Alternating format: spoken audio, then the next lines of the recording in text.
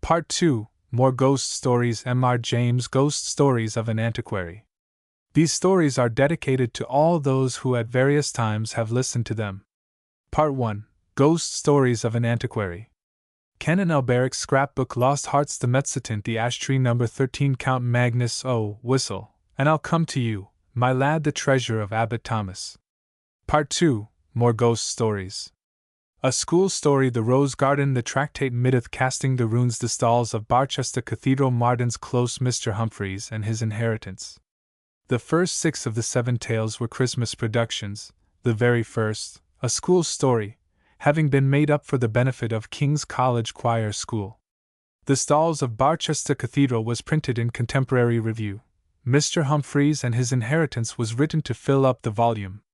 In A School Story I had Temple Grove, East Sheen in mind, in the Tractate Middith, Cambridge University Library, in Marden's Close, Stamford Courtney in Devon. The Cathedral of Barchester is a blend of Canterbury, Salisbury, and Hereford. M.R. James. A School Story? 2 men in a smoking room were talking of their private school days. At our school, said A, we had a ghost's footmark on the staircase. What was it like? Oh, very unconvincing. Just the shape of a shoe, with a square toe, if I remember right. The staircase was a stone one. I never heard any story about the thing. That seems odd, when you come to think of it. Why didn't somebody invent one, I wonder? You never can tell with little boys. They have a mythology of their own. There's a subject for you, by the way. The folklore of private schools. Yes, the crop is rather scanty, though. I imagine, if you were to investigate the cycle of ghost stories, for instance, which the boys at private schools tell each other, they would all turn out to be highly compressed versions of stories out of books. Nowadays the Strand and Pearson's, and so on, would be extensively drawn upon. No doubt, they weren't born or thought of in my time. Let's see. I wonder if I can remember the staple ones that I was told. First, there was the house with a room in which a series of people insisted on passing a night, and each of them in the morning was found kneeling in a corner, and had just time to say, I've seen it, and died. Wasn't that the house in Berkeley Square? I dare say it was. Then there was the man who heard a noise in the passage at night, opened his door, and saw someone crawling towards him on all fours with his eye hanging out on his cheek. There was besides, let me think, yes, the room where a man was found dead in bed with a horseshoe mark on his forehead, and the floor under the bed was covered with marks of horseshoes also. I don't know why. Also there was the lady who, unlocking her bedroom door in a strange house, heard a thin voice among the bed curtains say, Now we're shut in for the night. None of those had any explanation or sequel. I wonder if they go on still, those stories. Oh, likely enough, with additions from the magazines, as I said. You never heard, did you, of a real ghost at a private school? I thought not. Nobody has that ever I came across. From the way in which you said that, I gather that you have. I really don't know, but this is what was in my mind. It happened at my private school 30-odd years ago, and I haven't any explanation of it. The school I mean was near London. It was established in a large and fairly old house, a great white building with very fine grounds about it. There were large cedars in the garden, as there are in so many of the older gardens in the Thames Valley, and ancient elms in the 3 or 4 fields which we used for our games. I think probably it was quite an attractive place, but boys seldom allowed that their schools possess any tolerable features. I came to the school in a September, soon after the year 1870, and among the boys who arrived on the same day was one whom I took to, a Highland boy, whom I will call MacLeod. I needn't spend time in describing him. The main thing is that I got to know him very well. He was not an exceptional boy in any way, not particularly good at books or games, but he suited me. The school was a large one.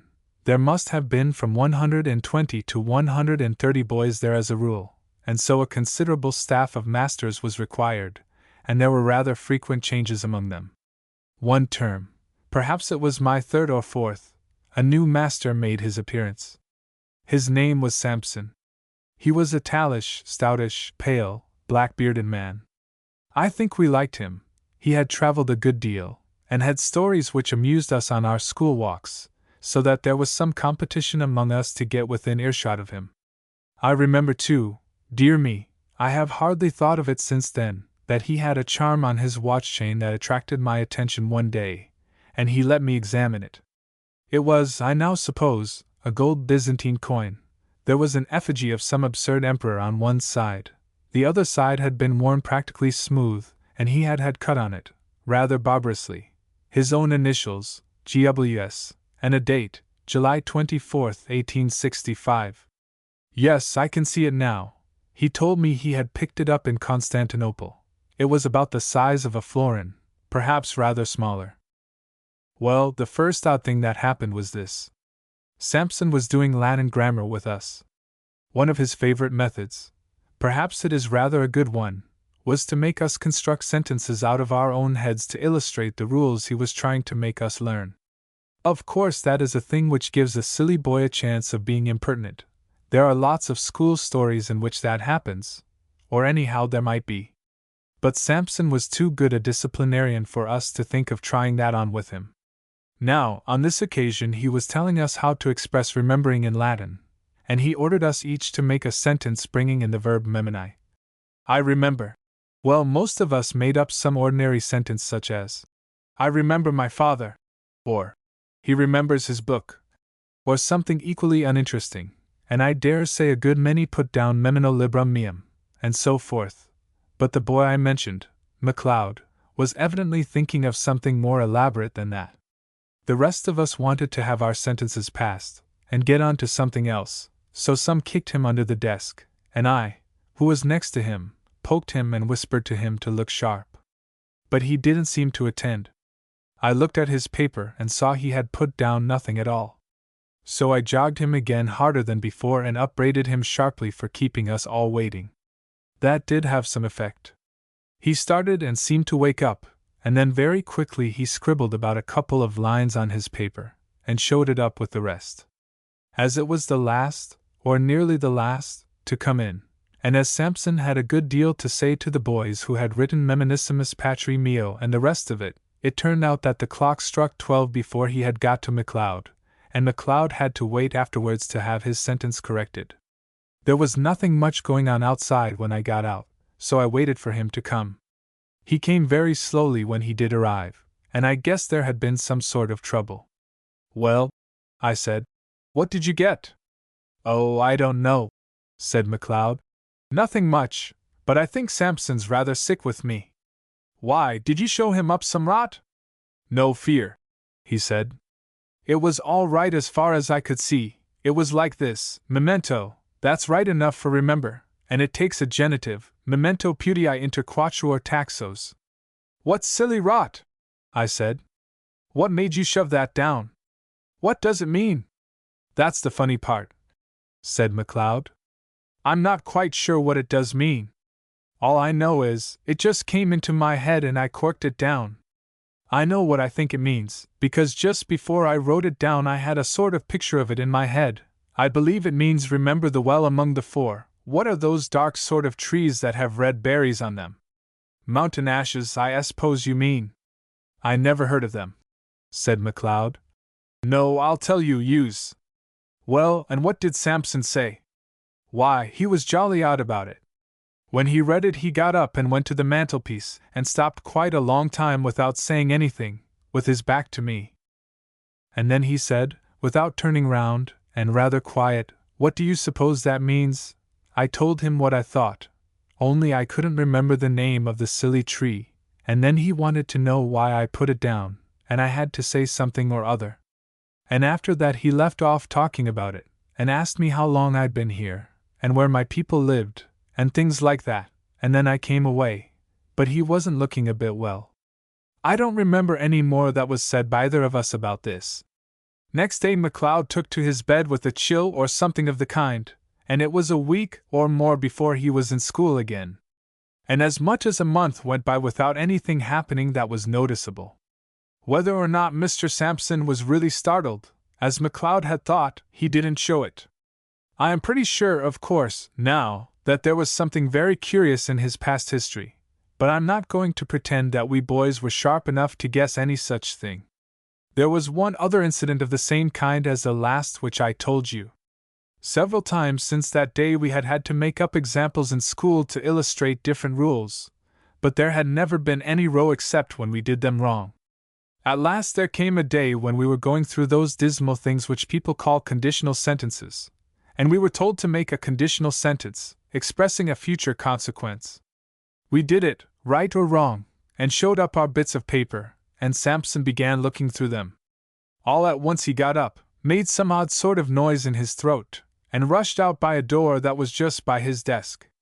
We sat there for a minute or two, and then, I suppose it was incorrect, but we went up, I and one or two others, to look at the papers on his desk. Of course I thought someone must have put down some nonsense or other, and Samson had gone off to report him. All the same, I noticed that he hadn't taken any of the papers with him when he ran out. Well, the top paper on the desk was written in red ink, which no one used, and it wasn't in anyone's hand who was in the class. They all looked at it, MacLeod and all, and took their dying oaths that it wasn't theirs. Then I thought of counting the bits of paper. And of this I made quite certain, that there were 17 bits of paper on the desk, and 16 boys in the form. Well, I bagged the extra paper, and kept it, and I believe I have it now. And now you will want to know what was written on it. It was simple enough, and harmless enough, I should have said. Si tu non veneris ad me, ego veniam ad te. Which means, I suppose, if you don't come to me, I'll come to you. Could you show me the paper? Interrupted the listener. Yes, I could, but there's another odd thing about it. That same afternoon I took it out of my locker. I know for certain it was the same bit, for I made a finger mark on it, and no single trace of writing of any kind was there on it. I kept it, as I said, and since that time I have tried various experiments to see whether sympathetic ink had been used, but absolutely without result. So much for that.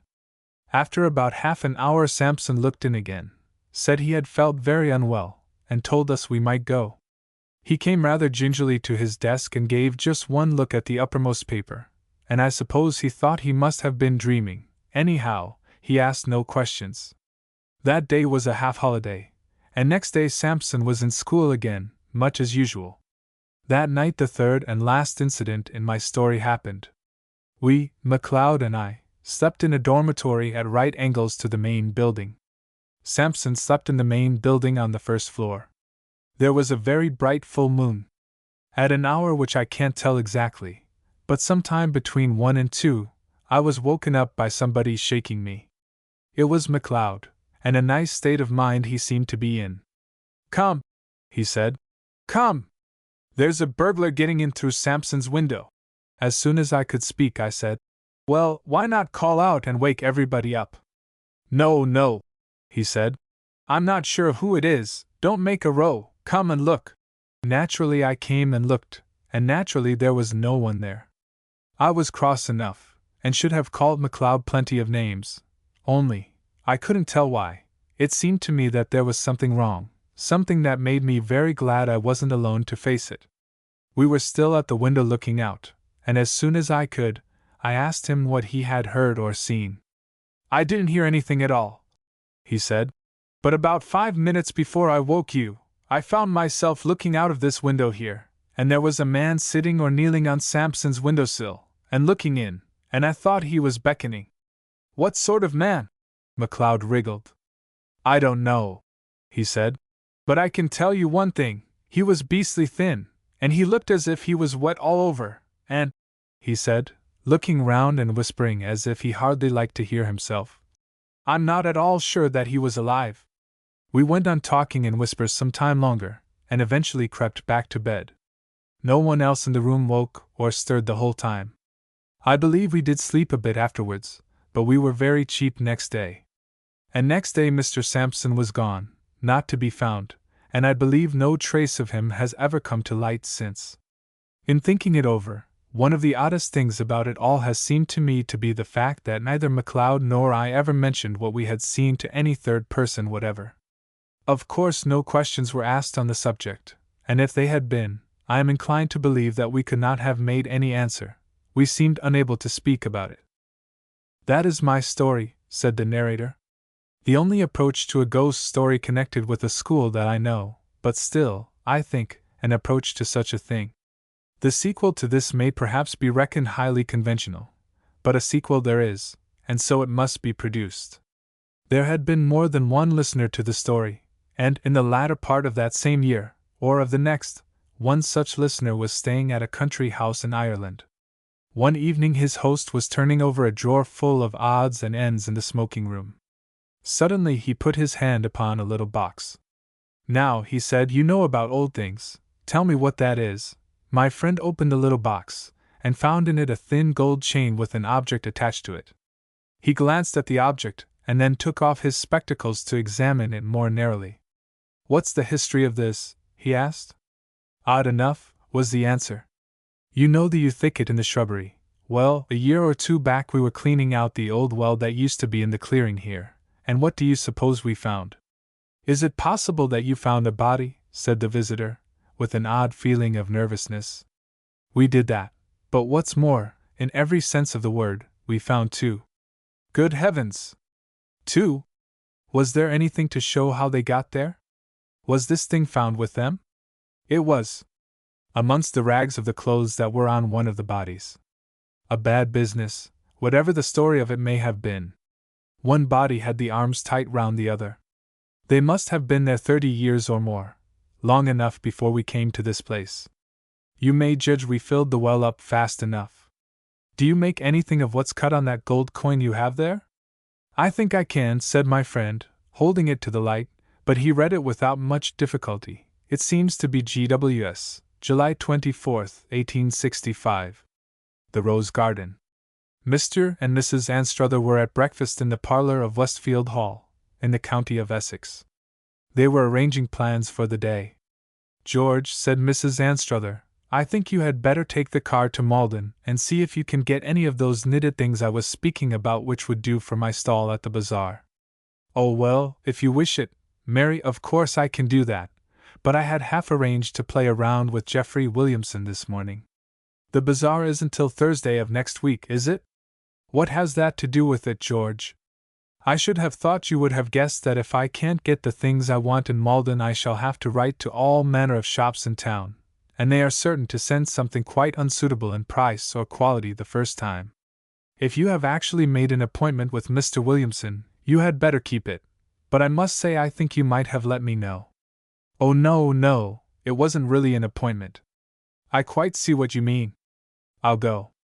"And what shall you do yourself?" "Why, when the work of the house is arranged for, I must see about laying out my new rose garden.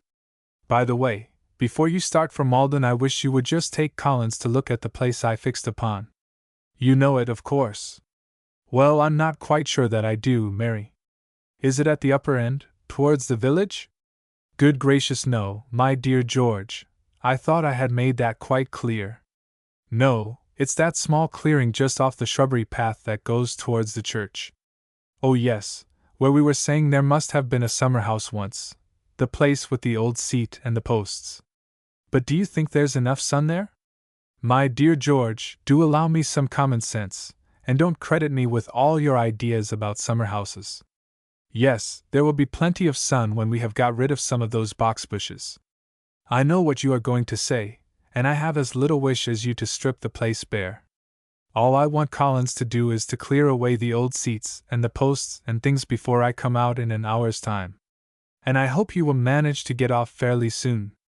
After luncheon I think I shall go on with my sketch of the church, and if you please you can go over to the links or—" "Ah, a good idea, very good. Yes, you finish that sketch, Mary, and I should be glad of a round. I was going to say, you might call on the bishop, but I suppose it is no use my making any suggestion. And now do be getting ready, or half the morning will be gone." Mr. Anstruther's face, which had shown symptoms of lengthening, shortened itself again, and he hurried from the room, and was soon heard giving orders in the passage. Mrs. Anstruther, a stately dame of some 50 summers, proceeded, after a second consideration of the morning's letters, to her housekeeping. Within a few minutes Mr. Anstruther had discovered Collins in the greenhouse, and they were on their way to the site of the projected rose garden. I do not know much about the conditions most suitable to these nurseries, but I am inclined to believe that Mrs. Anstruther, though in the habit of describing herself as a great gardener, had not been well advised in the selection of a spot for the purpose. It was a small, dank clearing, bounded on one side by a path, and on the other by thick box bushes, laurels, and other evergreens. The ground was almost bare of grass and dark of aspect. Remains of rustic seats and an old and corrugated oak post somewhere near the middle of the clearing had given rise to Mr. Anstruther's conjecture that a summer-house had once stood there. Clearly Collins had not been put in possession of his mistress's intentions with regard to this plot of ground, and when he learnt them from Mr. Anstruther he displayed no enthusiasm. "Of course I could clear them seats away soon enough," he said. "They are no ornament to the place, Mr. Anstruther, and rotten too. Look 'ere, sir," and he broke off a large piece, "rotten right through. Yes, clear them away, to be sure we can do that." "And the post," said Mr. Anstruther, "that's got to go too." Collins advanced, and shook the post with both hands, then he rubbed his chin. "That's firm in the ground, that post is," he said. "That's been there a number of years, Mr. Anstruther. I doubt I shan't get that up not quite so soon as what I can do with them seats." "But your mistress specially wishes it to be got out of the way in an hour's time," said Mr. Anstruther. Collins smiled and shook his head slowly. "You'll excuse me, sir, but you feel of it for yourself." "No, sir, no one can't do what's impossible to 'em, can they, sir? I could get that post up by after tea time, sir, but that'll want a lot of digging. What you require, you see, sir, if you'll excuse me naming of it, you want the soil loosening round this post air, and me and the boy we shall take a little time doing of that. But now, these air seats," said Collins, appearing to appropriate this portion of the scheme as due to his own resourcefulness, "why, I can get the bar round and ave them cleared away in, why, less than an hour's time from now, if you'll permit of it." Only what, Collins?" "Well now, it ain't for me to go against orders no more than what it is for you yourself, or anyone else," this was added somewhat hurriedly, "but if you'll pardon me, sir, this ain't the place I should have picked out for no rose garden myself.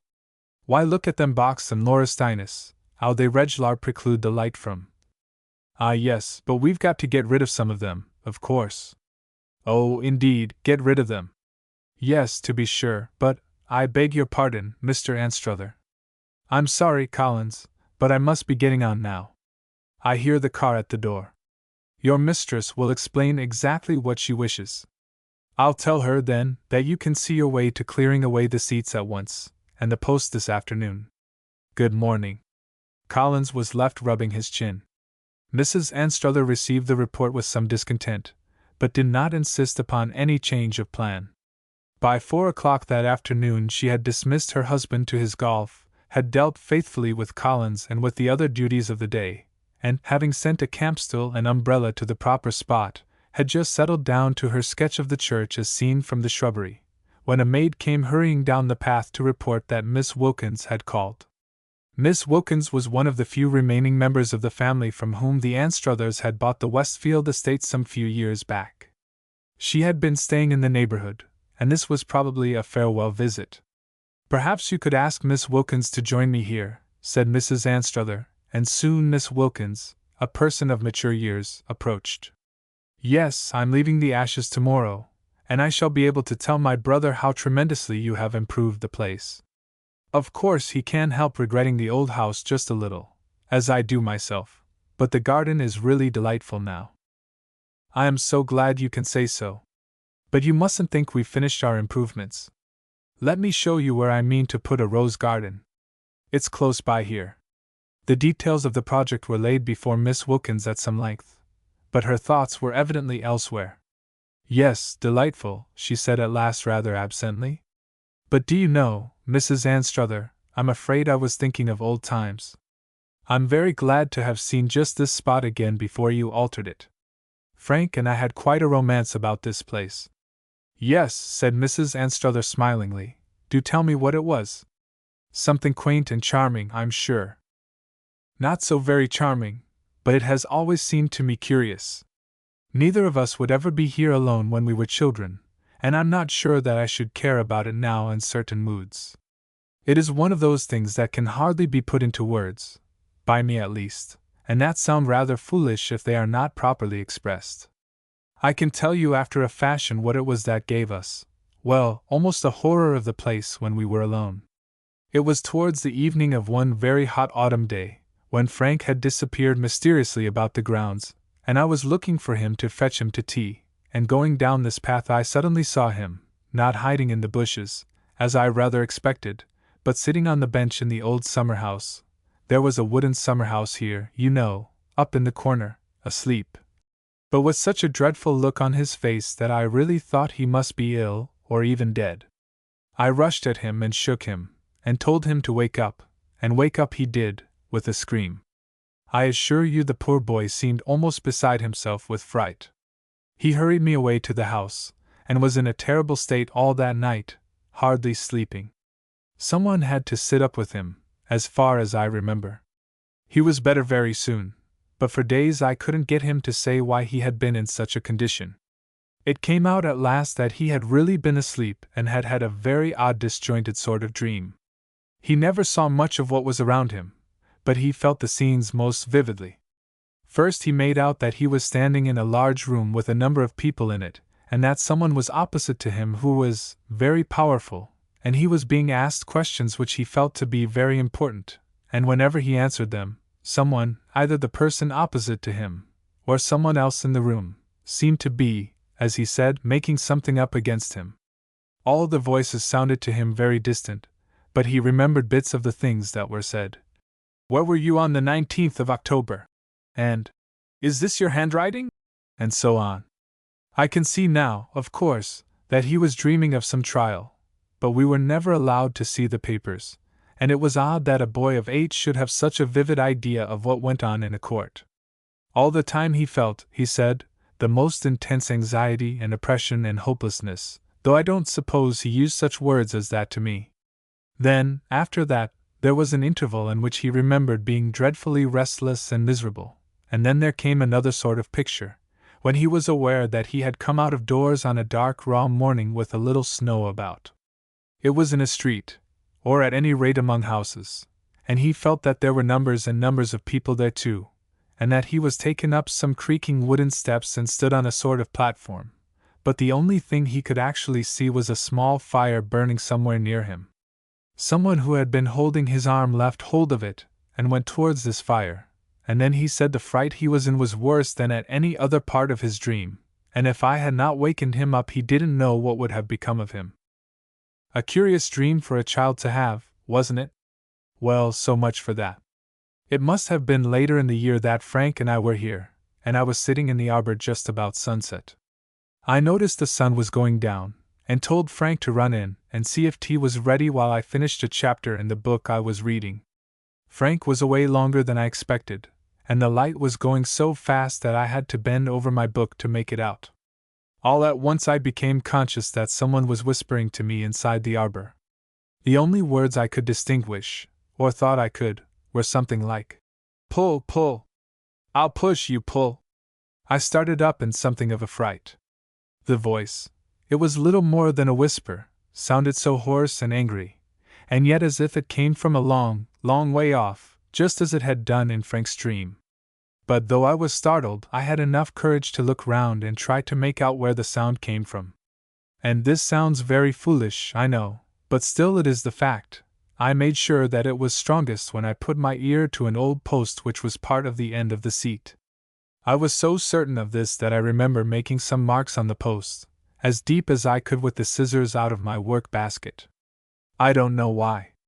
I wonder, by the way, whether that isn't the very post itself. Well, yes, it might be. There are marks and scratches on it, but one can't be sure. Anyhow, it was just like that post you have there.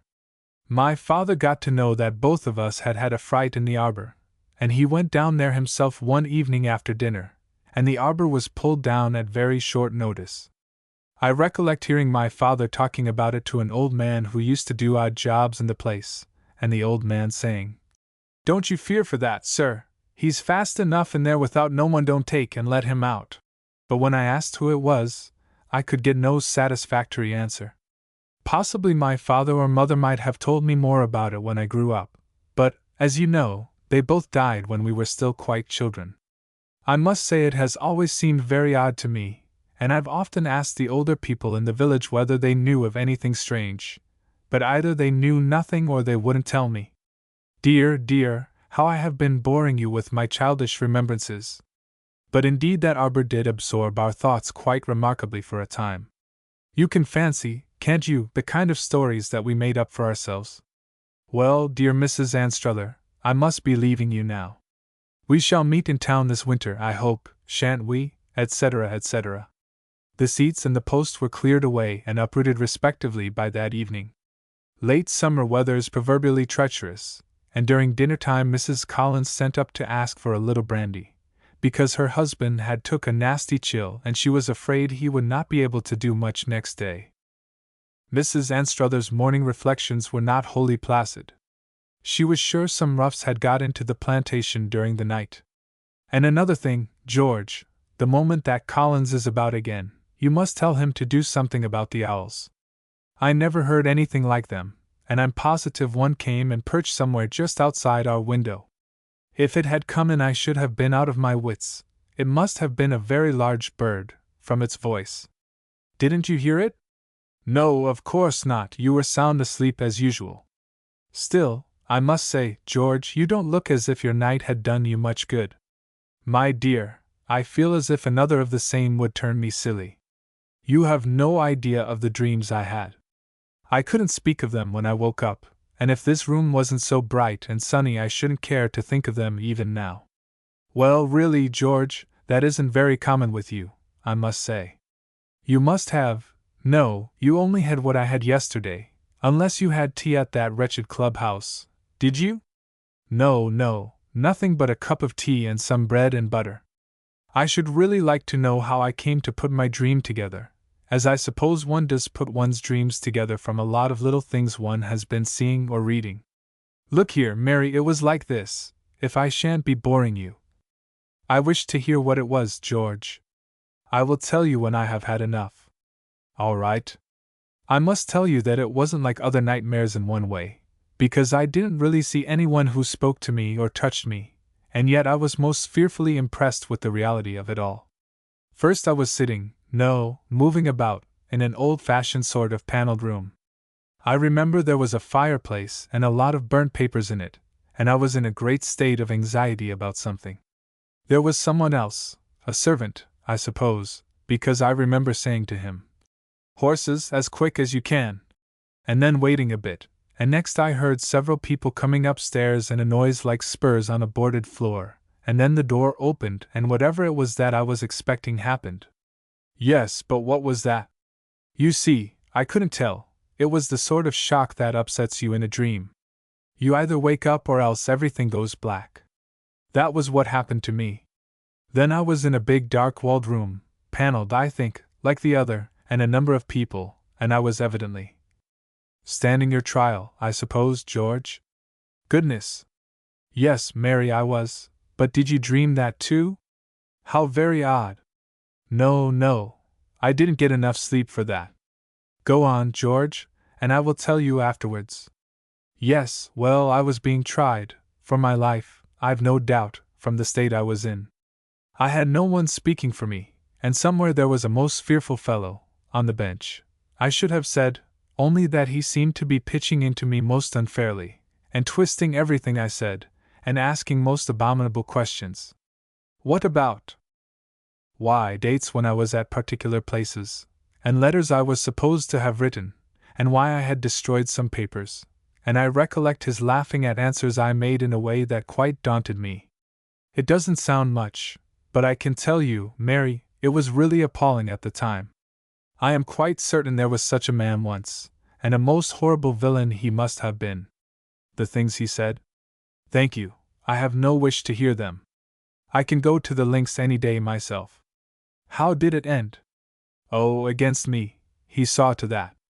I do wish, Mary, I could give you a notion of the strain that came after that, and seemed to me to last for days, waiting, and sometimes writing things I knew to be enormously important to me, and waiting for answers and none coming, and after that I came out.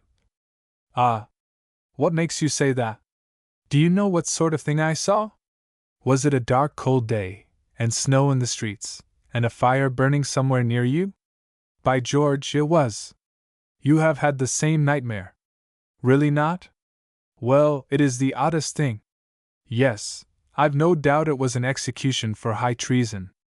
I know I was laid on straw and jolted along most wretchedly, and then had to go up some steps, and someone was holding my arm, and I remember seeing a bit of a ladder and hearing a sound of a lot of people. I really don't think I could bear now to go into a crowd of people and hear the noise they make talking. However, mercifully, I didn't get to the real business. The dream passed off with a sort of thunder inside my head. But, Mary, I know what you are going to ask. I suppose this is an instance of a kind of thought reading. Miss Wilkins called yesterday and told me of a dream her brother had as a child when they lived here, and something did no doubt make me think of that when I was awake last night listening to those horrible owls and those men talking and laughing in the shrubbery. By the way, I wish you would see if they have done any damage, and speak to the police about it, and so, I suppose, from my brain it must have got into yours while you were asleep. Curious, no doubt, and I am sorry it gave you such a bad night. You had better be as much in the fresh air as you can today. Oh, it's all right now, but I think I will go over to the lodge and see if I can get a game with any of them. And you? I have enough to do for this morning, and this afternoon, if I am not interrupted, there is my drawing. To be sure, I want to see that finished very much. No damage was discoverable in the shrubbery. Mr. Anstruther surveyed with faint interest the site of the rose garden, where the uprooted post still lay, and the hole it had occupied remained unfilled. Collins, upon inquiry made, proved to be better, but quite unable to come to his work. He expressed, by the mouth of his wife, a hope that he hadn't done nothing wrong clearing away them things. Mrs. Collins added that there was a lot of talking people in Westfield, and the old ones was the worst, seemed to think everything of them having been in the parish longer than what other people had. But as to what they said, no more could then be ascertained than that it had quite upset Collins, and was a lot of nonsense. Recruited by lunch and a brief period of slumber, Mrs. Anstruther settled herself comfortably upon her sketching chair in the path leading through the shrubbery to the side gate of the churchyard.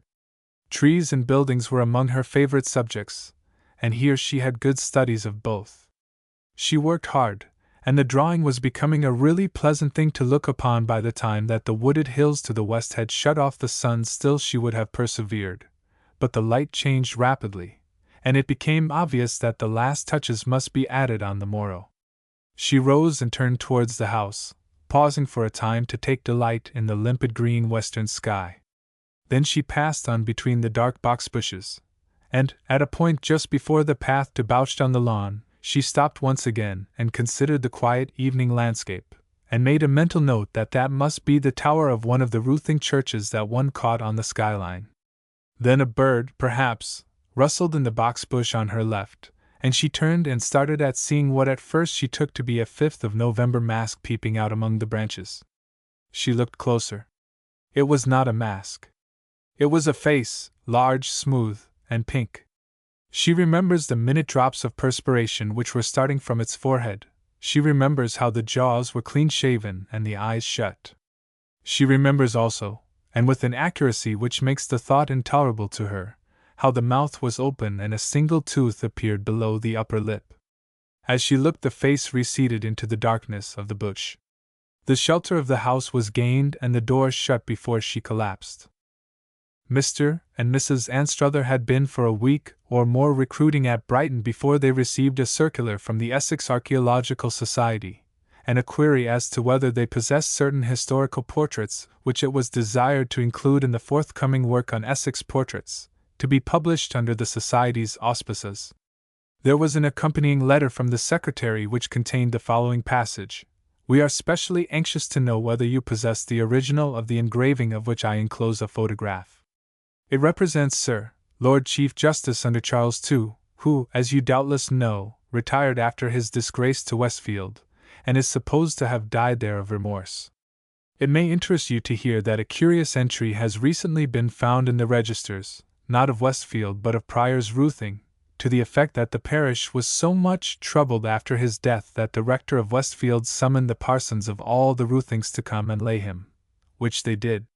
The entry ends by saying, "The stake is in a field adjoining to the churchyard of Westfield, on the west side. Perhaps you can let us know if any tradition to this effect is current in your parish." The incidents which the enclosed photograph recalled were productive of a severe shock to Mrs. Anstruther. It was decided that she must spend the winter abroad.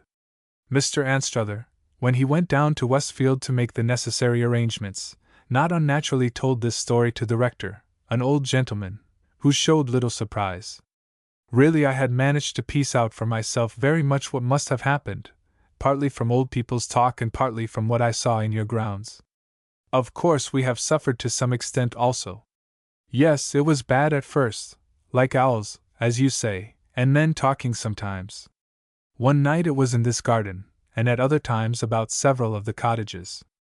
But lately there has been very little. I think it will die out. There is nothing in our registers except the entry of the burial, and what I for a long time took to be the family motto. But last time I looked at it I noticed that it was added in a later hand and had the initials of one of our rectors quite late in the 17th century, A. C.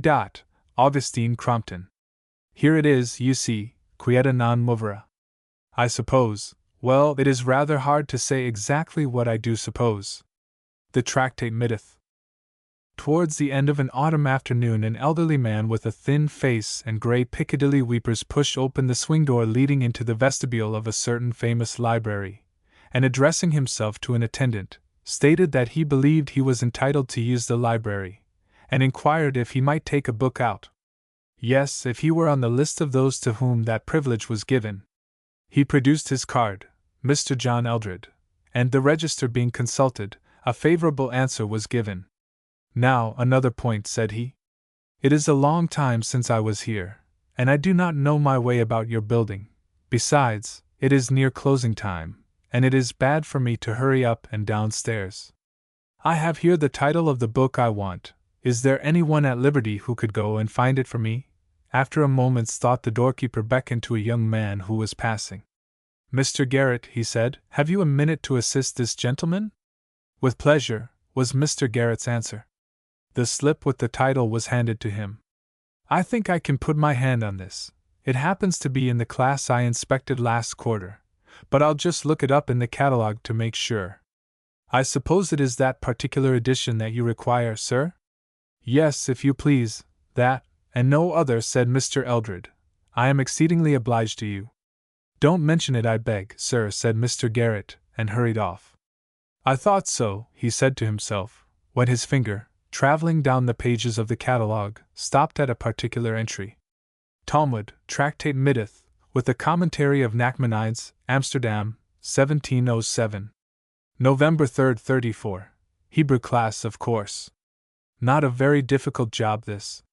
Mr. Eldred, accommodated with a chair in the vestibule, awaited anxiously the return of his messenger, and his disappointment at seeing an empty-handed Mr. Garrett running down the staircase was very evident. "I'm sorry to disappoint you, sir," said the young man, "but the book is out." "Oh dear," said Mr. Eldred, "is that so? You are sure there can be no mistake?" "I don't think there is much chance of it, sir, but it's possible, if you like to wait a minute, that you might meet the very gentleman that's got it. He must be leaving the library soon, and I think I saw him take that particular book out of the shelf." "Indeed? You didn't recognize him, I suppose? Would it be one of the professors or one of the students?" "I don't think so, certainly not a professor. I should have known him, but the light isn't very good in that part of the library at this time of day, and I didn't see his face. I should have said he was a shortish old gentleman, perhaps a clergyman, in a cloak. If you could wait, I can easily find out whether he wants the book very particularly." "No, no," said Mr. Eldred, "I won't. I can't wait now, thank you, no, I must be off. But I'll call again tomorrow if I may, and perhaps you could find out who has it."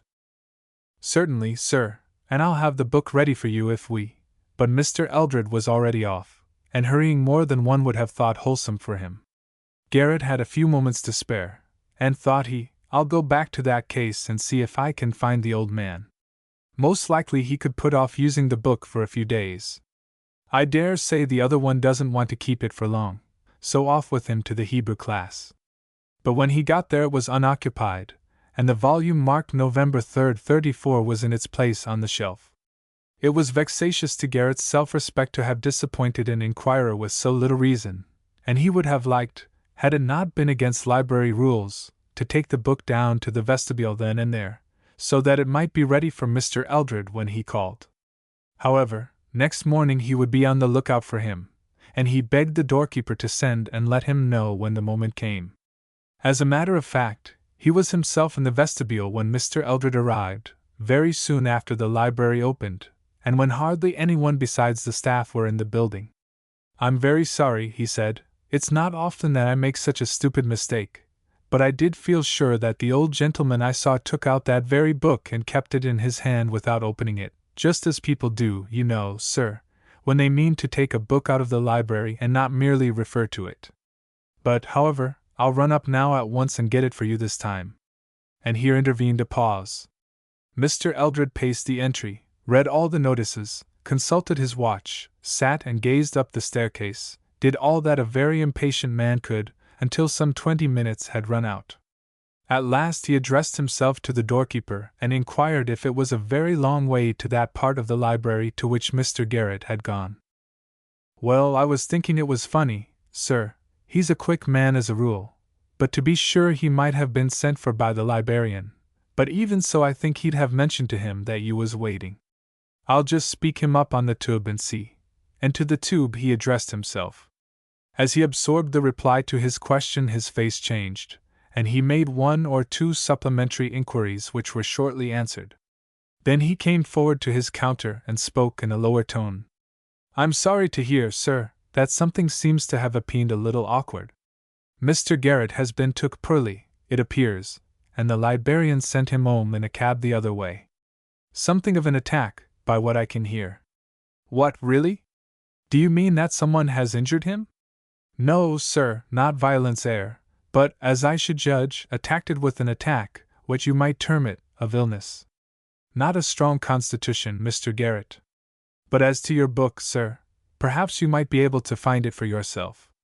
It's too bad you should be disappointed this way twice over. Well, but I'm so sorry that Mr. Garrett should have been taken ill in this way while he was obliging me. I think I must leave the book, and call and inquire after him. You can give me his address, I suppose." That was easily done. Mr. Garrett, it appeared, lodged in rooms not far from the station. "And one other question.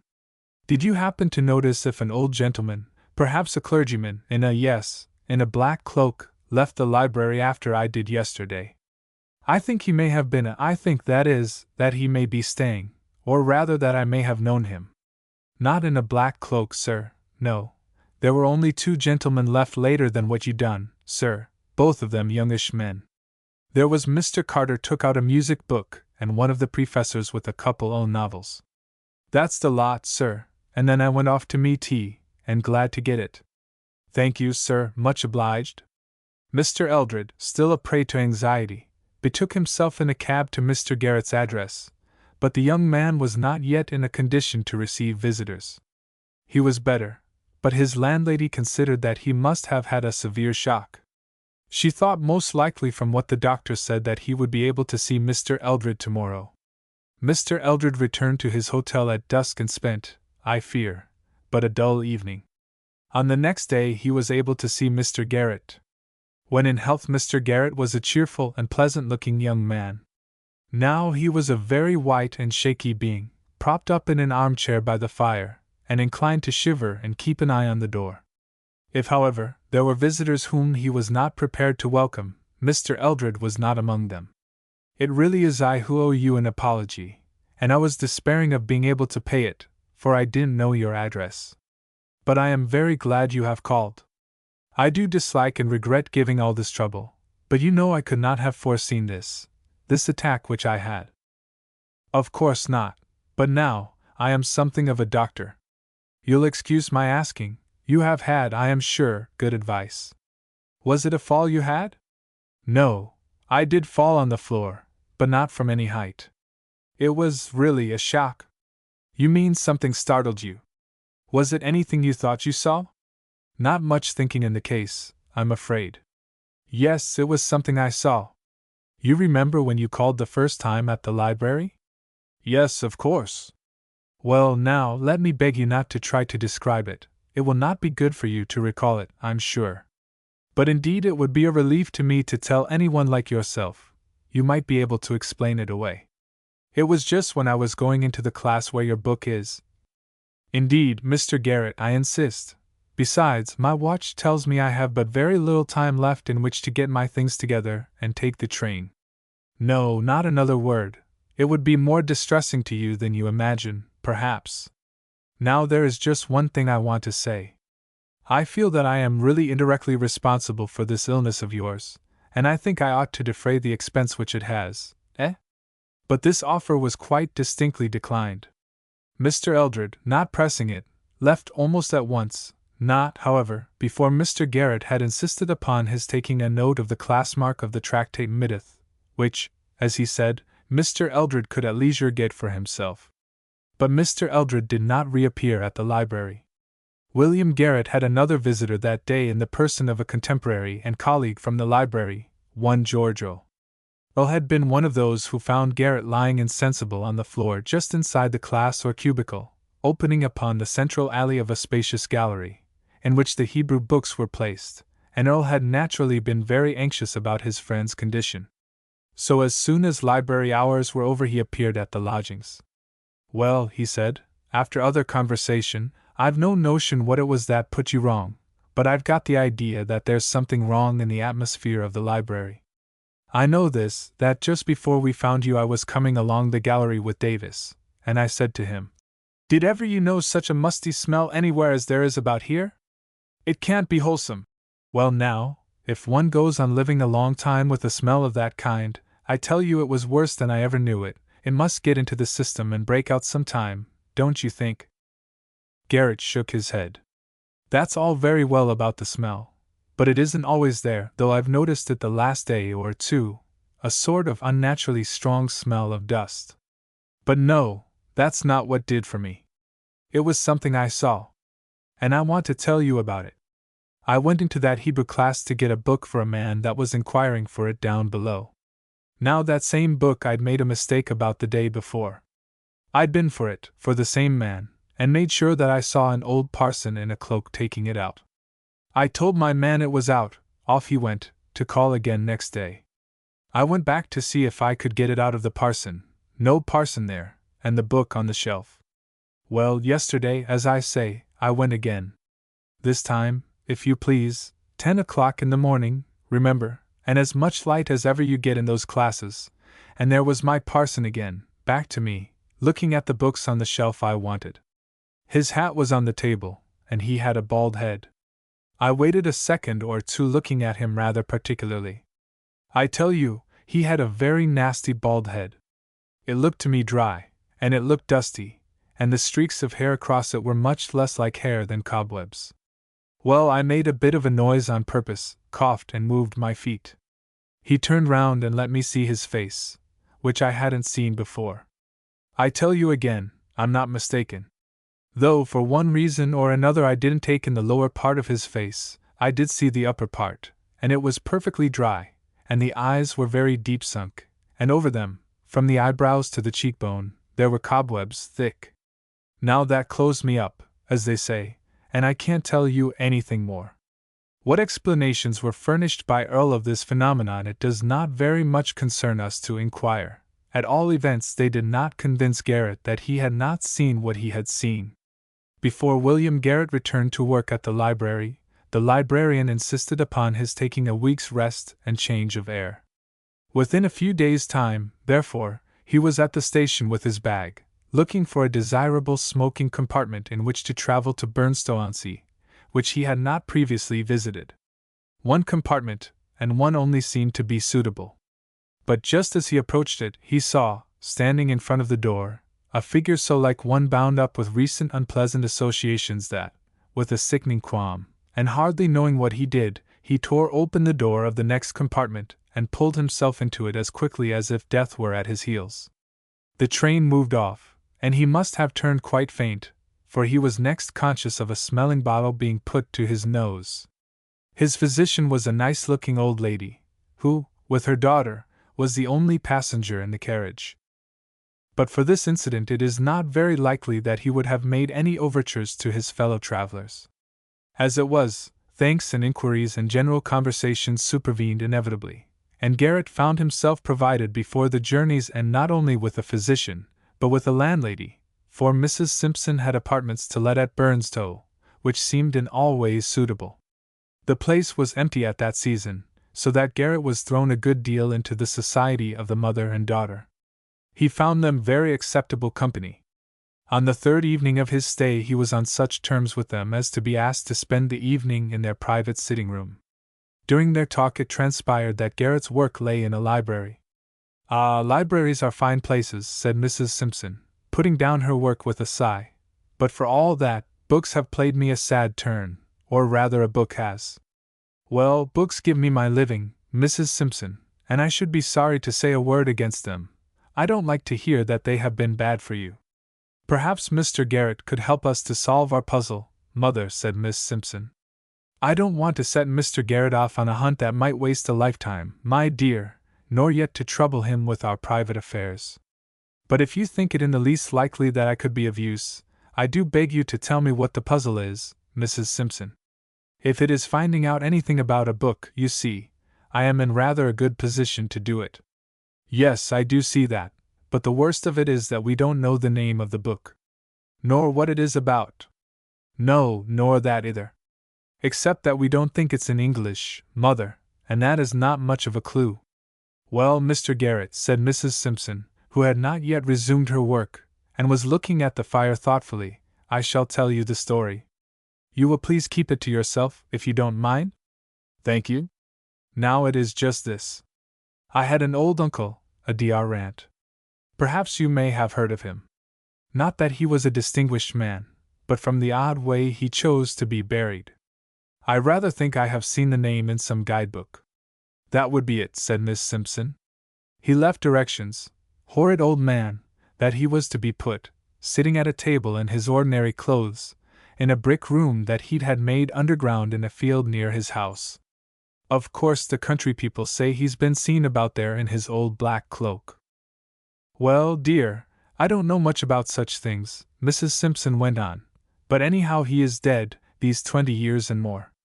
He was a clergyman, though I'm sure I can't imagine how he got to be one, but he did no duty for the last part of his life, which I think was a good thing, and he lived on his own property, a very nice estate not a great way from here.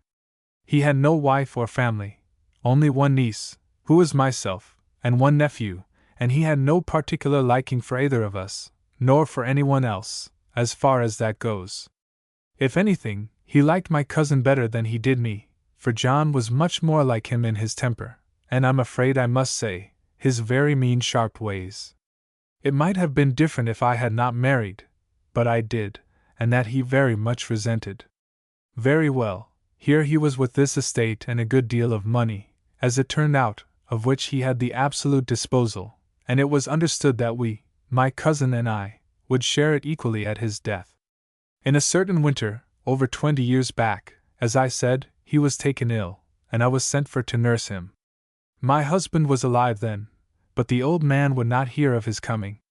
As I drove up to the house I saw my cousin John driving away from it in an open fly and looking, I noticed, in very good spirits. I went up and did what I could for my uncle, but I was very soon sure that this would be his last illness, and he was convinced of it too. During the day before he died he got me to sit by him all the time, and I could see there was something, and probably something unpleasant, that he was saving up to tell me, and putting it off as long as he felt he could afford the strength, I'm afraid purposely in order to keep me on the stretch. But at last out it came. "Mary," he said, "Mary, I've made my will in John's favor. He has everything, Mary."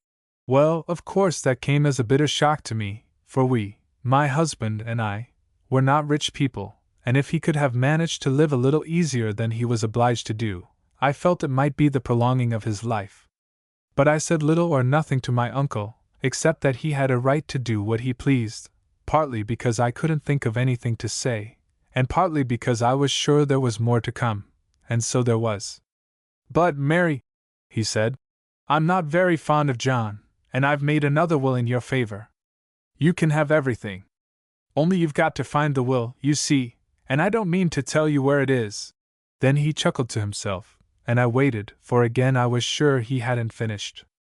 "That's a good girl," he said after a time. "You wait, and I'll tell you as much as I told John.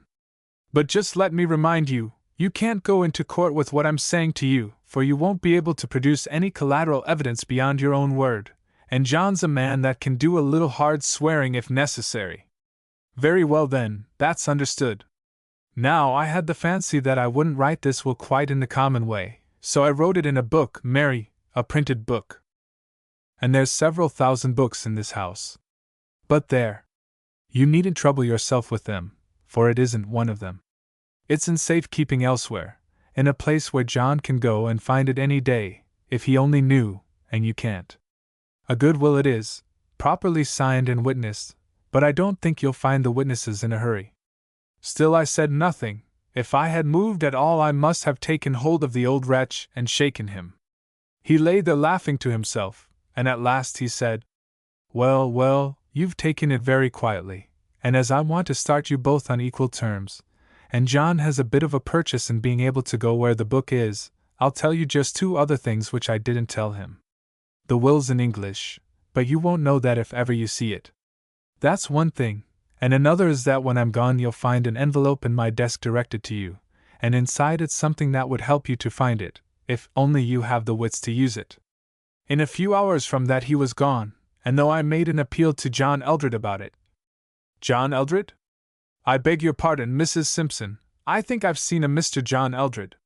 What is he like to look at? It must be 10 years since I saw him.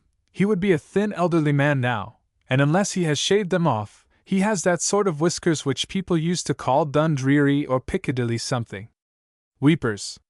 Yes, that is the man. Where did you come across him, Mr. Garrett?" "I don't know if I could tell you," said Garrett mendaciously, "in some public place." "But you hadn't finished." Really I had nothing much to add, only that John Eldred, of course, paid no attention whatever to my letters, and has enjoyed the estate ever since, while my daughter and I have had to take to the lodging-house business here, which I must say has not turned out by any means so unpleasant as I feared it might. But about the envelope.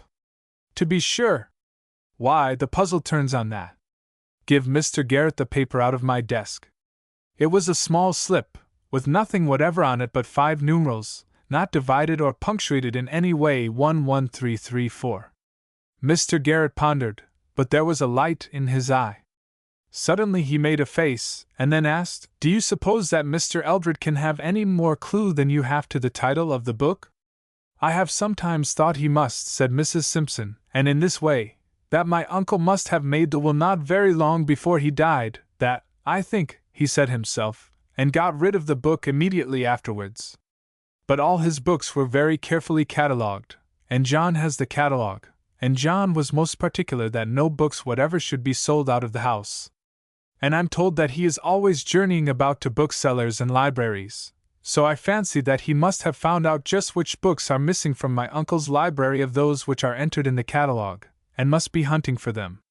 Just so," said Mr. Garrett, and relapsed into thought. No later the next day he received a letter which, as he told Mrs. Simpson with great regret, made it absolutely necessary for him to cut short his stay at Burnstow. Sorry as he was to leave them, and they were at least as sorry to part with him, he had begun to feel that a crisis, all important to Mrs., and shall we add, Miss, Simpson, was very possibly supervening. In the train Garrett was uneasy and excited.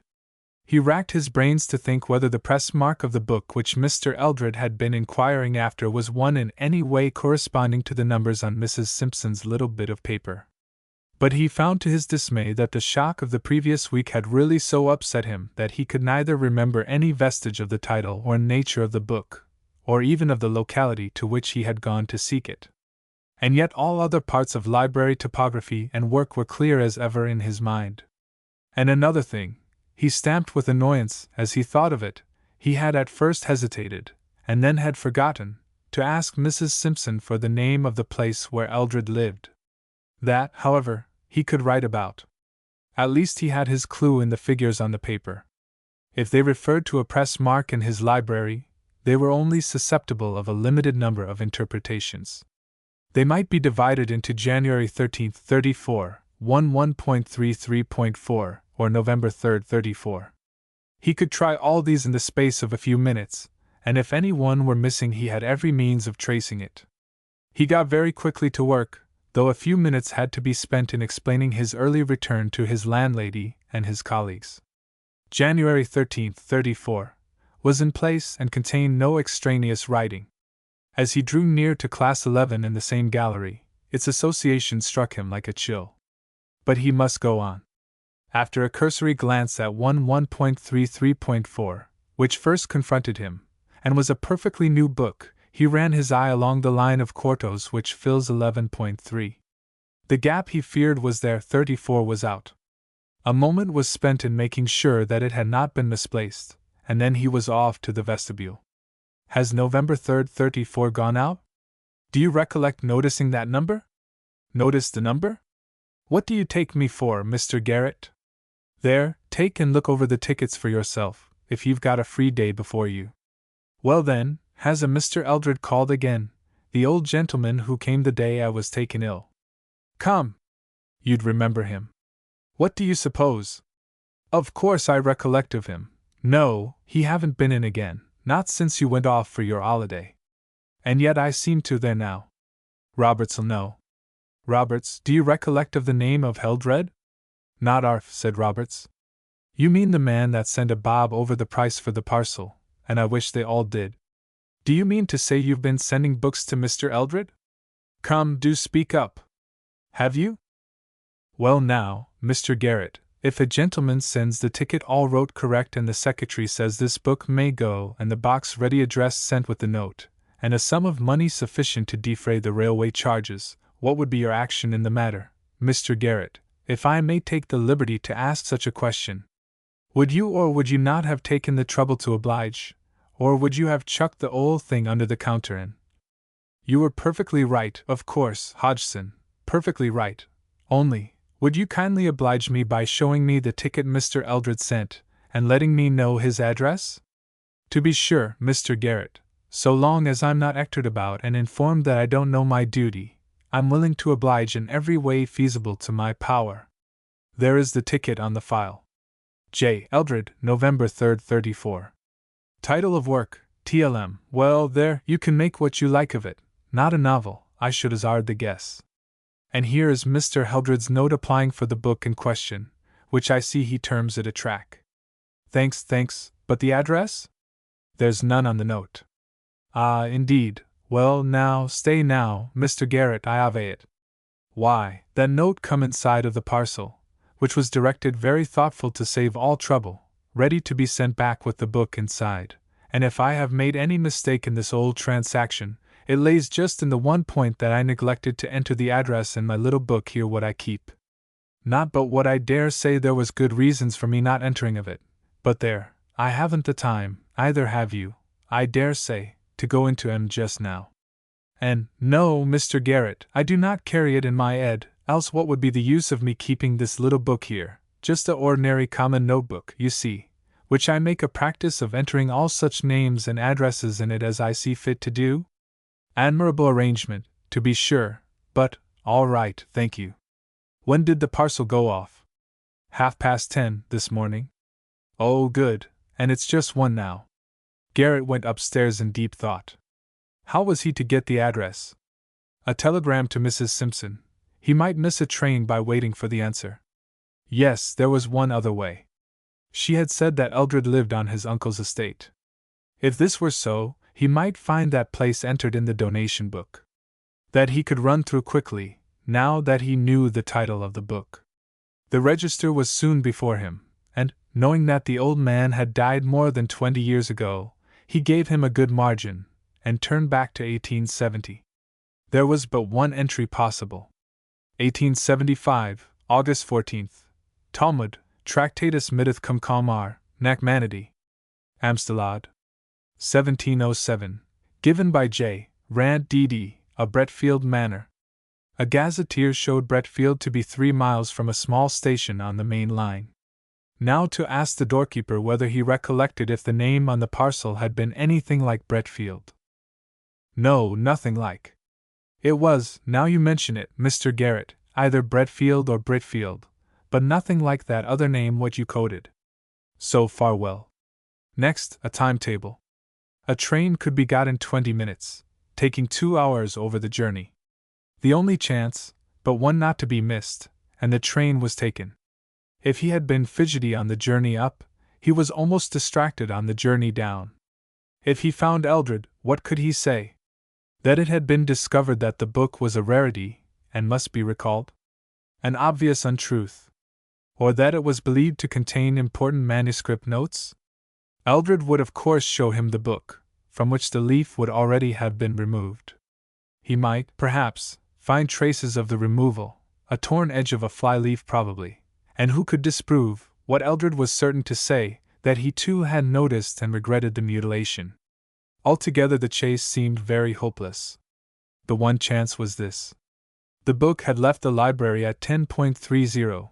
It might not have been put into the first possible train, at 11:20. Granted that, then he might be lucky enough to arrive simultaneously with it, and patch up some story which would induce Eldred to give it up. It was drawing towards evening when he got out upon the platform of his station, and like most country stations, this one seemed unnaturally quiet.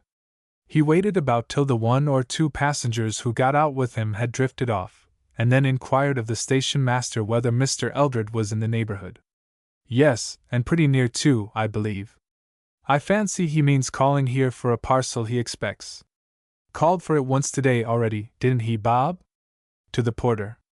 Yes, sir, he did, and appeared to think it was all along of me that it didn't come by the 2 o'clock.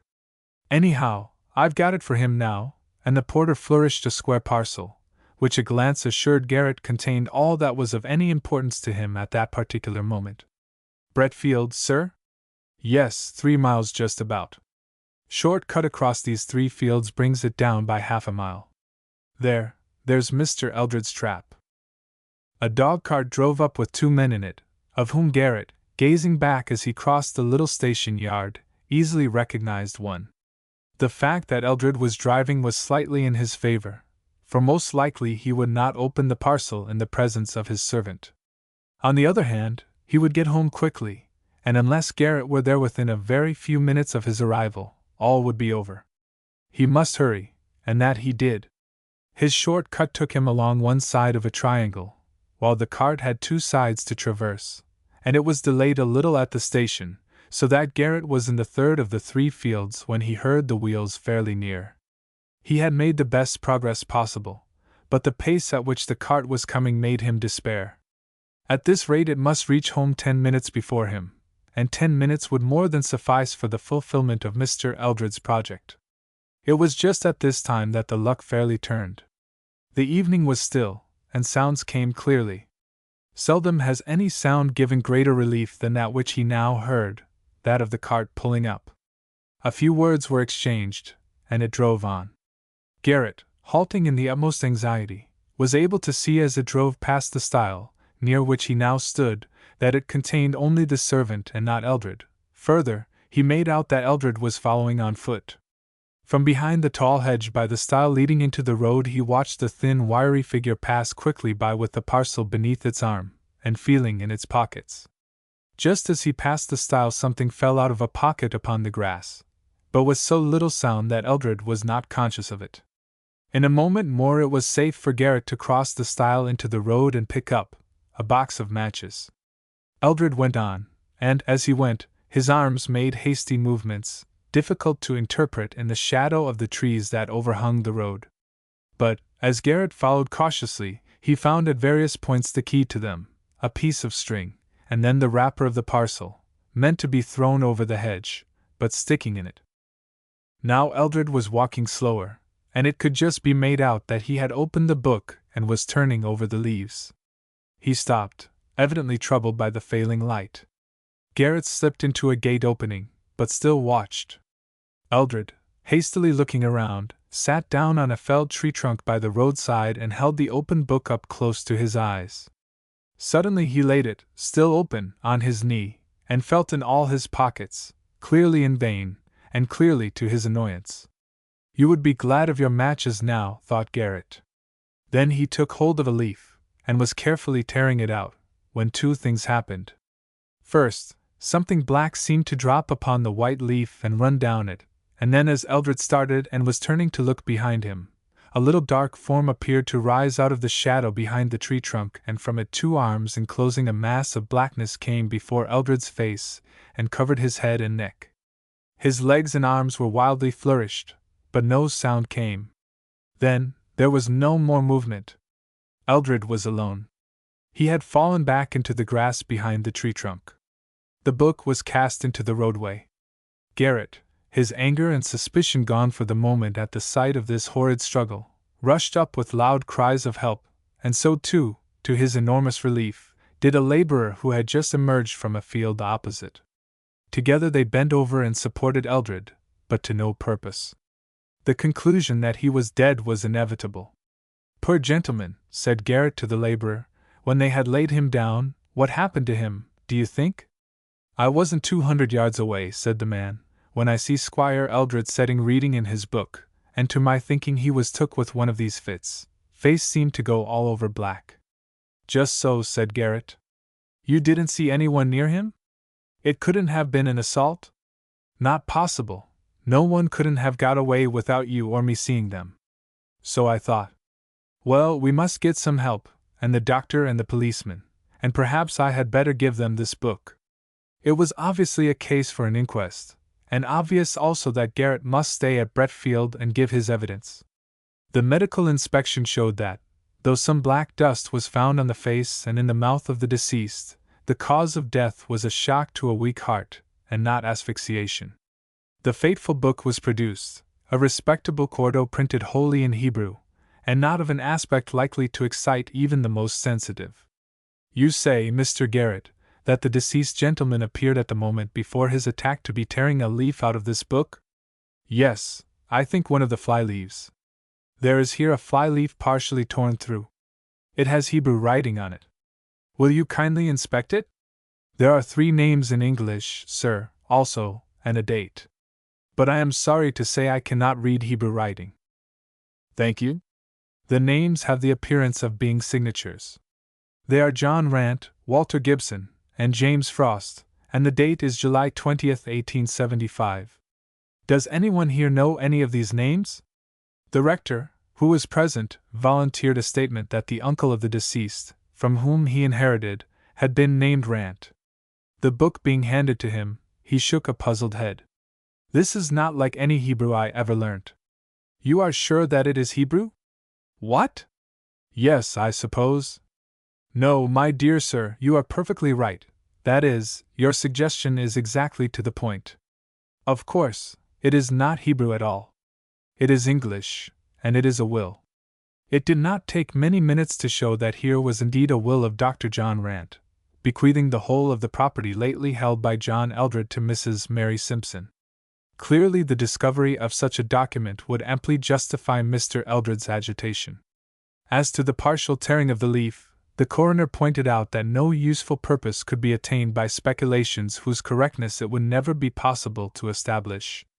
The tractate Middith was naturally taken in charge by the coroner for further investigation, and Mr. Garrett explained privately to him the history of it, and the position of events so far as he knew or guessed them.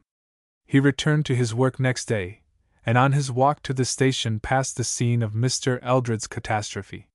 He could hardly leave it without another look, though the recollection of what he had seen there made him shiver, even on that bright morning. He walked round, with some misgivings, behind the felled tree. Something dark that still lay there made him start back for a moment, but it hardly stirred. Looking closer, he saw that it was a thick black mass of cobwebs, and, as he stirred it gingerly with his stick, several large spiders ran out of it into the grass. There is no great difficulty in imagining the steps by which William Garrett, from being an assistant in a great library, attained to his present position of prospective owner of Bretfield Manor, now in the occupation of his mother-in-law, Mrs. Mary Simpson. Casting the Runes. April 15th, 190.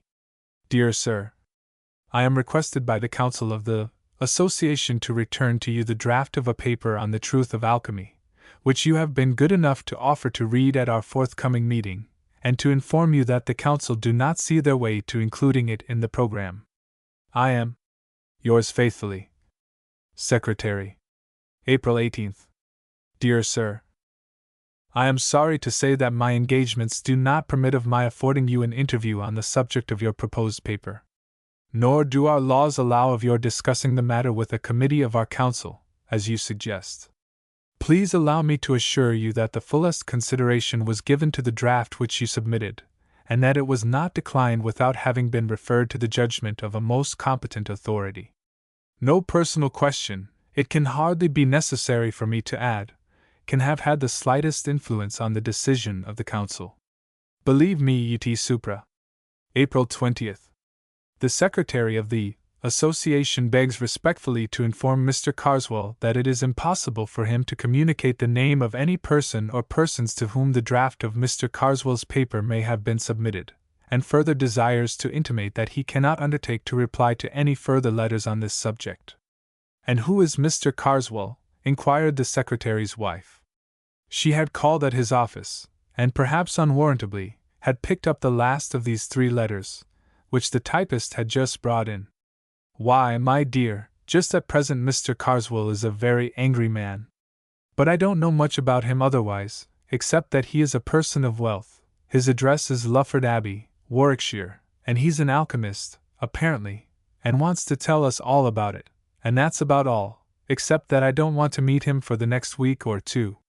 Now, if you're ready to leave this place, I am. What have you been doing to make him angry? Asked Mrs. Secretary. The usual thing, my dear, the usual thing. He sent in a draft of a paper he wanted to read at the next meeting, and we referred it to Edward Dunning, almost the only man in England who knows about these things, and he said it was perfectly hopeless, so we declined it. So Carswell has been pelting me with letters ever since. The last thing he wanted was the name of the man we referred his nonsense to. You saw my answer to that. But don't you say anything about it, for goodness sake. I should think not, indeed. Did I ever do such a thing? I do hope, though, he won't get to know that it was poor Mr. Dunning. Poor Mr. Dunning? I don't know why you call him that. He's a very happy man, is Dunning. Lots of hobbies and a comfortable home, and all his time to himself. I only meant I should be sorry for him if this man got hold of his name, and came and bothered him. Oh, ah. Yes. I dare say he would be poor Mr. Dunning then. The Secretary and his wife were lunching out, and the friends to whose house they were bound were Warwickshire people. So Mrs. Secretary had already settled it in her own mind that she would question them judiciously about Mr. Carswell. But she was saved the trouble of leading up to the subject, for the hostess said to the host, before many minutes had passed, I saw the Abbot of Lufford this morning. The host whistled. Did you? What in the world brings him up to town? Goodness knows. He was coming out of the British Museum gate as I drove past. It was not unnatural that Mrs. Secretary should inquire whether this was a real abbot who was being spoken of. Oh no, my dear, only a neighbor of ours in the country who bought Lufford Abbey a few years ago. His real name is Carswell. Is he a friend of yours? Asked Mr. Secretary, with a private wink to his wife. The question let loose a torrent of declamation. There was really nothing to be said for Mr. Carswell. Nobody knew what he did with himself. His servants were a horrible set of people. He had invented a new religion for himself, and practiced no one could tell what appalling rites. He was very easily offended, and never forgave anybody. He had a dreadful face, so the lady insisted, her husband somewhat demurring. He never did a kind action, and whatever influence he did exert was mischievous. Do the poor man justice, dear, the husband interrupted. You forget the treat he gave the school children. Forget it, indeed. But I'm glad you mentioned it, because it gives an idea of the man. Now, Florence, listen to this. The first winter he was at Lufford, this delightful neighbor of ours wrote to the clergyman of his parish, he's not ours, but we know him very well, and offered to show the school children some magic lantern slides. He said he had some new kinds, which he thought would interest them.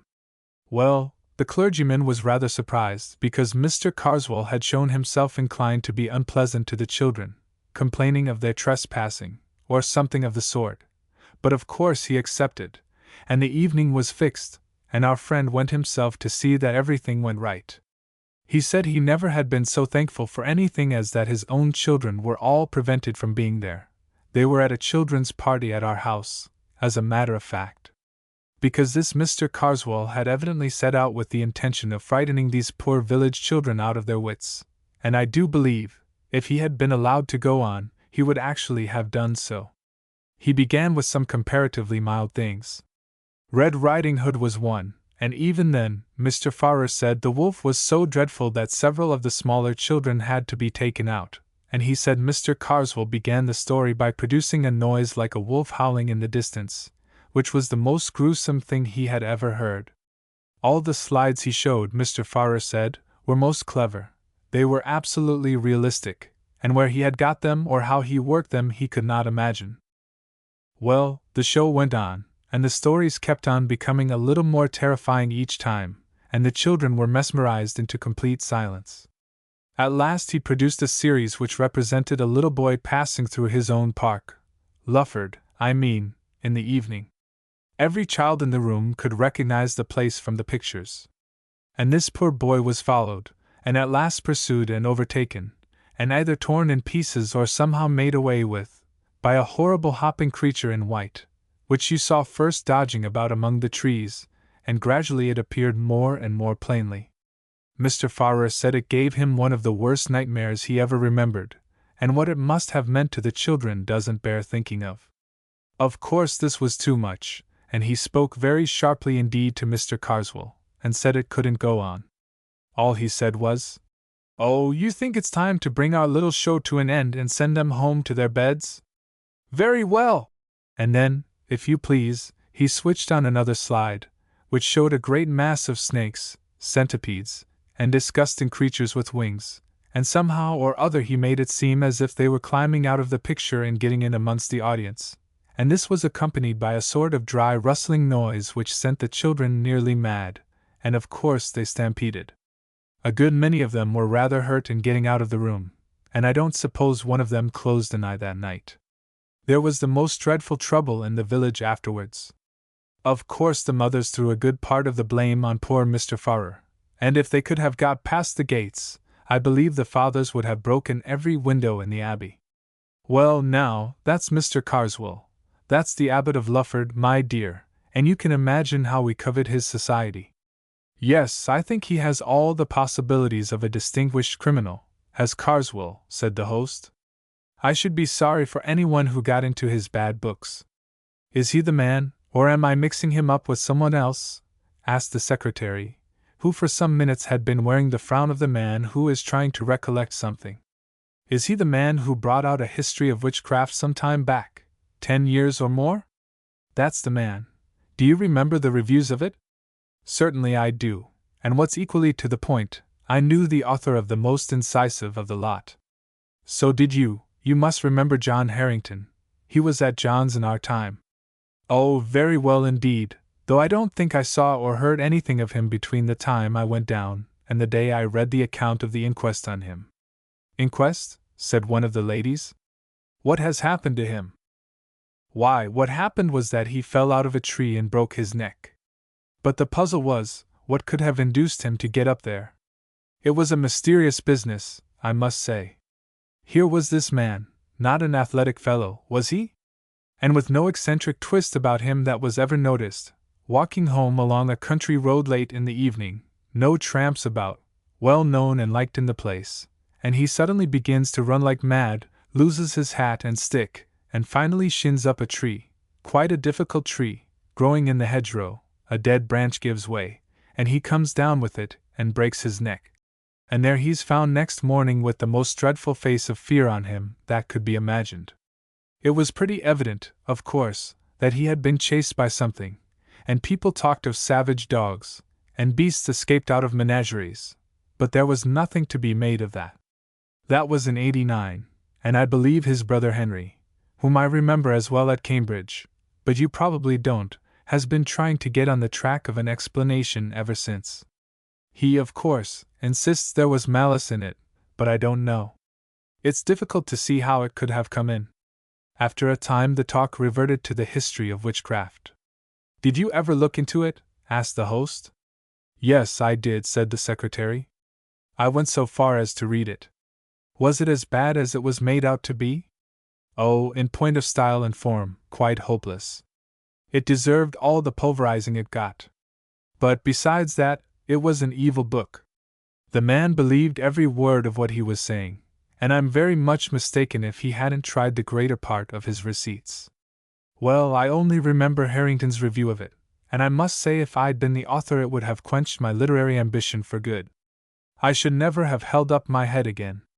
It hasn't had that effect in the present case. But come, it's 3:30. I must be off.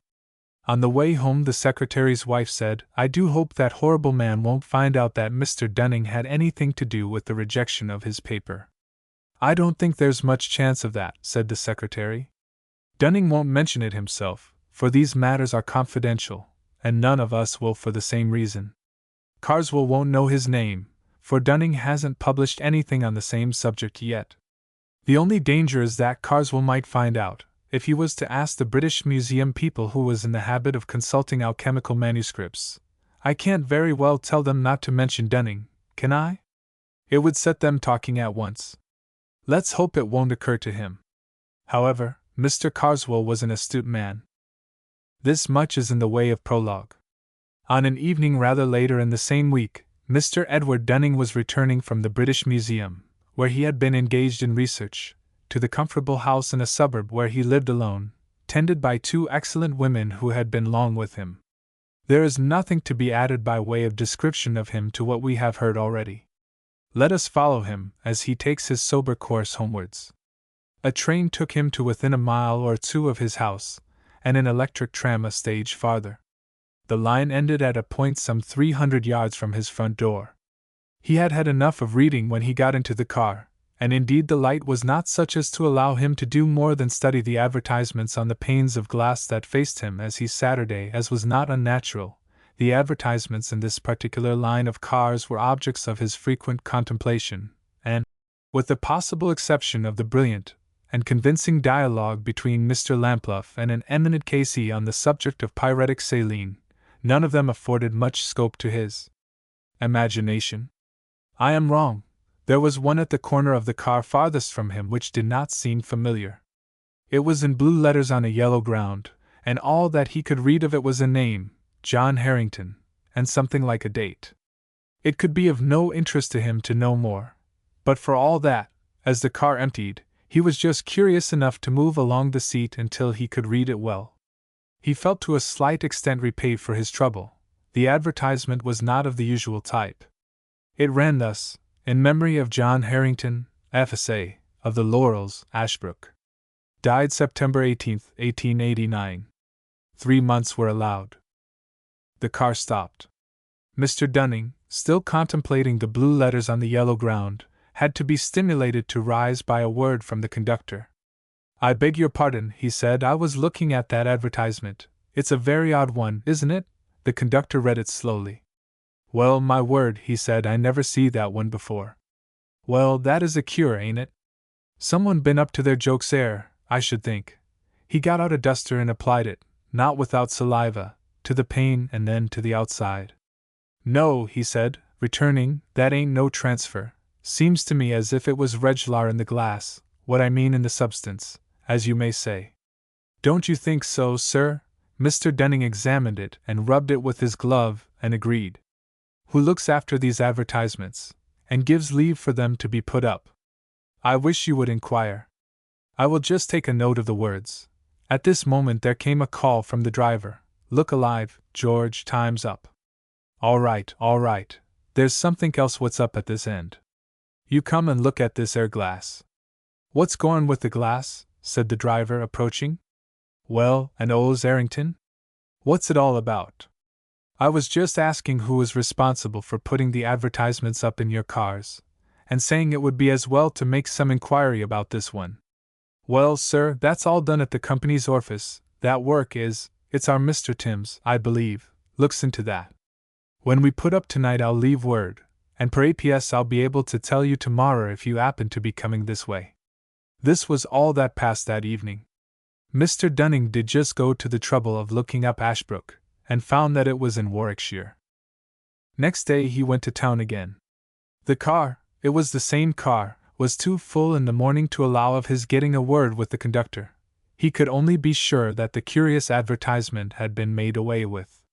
The close of the day brought a further element of mystery into the transaction. He had missed the tram, or else preferred walking home, but at a rather late hour, while he was at work in his study, one of the maids came to say that 2 men from the tramways was very anxious to speak to him. This was a reminder of the advertisement, which he had, he says, nearly forgotten. He had the men in. They were the conductor and driver of the car, and when the matter of refreshment had been attended to, asked what Mr. Timms had had to say about the advertisement. Well, sir, that's what we took the liberty to step round about, said the conductor. Mr. Timms he give William the rough side of his tongue about that. According to him there warn't no advertisement of that description sent in, nor ordered, nor paid for, nor put up, nor nothink, let alone not being there, and we was playing the fool tucking up his time. Well, I says, if that's the case, all I ask of you, Mr. Timms, I says, is to take and look at it for yourself. I says, of course if it ain't there, I says, you may take and call me what you like.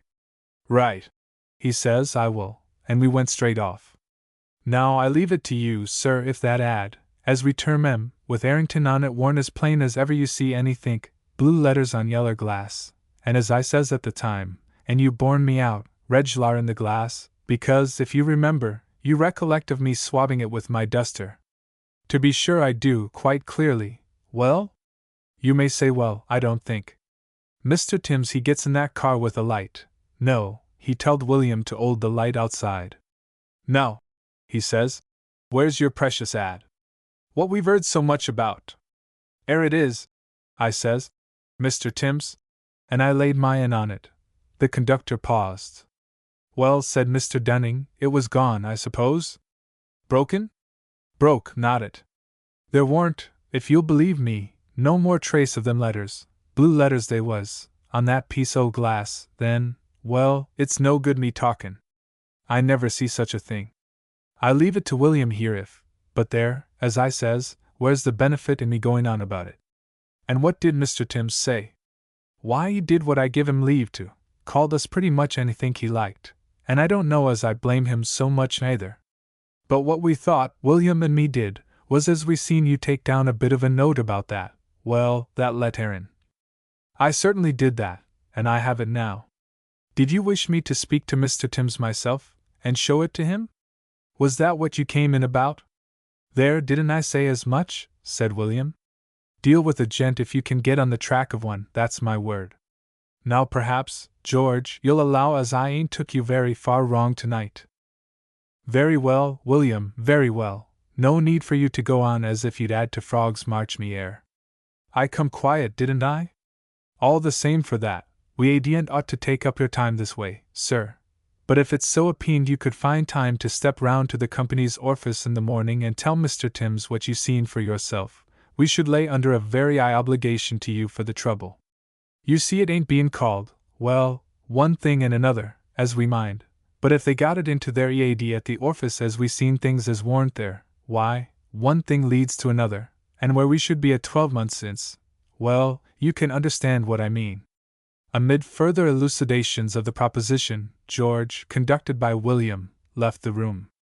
The incredulity of Mr. Timms, who had a nodding acquaintance with Mr. Dunning, was greatly modified on the following day by what the latter could tell and show him, and any bad mark that might have been attached to the names of William and George was not suffered to remain on the company's books.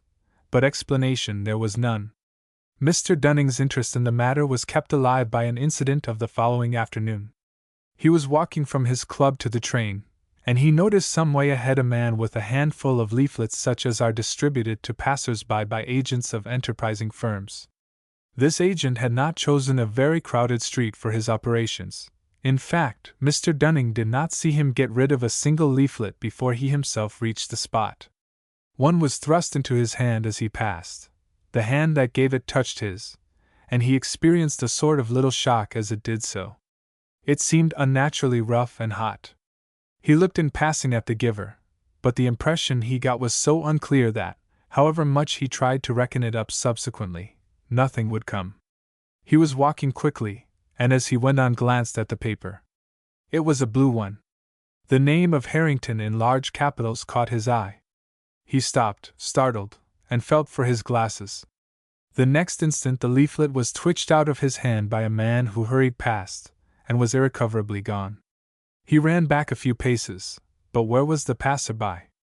And where the distributor? It was in a somewhat pensive frame of mind that Mr. Dunning passed on the following day into the select manuscript room of the British Museum, and filled up tickets for Harley 3586 and some other volumes. After a few minutes they were brought to him, and he was settling the one he wanted first upon the desk, when he thought he heard his own name whispered behind him. He turned round hastily, and in doing so, brushed his little portfolio of loose papers onto the floor. He saw no one he recognized except one of the staff in charge of the room, who nodded to him, and he proceeded to pick up his papers. He thought he had them all, and was turning to begin work, when a stout gentleman at the table behind him, who was just rising to leave, and had collected his own belongings, touched him on the shoulder, saying, "May I give you this? I think it should be yours," and handed him a missing quire. "It is mine, thank you," said Mr. Dunning. In another moment the man had left the room. Upon finishing his work for the afternoon, Mr. Dunning had some conversation with the assistant in charge, and took occasion to ask who the stout gentleman was. "Oh, he's a man named Carswell," said the assistant. "He was asking me a week ago who were the great authorities on alchemy, and of course I told him you were the only one in the country. I'll see if I can't catch him. He'd like to meet you, I'm sure." "For heaven's sake, don't dream of it," said Mr. Dunning. "I'm particularly anxious to avoid him." "Oh, very well," said the assistant. "He doesn't come here often. I dare say you won't meet him." More than once on the way home that day Mr. Dunning confessed to himself that he did not look forward with his usual cheerfulness to a solitary evening. It seemed to him that something ill-defined and impalpable had stepped in between him and his fellow-men, had taken him in charge, as it were. He wanted to sit close up to his neighbors in the train and in the tram, but as luck would have it both train and car were markedly empty. The conductor George was thoughtful, and appeared to be absorbed in calculations as to the number of passengers. On arriving at his house he found Dr. Watson, his medical man, on his doorstep. "I've had to upset your household arrangements, I'm sorry to say, Dunning. Both your servants hors de combat. In fact, I've had to send them to the nursing home." "Good heavens! What's the matter?" "It's something like ptomaine poisoning, I should think. You've not suffered yourself, I can see, or you wouldn't be walking about. I think they'll pull through all right." "Dear, dear! Have you any idea what brought it on?" "Well, they tell me they bought some shellfish from a hawker at their dinner time. It's odd. I've made inquiries, but I can't find that any hawker has been to other houses in the street. I couldn't send word to you, they won't be back for a bit yet. You come and dine with me tonight, anyhow, and we can make arrangements for going on. 8 o'clock. Don't be too anxious." The solitary evening was thus obviated, at the expense of some distress and inconvenience, it is true. Mr. Dunning spent the time pleasantly enough with the doctor, a rather recent settler, and returned to his lonely home at about 11:30. The night he passed is not one on which he looks back with any satisfaction. He was in bed and the light was out.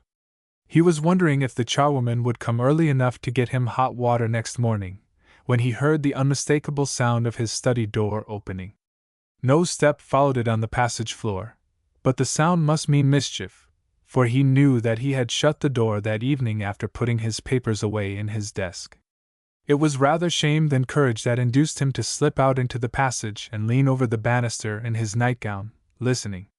No light was visible, no further sound came, only a gust of warm, or even hot air played for an instant round his shins. He went back and decided to lock himself into his room. There was more unpleasantness, however. Either an economical suburban company had decided that their light would not be required in the small hours, and had stopped working, or else something was wrong with the meter. The effect was in any case that the electric light was off. The obvious course was to find a match, and also to consult his watch. He might as well know how many hours of discomfort awaited him. So he put his hand into the well-known nook under the pillow, only it did not get so far. What he touched was, according to his account, a mouth, with teeth, and with hair about it, and, he declares, not the mouth of a human being. I do not think it is any use to guess what he said or did, but he was in a spare room with the door locked and his ear to it before he was clearly conscious again. And there he spent the rest of a most miserable night, looking every moment for some fumbling at the door, but nothing came. The venturing back to his own room in the morning was attended with many listenings and quiverings. The door stood open, fortunately, and the blinds were up. The servants had been out of the house before the hour of drawing them down. There was, to be short, no trace of an inhabitant. The watch, too, was in its usual place. Nothing was disturbed, only the wardrobe door had swung open, in accordance with its confirmed habit. A ring at the back door now announced the charwoman, who had been ordered the night before, and nerved Mr. Dunning, after letting her in, to continue his search in other parts of the house. It was equally fruitless. The day thus begun went on dismally enough. He dared not go to the museum. In spite of what the assistant had said, Carswell might turn up there, and Dunning felt he could not cope with a probably hostile stranger. His own house was odious. He hated sponging on the doctor. He spent some little time in a call at the nursing home, where he was slightly cheered by a good report of his housekeeper and maid. Towards lunchtime he betook himself to his club, again experiencing a gleam of satisfaction at seeing the secretary of the association. At luncheon Dunning told his friend the more material of his woes, but could not bring himself to speak of those that weighed most heavily on his spirits. "My poor dear man," said the secretary, "what an upset! Look here, we're alone at home, absolutely. You must put up with us." "Yes. No excuse. Send your things in this afternoon." Dunning was unable to stand out. He was, in truth, becoming acutely anxious, as the hours went on, as to what that night might have waiting for him. He was almost happy as he hurried home to pack up. His friends, when they had time to take stock of him, were rather shocked at his lorn appearance, and did their best to keep him up to the mark. Not altogether without success. But when the two men were smoking alone later, Dunning became dull again. Suddenly he said, "Gayton, I believe that alchemist man knows it was I who got his paper rejected." Gayton whistled. "What makes you think that?" he said. Dunning told of his conversation with the museum assistant, and Gayton could only agree that the guess seemed likely to be correct. "Not that I care much," Dunning went on, "only it might be a nuisance if we were to meet. He's a bad-tempered party, I imagine." Conversation dropped again. Gayton became more and more strongly impressed with the desolateness that came over Dunning's face and bearing, and finally, though with a considerable effort, he asked him point-blank whether something serious was not bothering him. Dunning gave an exclamation of relief. "I was perishing to get it off my mind," he said. "Do you know anything about a man named John Harrington?" Gayton was thoroughly startled, and at the moment could only ask why. Then the complete story of Dunning's experiences came out, what had happened in the tramcar, in his own house, and in the street, the troubling of spirit that had crept over him, and still held him, and he ended with the question he had begun with. Gayton was at a loss how to answer him. To tell the story of Harrington's end would perhaps be right. Only, Dunning was in a nervous state, the story was a grim one, and he could not help asking himself whether there were not a connecting link between these two cases, in the person of Carswell. It was a difficult concession for a scientific man, but it could be eased by the phrase hypnotic suggestion. In the end he decided that his answer tonight should be guarded. He would talk the situation over with his wife. So he said that he had known Harrington at Cambridge, and believed he had died suddenly in 1889, adding a few details about the man and his published work. He did talk over the matter with Mrs. Gayton, and, as he had anticipated, she leapt at once to the conclusion which had been hovering before him. It was she who reminded him of the surviving brother, Henry Harrington, and she also who suggested that he might be got hold of by means of their hosts of the day before. He might be a hopeless crank, objected Gayton. That could be ascertained from the Bennets, who knew him, Mrs. Gayton retorted, and she undertook to see the Bennets the very next day. It is not necessary to tell in further detail the steps by which Henry Harrington and Dunning were brought together. The next scene that does require to be narrated is a conversation that took place between the two. Dunning had told Harrington of the strange ways in which the dead man's name had been brought before him, and had said something, besides, of his own subsequent experiences. Then he had asked if Harrington was disposed, in return, to recall any of the circumstances connected with his brother's death. Harrington's surprise at what he heard can be imagined, but his reply was readily given. John, he said, was in a very odd state, undeniably, from time to time, during some weeks before, though not immediately before, the catastrophe. There were several things. The principal notion he had was that he thought he was being followed. No doubt he was an impressionable man, but he never had had such fancies as this before. I cannot get it out of my mind that there was ill will at work, and what you tell me about yourself reminds me very much of my brother. Can you think of any possible connecting link? There is just one that has been taking shape vaguely in my mind. I've been told that your brother reviewed a book very severely not long before he died, and just lately I have happened to cross the path of the man who wrote that book in a way he would resent. Don't tell me the man was called Carswell. Why not? That is exactly his name. Henry Harrington leant back. That is final to my mind. Now I must explain further. From something he said, I feel sure that my brother John was beginning to believe, very much against his will, that Carswell was at the bottom of his trouble. I want to tell you what seems to me to have a bearing on the situation. My brother was a great musician, and used to run up to concerts in town. He came back 3 months before he died, from one of these, and gave me his program to look at, an analytical program. He always kept them. I nearly missed this one, he said.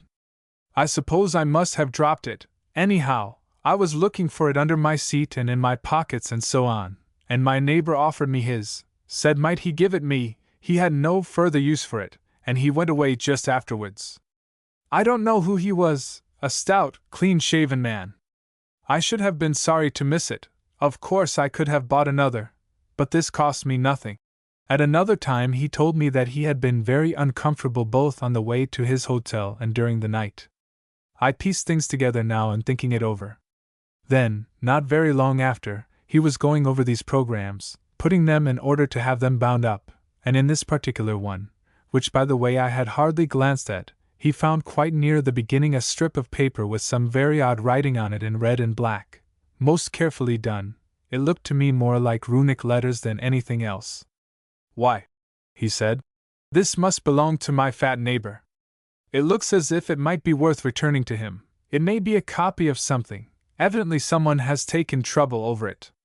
How can I find his address? We talked it over for a little and agreed that it wasn't worth advertising about, and that my brother had better look out for the man at the next concert, to which he was going very soon.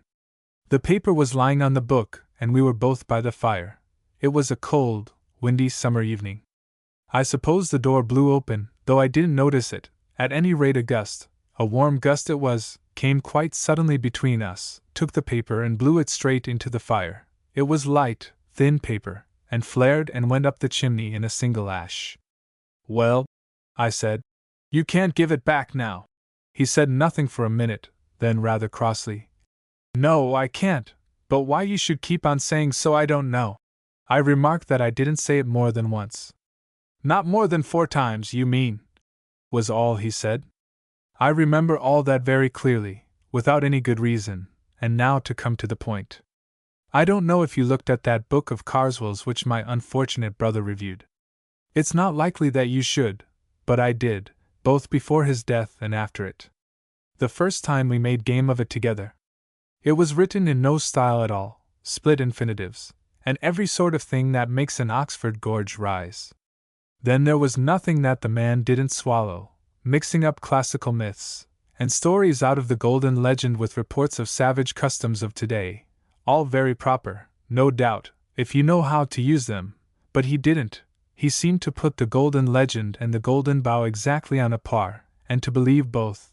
A pitiable exhibition, in short. Well, after the misfortune, I looked over the book again. It was no better than before, but the impression which it left this time on my mind was different. I suspected, as I told you, that Carswell had borne ill will to my brother, even that he was in some way responsible for what had happened, and now his book seemed to me to be a very sinister performance indeed. One chapter in particular struck me, in which he spoke of casting the runes on people, either for the purpose of gaining their affection or of getting them out of the way, perhaps more especially the latter. He spoke of all this in a way that really seemed to me to imply actual knowledge.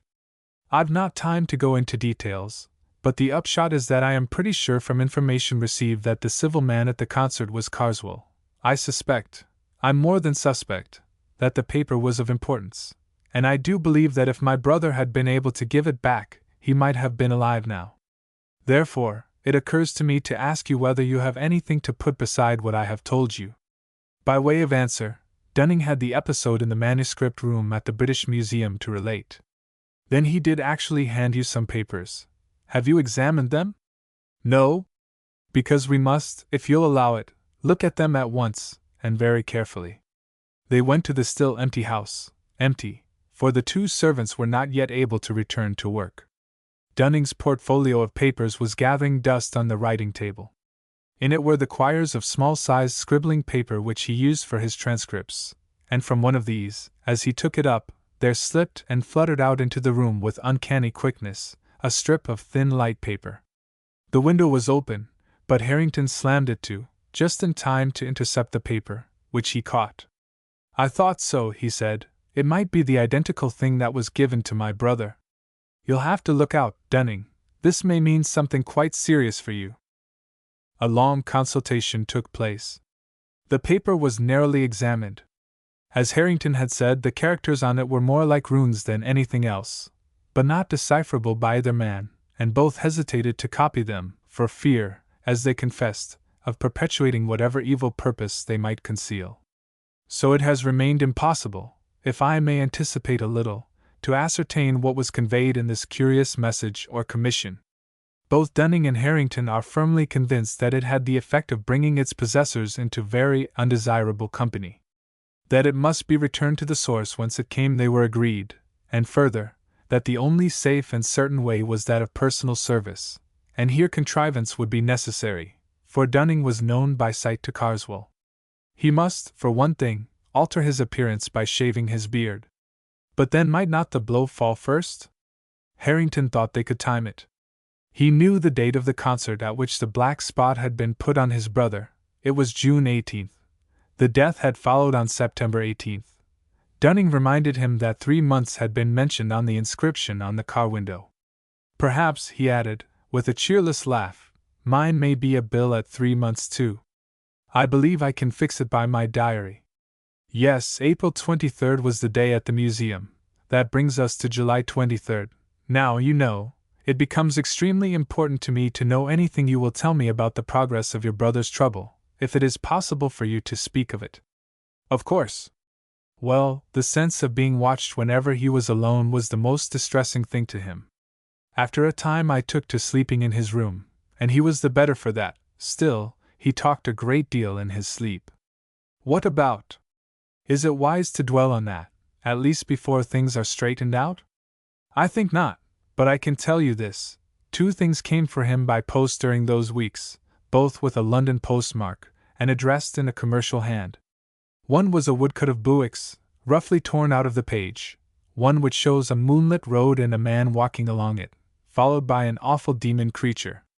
Under it were written the lines out of the Ancient Mariner, which I suppose the cut illustrates, about one who, having once looked round, walks on, and turns no more his head, because he knows a frightful fiend doth close behind him tread. The other was a calendar, such as tradesmen often send. My brother paid no attention to this, but I looked at it after his death, and found that everything after September 18th had been torn out. You may be surprised at his having gone out alone the evening he was killed, but the fact is that during the last 10 days or so of his life he had been quite free from the sense of being followed or watched. The end of the consultation was this. Harrington, who knew a neighbor of Carswell's, thought he saw a way of keeping a watch on his movements. It would be Dunning's part to be in readiness to try to cross Carswell's path at any moment, to keep the paper safe and in a place of ready access. They parted. The next weeks were no doubt a severe strain upon Dunning's nerves. The intangible barrier which had seemed to rise about him on the day when he received the paper gradually developed into a brooding blackness that cut him off from the means of escape to which one might have thought he might resort. No one was at hand who was likely to suggest them to him, and he seemed robbed of all initiative. He waited with inexpressible anxiety as May, June, and early July passed on, for a mandate from Harrington. But all this time Carswell remained immovable at Lufford. At last, in less than a week before the date he had come to look upon as the end of his earthly activities, came a telegram: "Leaves Victoria by boat train Thursday night. Do not miss. I come to you tonight. Harrington." He arrived accordingly, and they concocted plans. The train left Victoria at 9, and its last stop before Dover was Croydon West. Harrington would mark down Carswell at Victoria, and look out for Dunning at Croydon, calling to him if need were by a name agreed upon. Dunning, disguised as far as might be, was to have no label or initials on any hand luggage, and must at all costs have the paper with him. Dunning's suspense as he waited on the Croydon platform I need not attempt to describe. His sense of danger during the last days had only been sharpened by the fact that the cloud about him had perceptibly been lighter. But relief was an ominous symptom, and if Carswell eluded him now, hope was gone, and there were so many chances of that. The rumor of the journey might be itself a device. The 20 minutes in which he paced the platform and persecuted every porter with inquiries as to the boat train were as bitter as any he had spent. Still, the train came, and Harrington was at the window. It was important, of course, that there should be no recognition, so Dunning got in at the farther end of the corridor carriage, and only gradually made his way to the compartment where Harrington and Carswell were. He was pleased, on the whole, to see that the train was far from full. Carswell was on the alert, but gave no sign of recognition. Dunning took the seat not immediately facing him, and attempted, vainly at first, then with increasing command of his faculties, to reckon the possibilities of making the desired transfer. Opposite to Carswell, and next to Dunning, was a heap of Carswell's coats on the seat. It would be of no use to slip the paper into these. He would not be safe, or would not feel so, unless in some way it could be proffered by him and accepted by the other. There was a handbag, open, and with papers in it. Could he manage to conceal this, so that perhaps Carswell might leave the carriage without it, and then find and give it to him? This was the plan that suggested itself. If he could only have counseled with Harrington! But that could not be. The minutes went on. More than once Carswell rose and went out into the corridor. The second time Dunning was on the point of attempting to make the bag fall off the seat, but he caught Harrington's eye, and read in it a warning. Carswell, from the corridor, was watching, probably to see if the two men recognized each other.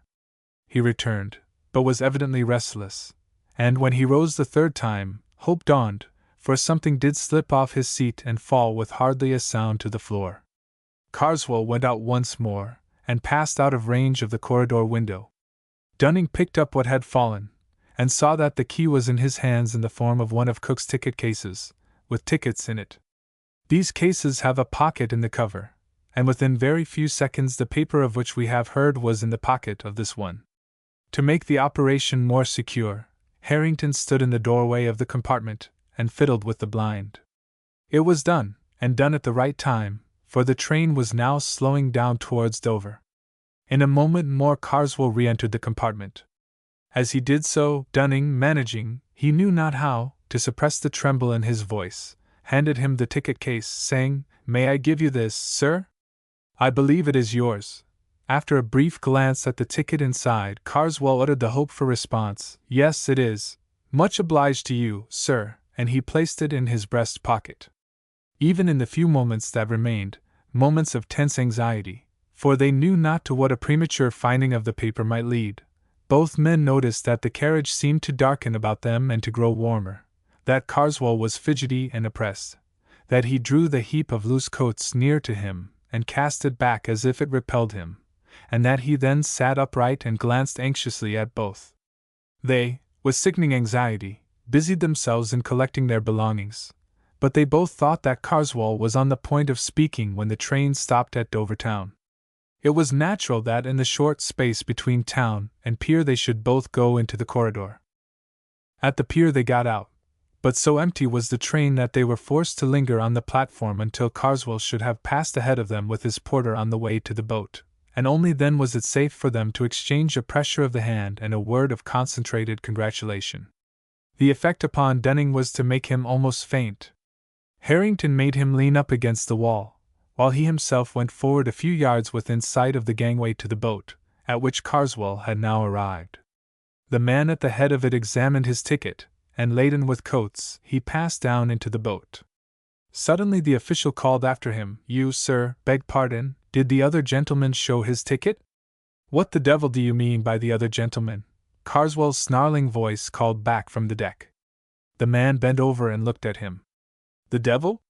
Well, I don't know, I'm sure," Harrington heard him say to himself, and then aloud, "My mistake, sir, must have been your rugs. Asked your pardon," and then, to a subordinate near him, "had he got a dog with him, or what? Funny thing, I could 'a' swore he wasn't alone. Well, whatever it was, they'll ave to see to it aboard. She's off now. Another week and we shall be gettin' the holiday customers."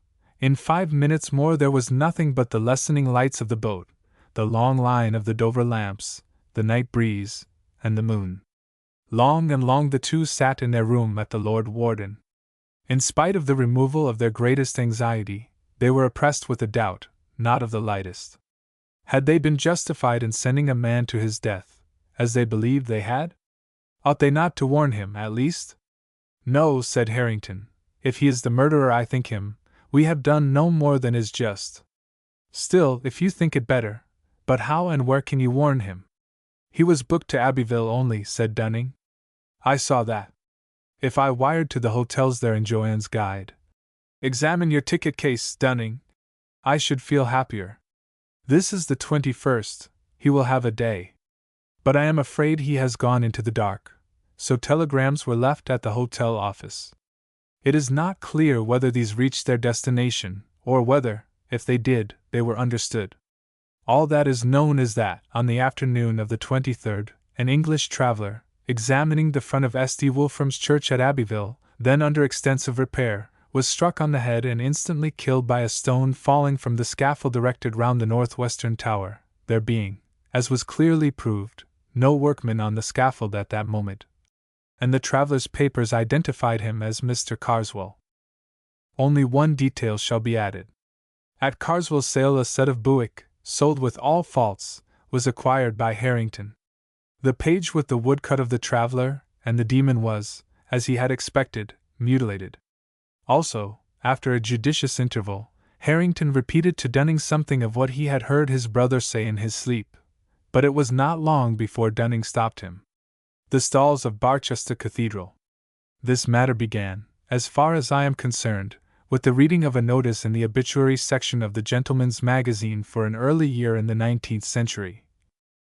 On February 26th, at his residence in the Cathedral Close of Barchester, the Venerable John Benwell Haynes, D.D., aged 57, Archdeacon of Stourbridge and Rector of Pickhill and Candley.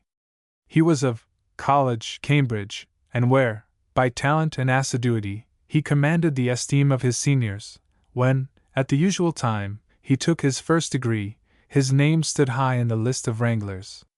These academical honors procured for him within a short time a fellowship of his college. In the year 1783 he received holy orders, and was shortly afterwards presented to the perpetual curacy of Rankston sub-Ash by his friend and patron the late truly venerable Bishop of Lichfield. His speedy preferments, first to a prebend, and subsequently to the dignity of precentor in the Cathedral of Barchester, form an eloquent testimony to the respect in which he was held and to his eminent qualifications. He succeeded to the archdeaconry upon the sudden decease of Archdeacon Pulteney in 1810. His sermons, ever conformable to the principles of the religion and church which he adorned, displayed in no ordinary degree, without the least trace of enthusiasm, the refinement of the scholar united with the graces of the Christian. Free from sectarian violence, and informed by the spirit of the truest charity, they will long dwell in the memories of his hearers. Here a further omission. The productions of his pen include an able defense of episcopacy, which, though often perused by the author of this tribute to his memory, afford but one additional instance of the want of liberality and enterprise which is a too common characteristic of the publishers of our generation. His published works are, indeed, confined to a spirited and elegant version of the Argonautica of Valerius Flaccus, a volume of discourses upon the several events in the life of Joshua, delivered in his cathedral, and a number of the charges which he pronounced at various visitations to the clergy of his archdeaconry. These are distinguished by etc., etc. The urbanity and hospitality of the subject of these lines will not readily be forgotten by those who enjoyed his acquaintance. His interest in the venerable and awful pile under whose hoary vault he was so punctual an attendant, and particularly in the musical portion of its rites, might be termed filial, and formed a strong and delightful contrast to the polite indifference displayed by too many of our cathedral dignitaries at the present time. The final paragraph, after informing us that Dr. Haynes died a bachelor, says, "It might have been augured that an existence so placid and benevolent would have been terminated in a ripe old age by a dissolution equally gradual and calm. But how unsearchable are the workings of Providence! The peaceful and retired seclusion amid which the honored evening of Dr. Haynes' life was mellowing to its close was destined to be disturbed, nay, shattered, by a tragedy as appalling as it was unexpected. The morning of the 26th of February. But perhaps I shall do better to keep back the remainder of the narrative until I have told the circumstances which led up to it. These, as far as they are now accessible, I have derived from another source. I had read the obituary notice which I have been quoting, quite by chance, along with a great many others of the same period. It had excited some little speculation in my mind, but beyond thinking that, if I ever had an opportunity of examining the local records of the period indicated, I would try to remember Dr. Haynes, I made no effort to pursue his case. Quite lately I was cataloguing the manuscripts in the library of the college to which he belonged. I had reached the end of the numbered volumes on the shelves, and I proceeded to ask the librarian whether there were any more books which he thought I ought to include in my description. "I don't think there are," he said, "but we had better come and look at the manuscript class and make sure." "Have you time to do that now?" I had time. We went to the library, checked off the manuscripts, and, at the end of our survey, arrived at a shelf of which I had seen nothing. Its contents consisted for the most part of sermons, bundles of fragmentary papers, college exercises, Cyrus, an epic poem and several cantos, the product of a country clergyman's leisure, mathematical tracts by a deceased professor, and other similar material of a kind with which I am only too familiar. I took brief notes of these. Lastly, there was a tin box, which was pulled out and dusted. Its label, much faded, was thus inscribed: "Papers of the then Archdeacon Haynes. Bequeathed in 1834 by his sister, Miss Letitia Haynes." I knew at once that the name was one which I had somewhere encountered, and could very soon locate it. That must be the Archdeacon Haynes who came to a very odd end at Barchester. I've read his obituary in the Gentleman's Magazine. May I take the box home? Do you know if there is anything interesting in it? The librarian was very willing that I should take the box and examine it at leisure. "I never looked inside it myself," he said, "but I've always been meaning to. I am pretty sure that is the box which our old master once said ought never to have been accepted by the college. He said that to Martin years ago, and he said also that as long as he had control over the library it should never be opened. Martin told me about it, and said that he wanted terribly to know what was in it, but the master was librarian, and always kept the box in the lodge, so there was no getting at it in his time, and when he died it was taken away by mistake by his heirs, and only returned a few years ago. I can't think why I haven't opened it, but, as I have to go away from Cambridge this afternoon, you had better have first go at it. I think I can trust you not to publish anything undesirable in our catalogue." I took the box home and examined its contents, and thereafter consulted the librarian as to what should be done about publication, and since I have his leave to make a story out of it, provided I disguise the identity of the people concerned, I will try what can be done. The materials are, of course, mainly journals and letters. How much I shall quote and how much epitomize must be determined by considerations of space. The proper understanding of the situation has necessitated a little, not very arduous, research, which has been greatly facilitated by the excellent illustrations and text of the Barchester volume in Bell's Cathedral series. When you enter the choir of Barchester Cathedral now, you pass through a screen of metal and colored marbles, designed by Sir Gilbert Scott, and find yourself in what I must call a very bare and odiously furnished place. The stalls are modern, without canopies. The places of the dignitaries and the names of the prebends have fortunately been allowed to survive, and are inscribed on small brass plates affixed to the stalls. The organ is in the triforium, and what is seen of the case is Gothic. The reredos and its surroundings are like every other. Careful engravings of 100 years ago show a very different state of things. The organ is on a massive classical screen. The stalls are also classical and very massive. There is a baldacchino of wood over the altar, with urns upon its corners. Farther east is a solid altar screen, classical in design, of wood, with a pediment, in which is a triangle surrounded by rays, enclosing certain Hebrew letters in gold. Cherubs contemplate these. There is a pulpit with a great sounding board at the eastern end of the stalls on the north side, and there is a black and white marble pavement. 2 ladies and a gentleman are admiring the general effect. From other sources I gather that the archdeacon's stall then, as now, was next to the bishop's throne at the southeastern end of the stalls. His house almost faces the west front of the church, and is a fine red brick building of William III's time. Here Dr. Haynes, already a mature man, took up his abode with his sister in the year 1810. The dignity had long been the object of his wishes, but his predecessor refused to depart until he had attained the age of 92. About a week after he had held a modest festival in celebration of that 92nd birthday, there came a morning, late in the year, when Dr. Haynes, hurrying cheerfully into his breakfast room, rubbing his hands and humming a tune, was greeted, and checked in his genial flow of spirits, by the sight of his sister, seated, indeed, in her usual place behind the tea-urn, but bowed forward and sobbing unrestrainedly into her handkerchief. What is the matter? What bad news?" he began. "Oh, Johnny, you've not heard? The poor dear archdeacon." "The archdeacon, yes? What is it? Ill, is he?" No, they found him on the staircase this morning. It is so shocking." "Is it possible? Dear, poor Pulteney. Had there been any seizure?" "They don't think so, and that is almost the worst thing about it. It seems to have been all the fault of that stupid maid of theirs, Jane." Dr. Haynes paused. "I don't quite understand, Letitia. How was the maid at fault?" "Why, as far as I can make out, there was a stair rod missing, and she never mentioned it, and the poor archdeacon set his foot quite on the edge of the step. You know how slippery that oak is, and it seems he must have fallen almost the whole flight and broken his neck. It is so sad for poor Miss Pulteney. Of course, they will get rid of the girl at once. I never liked her." Miss Haynes's grief resumed its sway, but eventually relaxed so far as to permit of her taking some breakfast.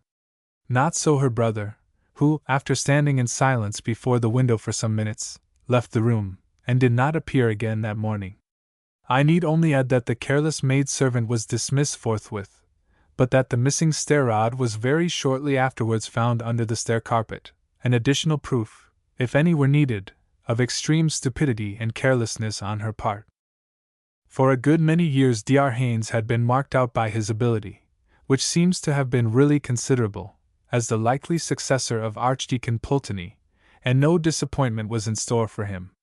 He was duly installed, and entered with zeal upon the discharge of those functions which are appropriate to one in his position. A considerable space in his journals is occupied with exclamations upon the confusion in which Archdeacon Pulteney had left the business of his office and the documents appertaining to it. Dues upon Ringham and Barneswood have been uncollected for something like 12 years, and are largely irrecoverable. No visitation has been held for 7 years. 4 chancels are almost past mending. The persons deputized by the archdeacon have been nearly as incapable as himself. It was almost a matter for thankfulness that this state of things had not been permitted to continue, and a letter from a friend confirms this view. Greek, ho katakon, it says, in rather cruel allusion to the second epistle to the Thessalonians, is removed at last. My poor friend! Upon what a scene of confusion will you be entering! I give you my word that, on the last occasion of my crossing his threshold, there was no single paper that he could lay hands upon, no syllable of mine that he could hear, and no fact in connection with my business that he could remember.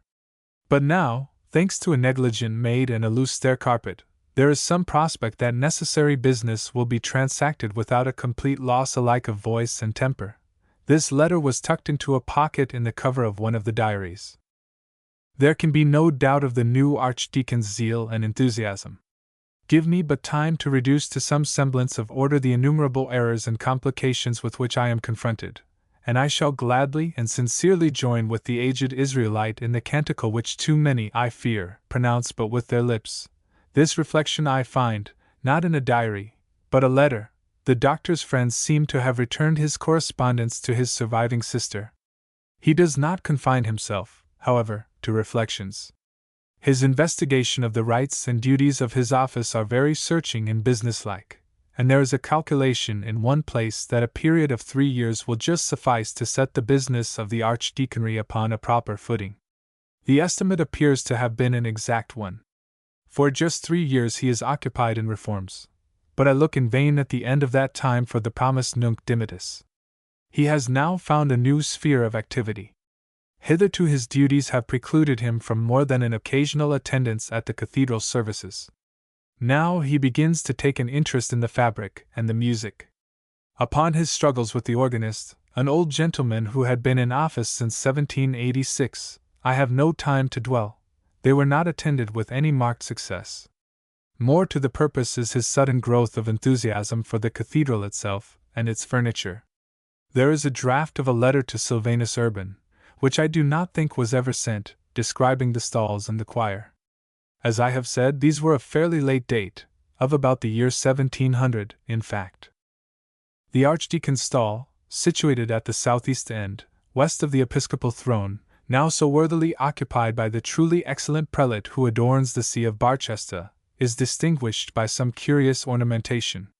In addition to the arms of Dean West, by whose efforts the whole of the internal furniture of the choir was completed, the prayer desk is terminated at the eastern extremity by 3 small but remarkable statuettes in the grotesque manner.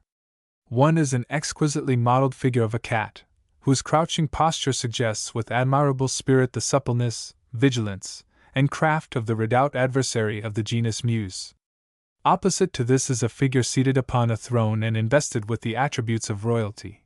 But it is no earthly monarch whom the carver has sought to portray.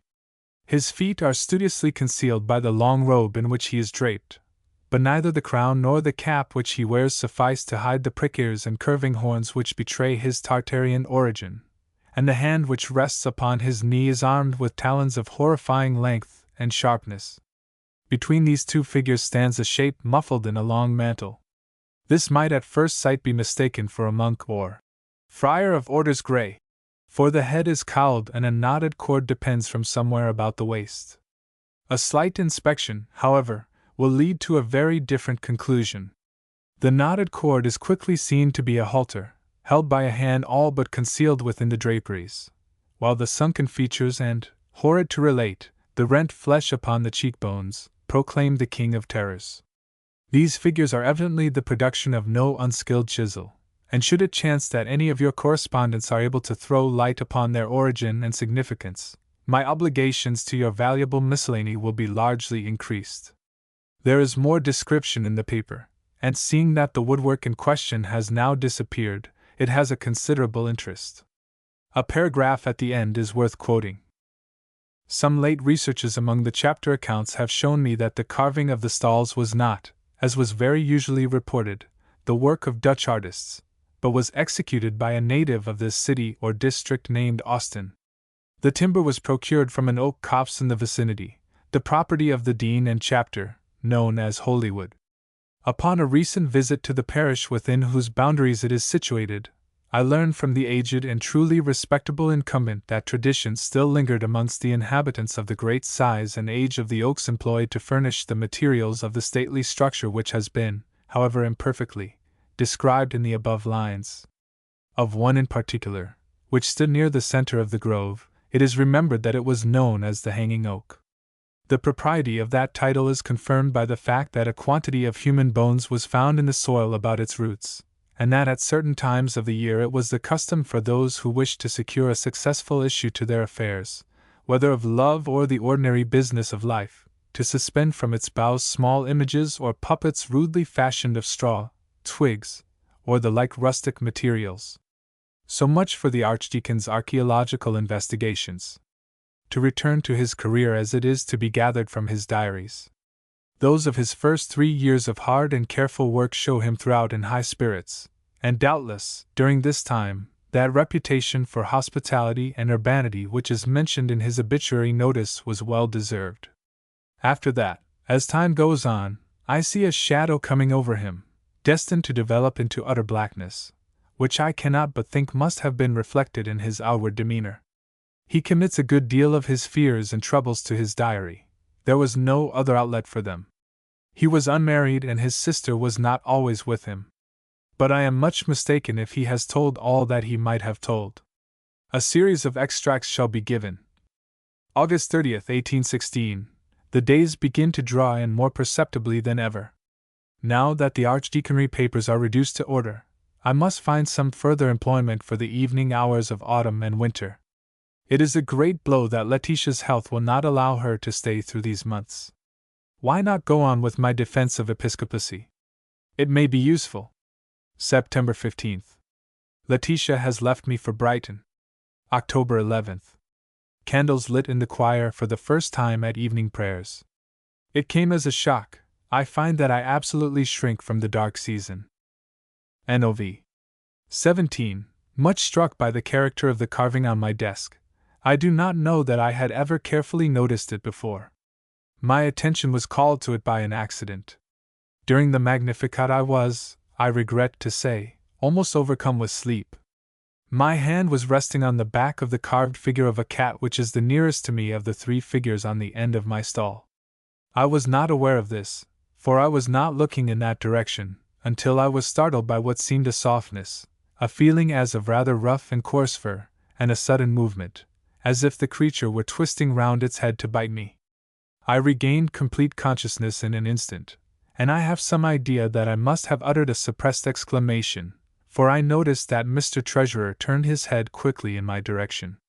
The impression of the unpleasant feeling was so strong that I found myself rubbing my hand upon my surplice. This accident led me to examine the figures after prayers more carefully than I had done before, and I realized for the first time with what skill they are executed. December 6th. I do indeed miss Letitia's company. The evenings, after I have worked as long as I can at my defense, are very trying. The house is too large for a lonely man, and visitors of any kind are too rare. I get an uncomfortable impression when going to my room that there is company of some kind. The fact is, I may as well formulate it to myself, that I hear voices. This, I am well aware, is a common symptom of incipient decay of the brain, and I believe that I should be less disquieted than I am if I had any suspicion that this was the cause. I have none whatever, nor is there anything in my family history to give color to such an idea. Work, diligent work, and a punctual attention to the duties which fall to me is my best remedy, and I have little doubt that it will prove efficacious. January 1st, my trouble is, I must confess it, increasing upon me. Last night, upon my return after midnight from the deanery, I lit my candle to go upstairs. I was nearly at the top when something whispered to me, "Let me wish you a happy New Year." I could not be mistaken, it spoke distinctly and with a peculiar emphasis. Had I dropped my candle, as I all but did, I trembled to think what the consequences must have been.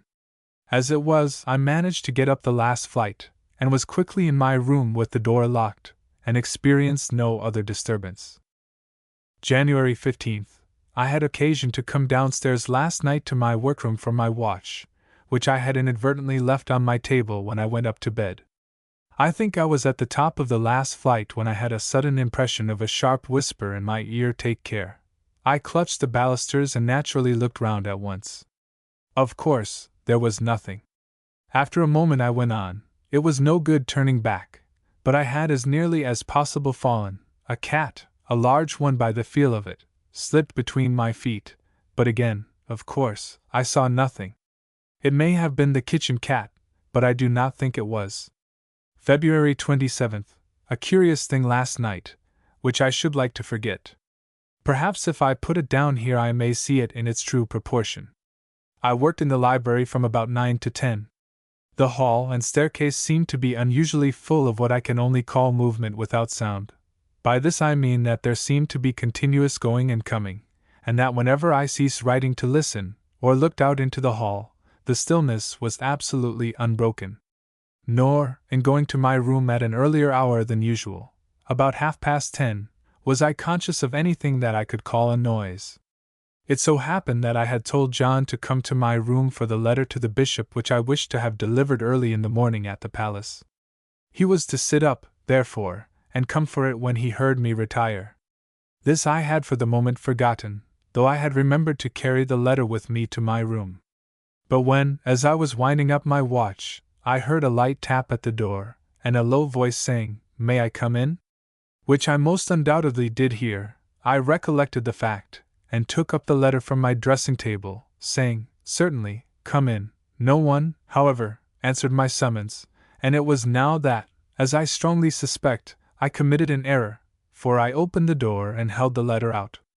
There was certainly no one at that moment in the passage, but, in the instant of my standing there, the door at the end opened and John appeared carrying a candle. I asked him whether he had come to the door earlier, but am satisfied that he had not. I do not like this situation, but although my senses were very much on the alert, and though it was some time before I could sleep, I must allow that I perceived nothing further of an untoward character. With the return of spring, when his sister came to live with him for some months, Dr. Haynes's entries become more cheerful, and indeed, no symptom of depression is discernible until the early part of September, when he was again left alone. And now, indeed, there is evidence that he was incommoded again, and that more pressingly. To this matter I will return in a moment, but I digress to put in a document which, rightly or wrongly, I believe to have a bearing on the thread of the story. The account books of Dr. Haynes, preserved along with his other papers, show, from a date but little later than that of his institution as Archdeacon, a quarterly payment of £25 to J.L. Nothing could have been made of this, had it stood by itself.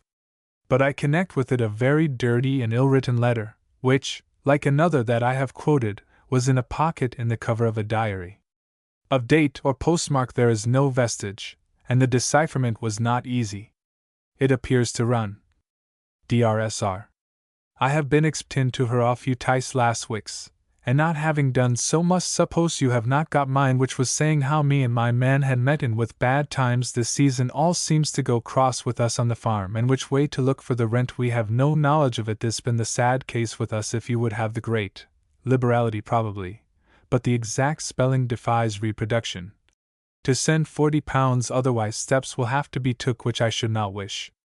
As you was the means of me losing my place with Dr. Pulteney, I think it is only just what I am asking, and you know best what I could say if I was put to it, but I do not wish anything of that unpleasant nature, being one that always wished to have everything pleasant about me. Your obed served, Jane Lee. About the time at which I suppose this letter to have been written there is, in fact, a payment of £40 to J.L. We return to the diary. October 22nd. At evening prayers, during the Psalms, I had that same experience which I recollect from last year. I was resting my hand on one of the carved figures, as before. I usually avoid that of the cat now, and, I was going to have said, a change came over it, but that seems attributing too much importance to what must, after all, be due to some physical affection in myself, at any rate, though it seemed to become chilly and soft as if made of wet linen. I can assign the moment at which I became sensible of this. The choir were singing the words, "Set thou an ungodly man to be ruler over him, and let Satan stand at his right hand." The whispering in my house was more persistent tonight. I seemed not to be rid of it in my room. I have not noticed this before. A nervous man, which I am not, and hope I am not becoming, would have been much annoyed, if not alarmed, by it. The cat was on the stairs tonight. I think it sits there always. There is no kitchen cat. Nov. 15. Here again I must note a matter I do not understand. I am much troubled in sleep. No definite image presented itself, but I was pursued by the very vivid impression that wet lips were whispering into my ear with great rapidity and emphasis for some time together. After this, I suppose I fell asleep, but was awakened with a start by a feeling as if a hand were laid on my shoulder. To my intense alarm, I found myself standing at the top of the lowest flight of the first staircase. The moon was shining brightly enough through the large window to let me see that there was a large cat on the second or third step. I can make no comment. I crept up to bed again, I do not know how. Yes, mine is a heavy burden. Then follows a line or two which has been scratched out. I fancy I read something like acted for the best. Not long after this, it is evident to me that the Archdeacon's firmness began to give way under the pressure of these phenomena. I omit as unnecessarily painful and distressing the ejaculations and prayers which, in the months of December and January, appear for the first time and become increasingly frequent. Throughout this time, however, he is obstinate in clinging to his post. Why he did not plead ill health and take refuge at Bath or Brighton I cannot tell. My impression is that it would have done him no good, that he was a man who, if he had confessed himself beaten by the annoyances, would have succumbed at once, and that he was conscious of this. He did seek to palliate them by inviting visitors to his house. The result he has noted in this fashion. January 7th. I have prevailed on my cousin Alan to give me a few days, and he is to occupy the chamber next to mine. January 8th. A still night. Alan slept well, but complained of the wind. My own experiences were as before, still whispering and whispering. What is it that he wants to say? January 9th. Alan thinks this a very noisy house. He thinks, too, that my cat is an unusually large and fine specimen, but very wild. January 10th. Alan and I in the library until 11. He left me twice to see what the maids were doing in the hall. Returning the second time, he told me he had seen one of them passing through the door at the end of the passage, and said if his wife were here she would soon get them into better order. I asked him what colored dress the maid wore. He said gray or white. I supposed it would be so. January 11th. Alan left me today. I must be firm. These words, I must be firm, occur again and again on subsequent days. Sometimes they are the only entry. In these cases they are in an unusually large hand, and dug into the paper in a way which must have broken the pen that wrote them.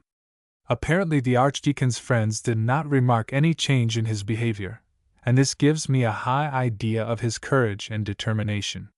The diary tells us nothing more than I have indicated of the last days of his life. The end of it all must be told in the polished language of the obituary notice. The morning of the 26th of February was cold and tempestuous. At an early hour the servants had occasion to go into the front hall of the residence occupied by the lamented subject of these lines. What was their horror upon observing the form of their beloved and respected master lying upon the landing of the principal staircase in an attitude which inspired the gravest fears. Assistance was procured, and an universal consternation was experienced upon the discovery that he had been the object of a brutal and a murderous attack.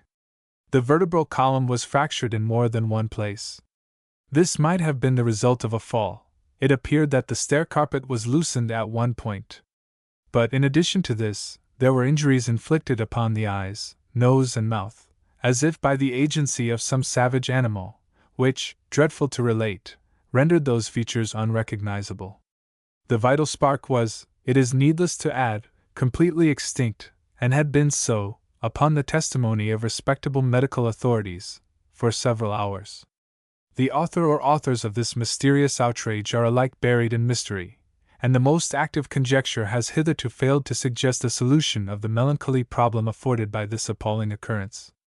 The writer goes on to reflect upon the probability that the writings of Mr. Shelley, Lord Byron, and M.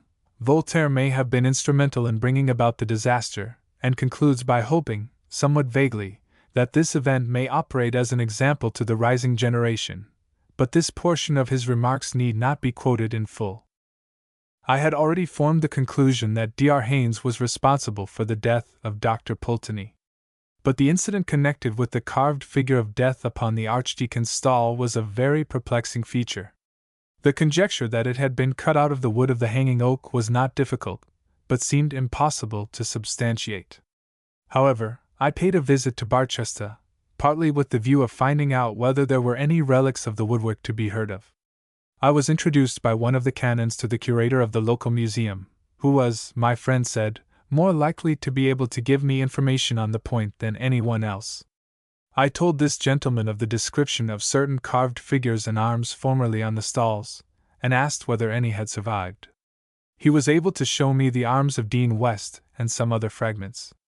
These, he said, had been got from an old resident, who had also once owned a figure, perhaps one of those which I was inquiring for. There was a very odd thing about that figure, he said. The old man who had it told me that he picked it up in a woodyard, whence he had obtained the still extant pieces, and had taken it home for his children. On the way home he was fiddling about with it, and it came in two in his hands, and a bit of paper dropped out. This he picked up and, just noticing that there was writing on it, put it into his pocket, and subsequently into a vase on his mantelpiece. I was at his house not very long ago, and happened to pick up the vase and turn it over to see whether there were any marks on it, and the paper fell into my hand. The old man, on my handing it to him, told me the story I have told you, and said I might keep the paper. It was crumpled and rather torn, so I have mounted it on a card, which I have here. If you can tell me what it means, I shall be very glad, and also, I may say, a good deal surprised. He gave me the card. The paper was quite legibly inscribed in an old hand, and this is what was on it.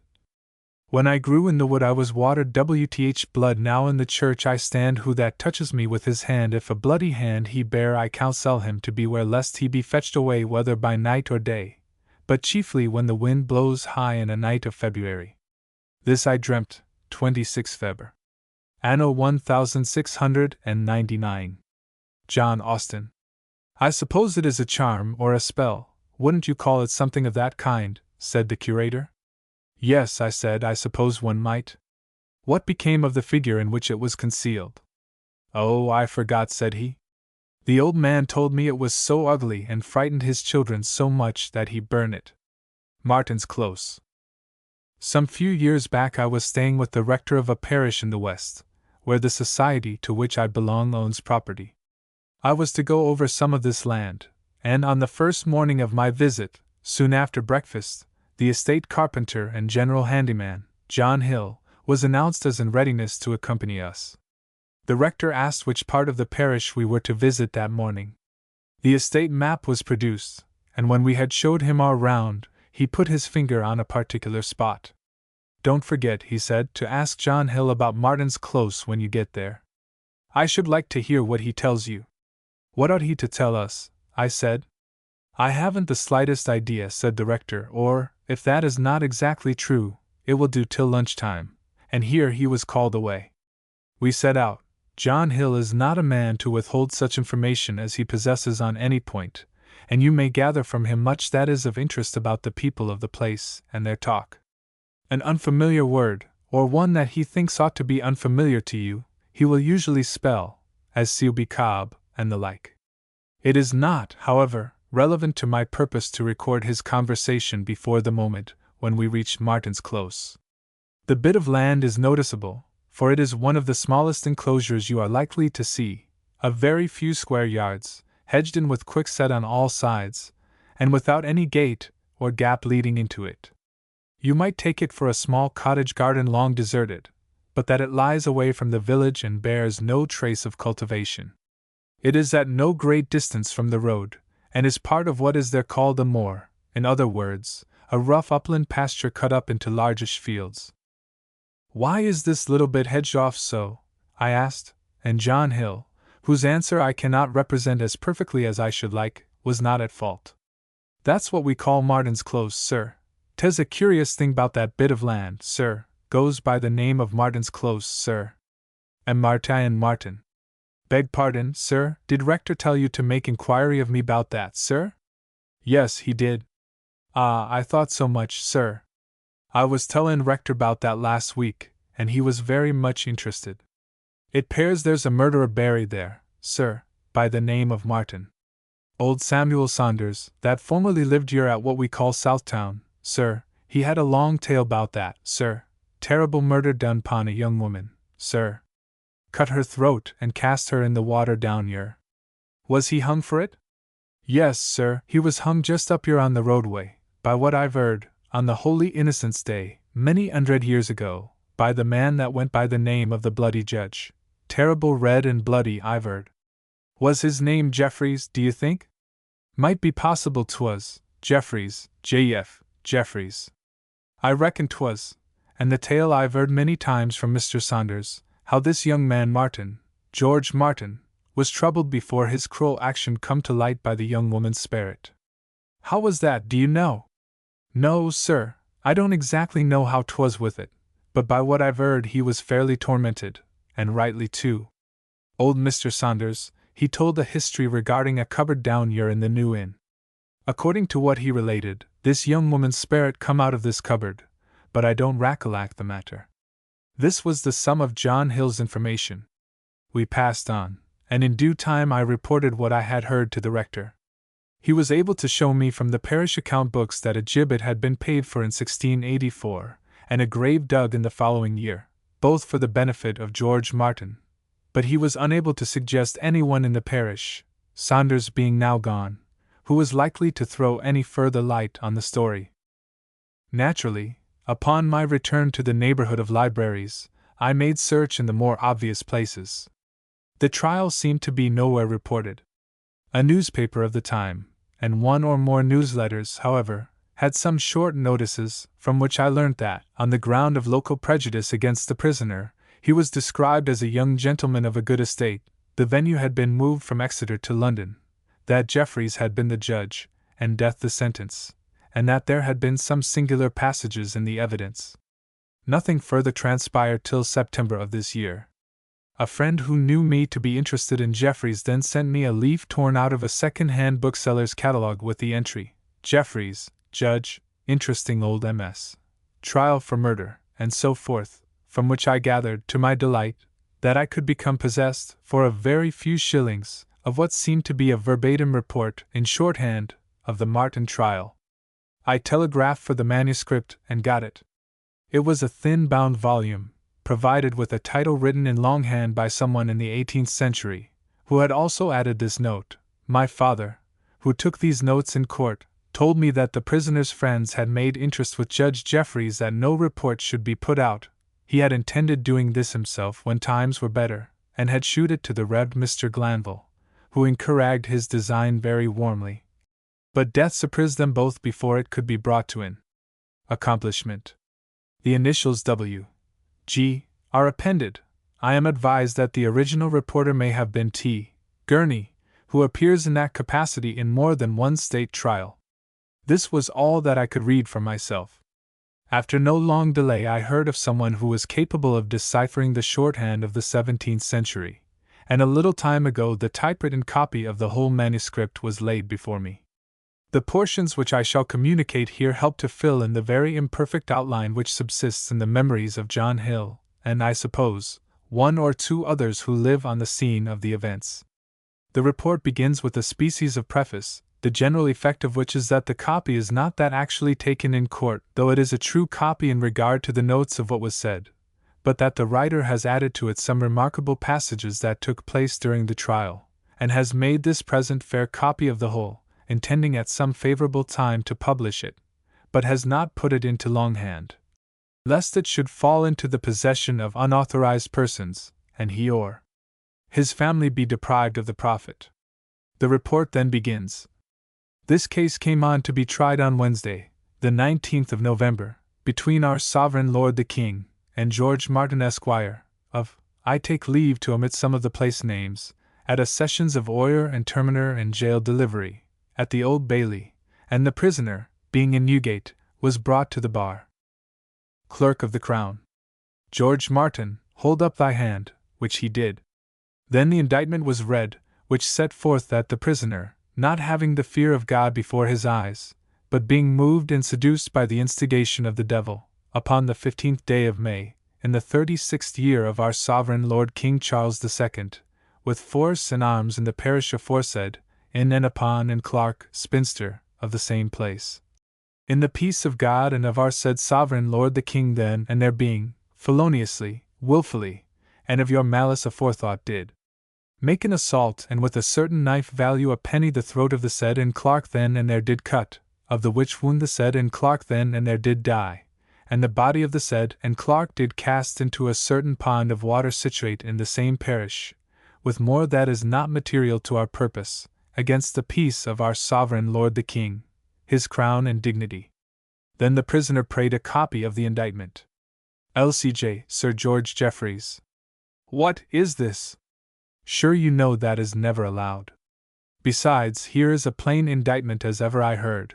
You have nothing to do but to plead to it. Pre. My lord, I apprehend there may be matter of law arising out of the indictment, and I would humbly beg the court to assign me counsel to consider of it. Besides, my lord, I believe it was done in another case. Copy of the indictment was allowed. LCJ, what case was that? Pre. Truly, my lord, I have been kept close prisoner ever since I came up from Exeter Castle, and no one allowed to come at me and no one to advise with. LCJ, but I say, what was that case you allege? Pre. My lord, I cannot tell your lordship precisely the name of the case, but it is in my mind that there was such an one, and I would humbly desire. LCJ, all this is nothing. Name your case, and we will tell you whether there be any matter for you in it. God forbid but you should have anything that may be allowed you by law, but this is against law, and we must keep the course of the court. ATT Gen. Sir Robert Sawyer. My lord, we pray for the king that he may be asked to plead.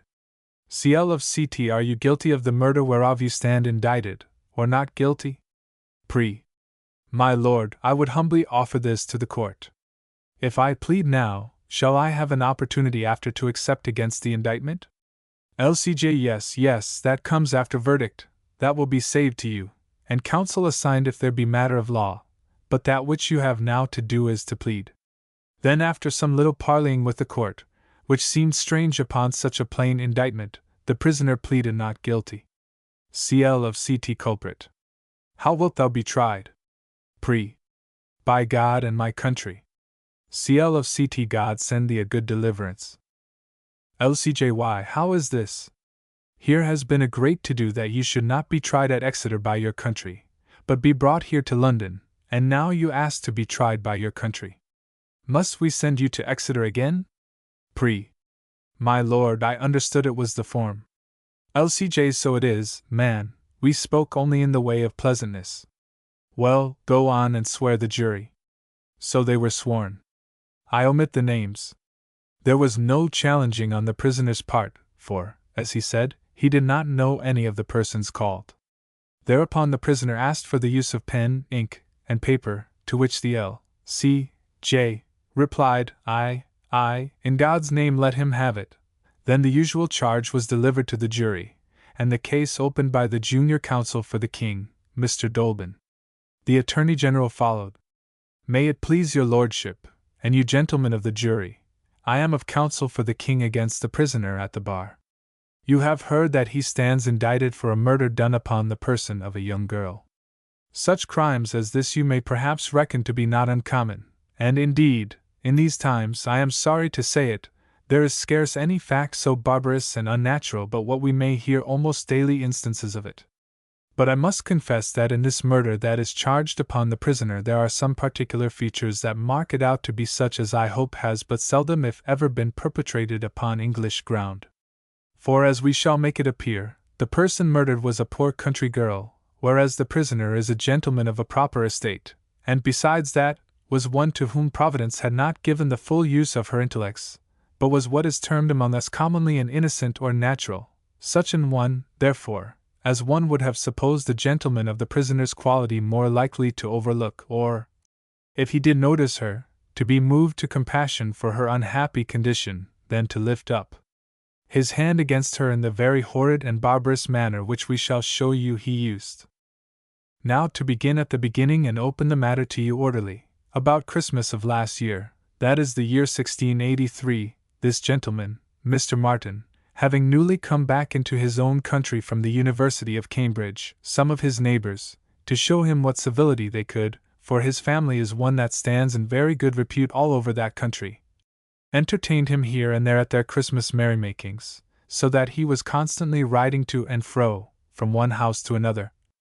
And sometimes, when the place of his destination was distant, or for other reason, as the unsafeness of the roads, he would be constrained to lie the night at an inn. In this way it happened that he came, a day or two after the Christmas, to the place where this young girl lived with her parents, and put up at the inn there, called the New Inn, which is, as I am informed, a house of good repute. Here was some dancing going on among the people of the place, and Clark had been brought in, it seems, by her elder sister to look on, but being, as I have said, of weak understanding, and besides that, very uncomely in her appearance, it was not likely she should take much part in the merriment, and accordingly was but standing by in a corner of the room. The prisoner at the bar, seeing her, one must suppose by way of a jest, asked her would she dance with him. And in spite of what her sister and others could say to prevent it and to dissuade her, LCJ, come, Mr. Attorney, we are not set here to listen to tales of Christmas parties and taverns. I would not interrupt you, but sure you have more weighty matters than this. You will be telling us next what tune they danced to. My lord, I would not take up the time of the court with what is not material, but we reckon it to be material to show how this unlikely acquaintance begun, and as for the tune, I believe, indeed, our evidence will show that even that hath a bearing on the matter in hand. LCJ, go on, in God's name, but give us nothing that is impertinent. Indeed, my lord, I will keep to my matter.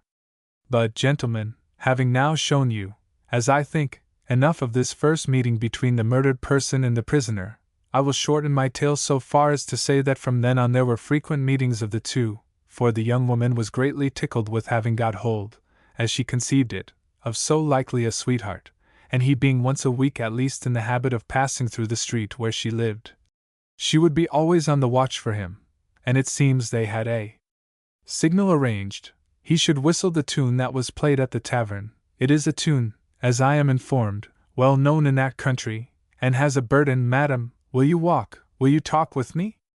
LCJ, I remember it in my own country, in Shropshire. It runs somehow thus, doth it not? Here his lordship whistled a part of a tune, which was very observable, and seemed below the dignity of the court. And it appears he felt it so himself, for he said, but this is by the mark, and I doubt it is the first time we have had dance tunes in this court. The most part of the dancing we give occasion for is done at Tyburn. Looking at the prisoner, who appeared very much disordered, you said the tune was material to your case, Mr. Attorney, and upon my life I think Mr. Martin agrees with you. What ails you, man? Staring like a player that sees a ghost. My lord, I was amazed at hearing such trivial, foolish things as they bring against me. LCJ, well, it lies upon Mr. Attorney to show whether they be trivial or not, but I must say, if he has nothing worse than this he has said, you have no great cause to be in amaze. Doth it not lie something deeper? But go on, Mr. Attorney. My lord and gentlemen, all that I have said so far you may indeed very reasonably reckon as having an appearance of triviality. And to be sure, had the matter gone no further than the humoring of a poor silly girl by a young gentleman of quality, it had been very well. But to proceed. We shall make it appear that after 3 or 4 weeks the prisoner became contracted to a young gentlewoman of that country, one suitable every way to his own condition, and such an arrangement was on foot that seemed to promise him a happy and a reputable living. But within no very long time it seems that this young gentlewoman, hearing of the jest that was going about that countryside with regard to the prisoner and Clark, conceived that it was not only an unworthy carriage on the part of her lover, but a derogation to herself that he should suffer his name to be sport for tavern company, and so without more ado she, with the consent of her parents, signified to the prisoner that the match between them was at an end. We shall show you that upon the receipt of this intelligence the prisoner was greatly enraged against and Clark as being the cause of his misfortune, though indeed there was nobody answerable for it but himself, and that he made use of many outrageous expressions and threatenings against her, and subsequently upon meeting with her both abused her and struck at her with his whip, but she, being but a poor innocent, could not be persuaded to desist from her attachment to him, but would often run after him, testifying with gestures and broken words the affection she had to him, until she was become, as he said, the very plague of his life. Yet, being that affairs in which he was now engaged necessarily took him by the house in which she lived, he could not, as I am willing to believe he would otherwise have done, avoid meeting with her from time to time. We shall further show you that this was the posture of things up to the 15th day of May in this present year. Upon that day the prisoner comes riding through the village, as of custom, and met with the young woman, but in place of passing her by, as he had lately done, he stopped, and said some words to her with which she appeared wonderfully pleased, and so left her, and after that day she was nowhere to be found, notwithstanding a strict search was made for her. The next time of the prisoner's passing through the place, her relations inquired of him whether he should know anything of her whereabouts, which he totally denied. They expressed to him their fears lest her weak intellects should have been upset by the attention he had showed her, and so she might have committed some rash act against her own life, calling him to witness the same time how often they had beseeched him to desist from taking notice of her, as fearing trouble might come of it, but this, too, he easily laughed away. But in spite of this light behavior, it was noticeable in him that about this time his carriage and demeanor changed, and it was said of him that he seemed a troubled man. And here I come to a passage to which I should not dare to ask your attention, but that it appears to me to be founded in truth, and is supported by testimony deserving of credit. And, gentlemen, to my judgment it doth afford a great instance of God's revenge against murder, and that he will require the blood of the innocent. Here Mr. Attorney made a pause, and shifted with his papers, and it was thought remarkable by me and others, because he was a man not easily dashed. L.C.J. Well, Mr. Attorney, what is your instance? A.T.T. My lord, it is a strange one, and the truth is that, of all the cases I have been concerned in, I cannot call to mind the like of it. But to be short, gentlemen, we shall bring you testimony that and Clark was seen after this 15th of May, and that, at such time as she was so seen, it was impossible she could have been a living person. Here the people made a hum, and a good deal of laughter, and the court called for silence, and when it was made, L.C.J. Why, Mr. Attorney, you might save up this tale for a week. It will be Christmas by that time, and you can frighten your cookmaids with it, at which the people laughed again, and the prisoner also, as it seemed. God, man, what are you prating of? Ghosts and Christmas jigs and tavern company, and here is a man's life at stake. To the prisoner, and you, sir, I would have you know there is not so much occasion for you to make merry neither. You were not brought here for that, and if I know Mr. Attorney, he has more in his brief than he has shown yet. Go on, Mr. Attorney. I need not, mayhap, have spoken so sharply, but you must confess your course is something unusual. A.T.T. Nobody knows it better than I, my lord, but I shall bring it to an end with a round turn. I shall show you, gentlemen, that and Clark's body was found in the month of June, in a pond of water, with the throat cut, that a knife belonging to the prisoner was found in the same water, that he made efforts to recover the said knife from the water, that the coroner's quest brought in a verdict against the prisoner at the bar, and that therefore he should by course have been tried at Exeter, but that, suit being made on his behalf, on account that an impartial jury could not be found to try him in his own country, he hath had that singular favour shown him that he should be tried here in London. And so we will proceed to call our evidence. Then the facts of the acquaintance between the prisoner and Clark were proved, and also the coroner's inquest. I pass over this portion of the trial, for it offers nothing of special interest.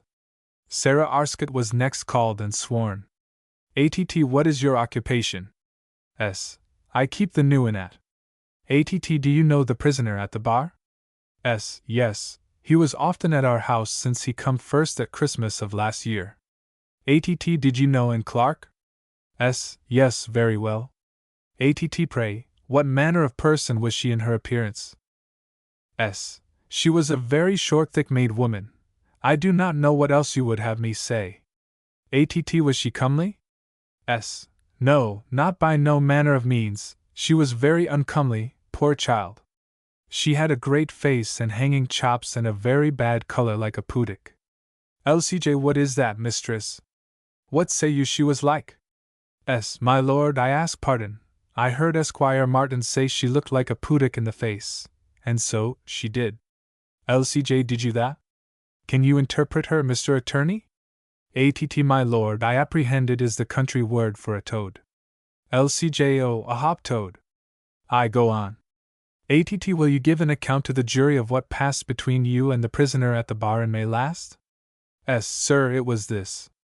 It was about 9 o'clock the evening after that and did not come home, and I was about my work in the house. There was no company there, only Thomas Snell, and it was foul weather. Esquire Martin came in and called for some drink, and I, by way of pleasantry, I said to him, Squire, have you been looking after your sweetheart? And he flew out at me in a passion and desired I would not use such expressions. I was amazed at that, because we were accustomed to joke with him about her. LCJ. Who, her? S. And Clark, my lord. And we had not heard the news of his being contracted to a young gentlewoman elsewhere, or I am sure I should have used better manners. So I said nothing, but being I was a little put out, I begun singing, to myself as it were, the song they danced to the first time they met, for I thought it would prick him. It was the same that he was used to sing when he came down the street. I have heard it very often. Madam, will you walk, will you talk with me? And it fell out that I needed something that was in the kitchen. So I went out to get it, and all the time I went on singing, something louder and more bold-like.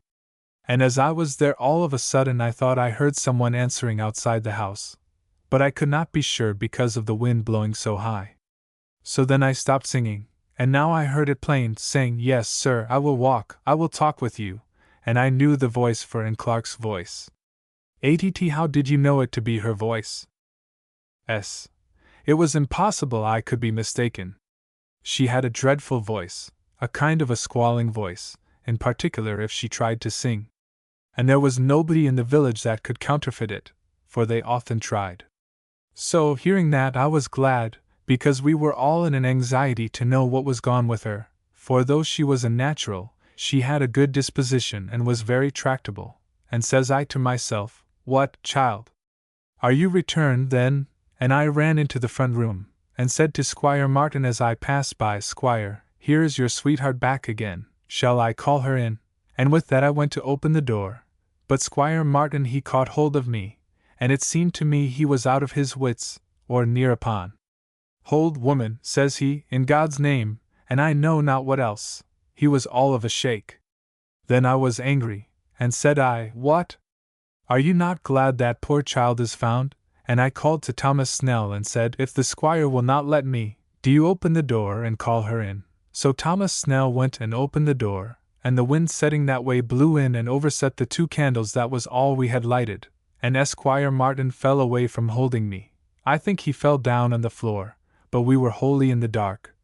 And it was a minute or 2 before I got a light again, and while I was feeling for the firebox, I am not certain, but I heard someone step cross the floor, and I am sure I heard the door of the great cupboard that stands in the room open and shut too.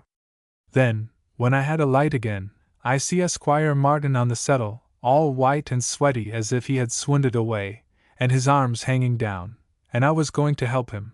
But just then it caught my eye that there was something like a bit of a dress shut into the cupboard door, and it came to my mind I had heard that door shut.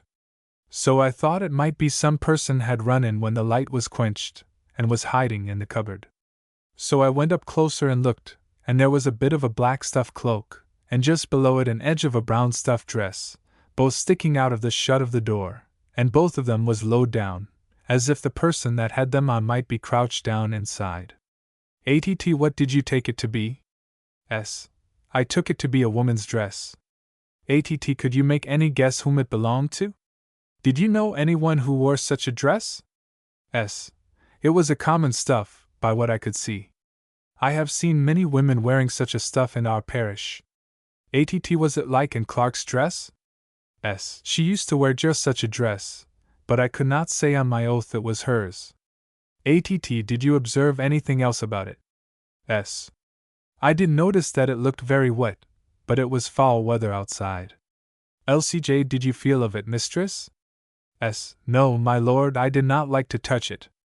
LCJ. Not like? Why that? Are you so nice that you scruple to feel of a wet dress?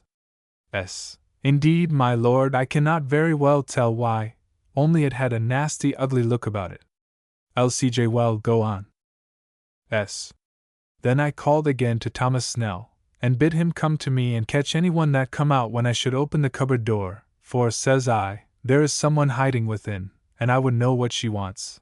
And with that Squire Martin gave a sort of a cry or a shout and ran out of the house into the dark, and I felt the cupboard door pushed out against me while I held it, and Thomas Snell helped me. But for all we pressed to keep it shut as hard as we could, it was forced out against us, and we had to fall back.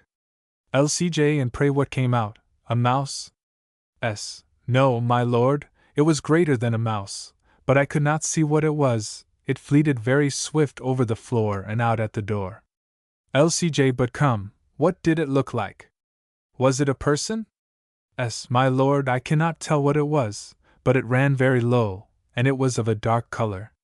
We were both daunted by it, Thomas Snell and I, but we made all the haste we could after it to the door that stood open. And we looked out, but it was dark and we could see nothing. LCJ. Was there no tracks of it on the floor? What floor have you there? S. It is a flagged floor and sanded, my lord, and there was an appearance of a wet track on the floor, but we could make nothing of it, either Thomas Snell nor me, and besides, as I said, it was a foul night. LCJ. Well, for my part, I see not, though to be sure it is an odd tale she tells, what you would do with this evidence. My lord, we bring it to show the suspicious carriage of the prisoner immediately after the disappearance of the murdered person, and we ask the jury's consideration of that, and also to the matter of the voice heard without the house. Then the prisoner asked some questions not very material, and Thomas Snell was next called, who gave evidence to the same effect as Mrs. Arscott, and added the following. Did anything pass between you and the prisoner during the time Mrs. Arscott was out of the room? I had a piece of twist in my pocket.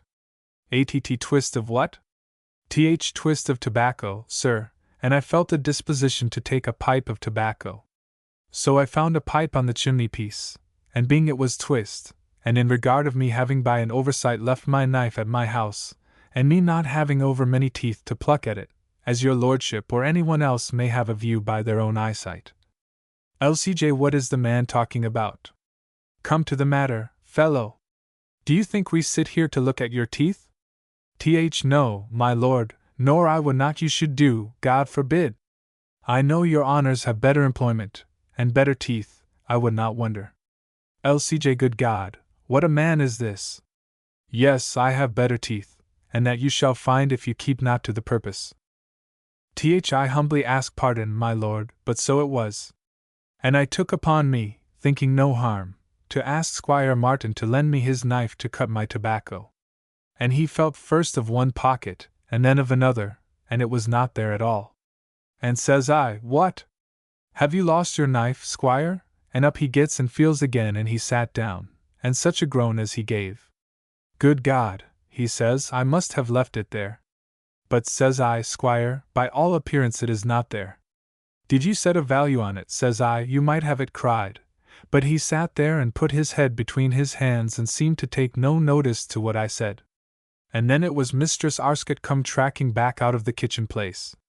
Asked if he heard the voice singing outside the house, he said no, but the door into the kitchen was shut, and there was a high wind, but says that no one could mistake and Clark's voice.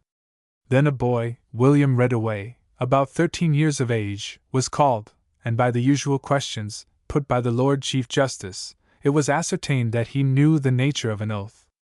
And so he was sworn. His evidence referred to a time about a week later. Now, child, don't be frightened, there is no one here will hurt you if you speak the truth. LCJ. If he speak the truth. But remember, child, thou art in the presence of the great God of heaven and earth, that hath the keys of hell, and of us that are the king's officers, and have the keys of Newgate, And remember, too, there is a man's life in question, and if thou tellest a lie, and by that means he comes to an ill end, thou art no better than his murderer, and so speak the truth.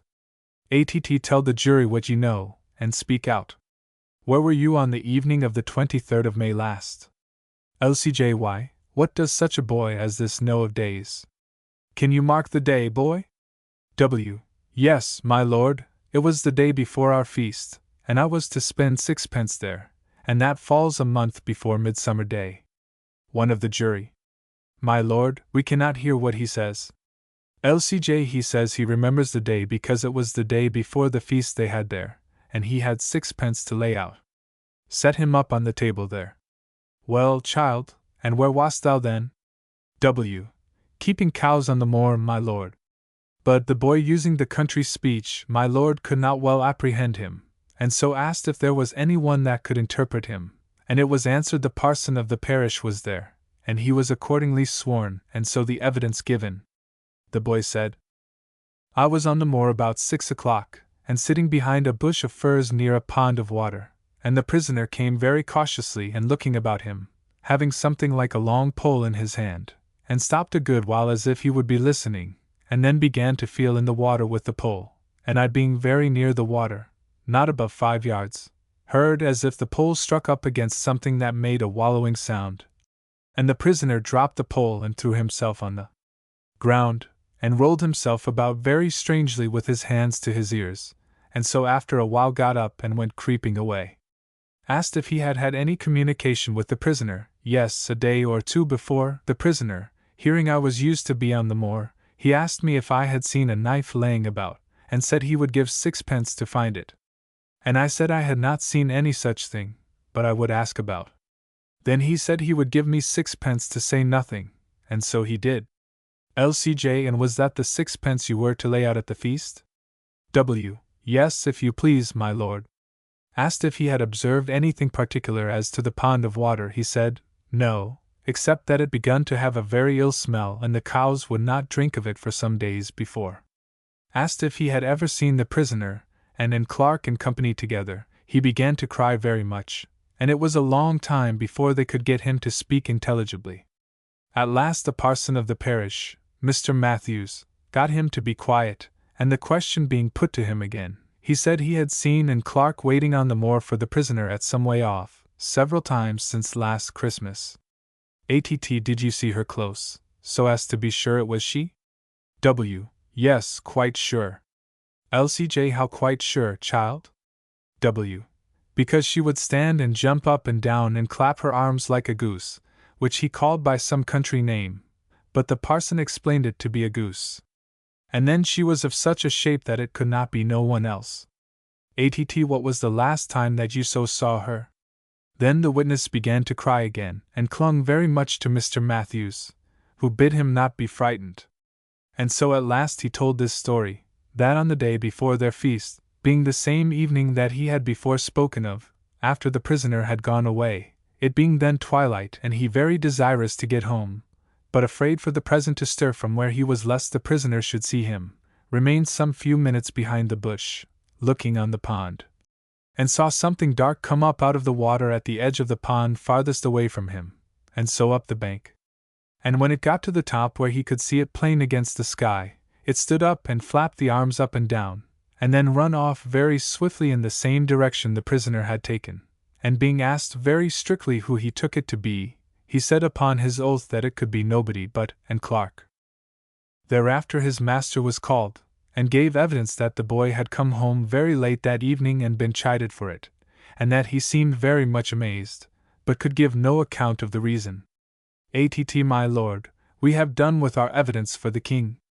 Then the Lord Chief Justice called upon the prisoner to make his defense, which he did, though at no great length, and in a very halting way, saying that he hoped the jury would not go about to take his life on the evidence of a parcel of country people and children that would believe any idle tale, and that he had been very much prejudiced in his trial, at which the LCJ interrupted him, saying that he had had singular favors shown to him in having his trial removed from Exeter, which the Prisoner acknowledging, said that he meant rather that since he was brought to London there had not been care taken to keep him secured from interruption and disturbance. Upon which the LCJ ordered the marshal to be called, and questioned him about the safe keeping of the prisoner, but could find nothing, except the marshal said that he had been informed by the underkeeper that they had seen a person outside his door or going up the stairs to it, but there was no possibility the person should have got in. And it being inquired further what sort of person this might be, the marshal could not speak to it save by hearsay, which was not allowed. And the prisoner, being asked if this was what he meant, said no, he knew nothing of that, but it was very hard that a man should not be suffered to be at quiet when his life stood on it. But it was observed he was very hasty in his denial. And so he said no more, and called no witnesses. Whereupon the Attorney General spoke to the jury. A full report of what he said is given, and if time allowed, I would extract that portion in which he dwells on the alleged appearance of the murdered person. He quotes some authorities of ancient date, as St. Augustine de Cura pro mortuis jurenda, a favorite book of reference with the old writers on the supernatural, and also cites some cases which may be seen in Glanvill's, but more conveniently in Mr. Lang's books. He does not, however, tell us more of those cases than is to be found in print. The Lord Chief Justice then summed up the evidence for the jury. His speech, again, contains nothing that I find worth copying out, but he was naturally impressed with the singular character of the evidence, saying that he had never heard such given in his experience, but that there was nothing in law to set it aside, and that the jury must consider whether they believed these witnesses or not. And the jury, after a very short consultation, brought the prisoner in guilty. So he was asked whether he had anything to say in arrest of judgment, and pleaded that his name was spelled wrong in the indictment, being Martin with an I, whereas it should be with a Y. But this was overruled as not material, Mr. Attorney saying, moreover, that he could bring evidence to show that the prisoner by times wrote it as it was laid in the indictment. And the prisoner having nothing further to offer, sentence of death was passed upon him, and that he should be hanged in chains upon a gibbet near the place where the fact was committed, and that execution should take place upon the December 28th next ensuing, being Innocents' Day. Thereafter the prisoner, being to all appearance in a state of desperation, made shift to ask the LCJ that his relations might be allowed to come to him during the short time he had to live. LCJ: with all my heart, so it be in the presence of the keeper, and Clark may come to you as well, for what I care. At which the prisoner broke out and cried to his lordship not to use such words to him, and his lordship very angrily told him he deserved no tenderness at any man's hands for a cowardly butcherly murderer that had not the stomach to take the reward of his deeds. And I hope to God, said he, that she will be with you by day and by night till an end is made of you. Then the prisoner was removed, and so far as I saw, he was in a swound, and the court broke up. I cannot refrain from observing that the prisoner during all the time of the trial seemed to be more uneasy than is commonly the case even in capital causes. That, for example, he was looking narrowly among the people and often turning round very sharply, as if some person might be at his ear. It was also very noticeable at this trial what a silence the people kept, and further, though this might not be otherwise than natural in that season of the year, what a darkness and obscurity there was in the court-room, lights being brought in not long after 2 o'clock in the day, and yet no fog in the town.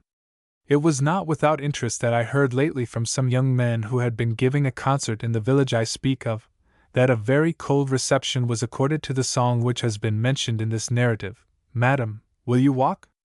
It came out in some talk they had next morning with some of the local people that song was regarded with an invincible repugnance. It was not so, they believed, at North Tawton, but here it was reckoned to be unlucky. However, why that view was taken no one had the shadow of an idea. Mr. Humphreys and his inheritance. About 15 years ago, on a date late in August or early in September, a train drew up at Wilsthorpe, a country station in eastern England. Out of it stepped, with other passengers, a rather tall and reasonably good-looking young man, carrying a handbag and some papers tied up in a packet. He was expecting to be met, one would say, from the way in which he looked about him, and he was, as obviously expected. The station master ran forward a step or two, and then, seeming to recollect himself, turned and beckoned to a stout and consequential person with a short round beard who was scanning the train with some appearance of bewilderment. "Mr. Cooper," he called out, "Mr. Cooper, I think this is your gentleman." And then to the passenger who had just alighted, "Mr. Humphreys, sir? Glad to bid you welcome to Wilsthorpe. There's a cart from the hall for your luggage, and here's Mr. Cooper, what I think you know." Mr. Cooper had hurried up, and now raised his hat and shook hands. "Very pleased, I'm sure," he said, "to give the echo to Mr. Palmer's kind words. I should have been the first to render expression to them but for the face not being familiar to me, Mr. Humphreys. May your residence among us be marked as a red-letter day, sir." "Thank you very much, Mr. Cooper," said Humphreys, "for your good wishes, and Mr. Palmer also. I do hope very much that this change of, tenancy, which you must all regret, I am sure, will not be to the detriment of those with whom I shall be brought in contact." He stopped, feeling that the words were not fitting themselves together in the happiest way, and Mr. Cooper cut in, "Oh, you may rest satisfied of that, Mr. Humphreys. I'll take it upon myself to assure you, sir, that a warm welcome awaits you on all sides. And as to any change of propriety turning out detrimental to the neighborhood, well, your late uncle," and here Mr. Cooper also stopped, possibly in obedience to an inner monitor, possibly because Mr. Palmer, clearing his throat loudly, asked Humphreys for his ticket.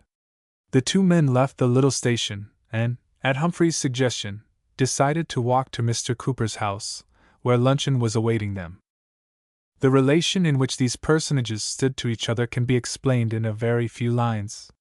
Humphreys had inherited, quite unexpectedly, a property from an uncle. Neither the property nor the uncle had he ever seen. He was alone in the world, a man of good ability and kindly nature, whose employment in a government office for the last 4 or 5 years had not gone far to fit him for the life of a country gentleman. He was studious and rather diffident, and had few out-of-door pursuits except golf and gardening. Today he had come down for the first time to visit Wilsthorpe and confer with Mr. Cooper, the bailiff, as to the matters which needed immediate attention. It may be asked how this came to be his first visit? Ought he not in decency to have attended his uncle's funeral? The answer is not far to seek.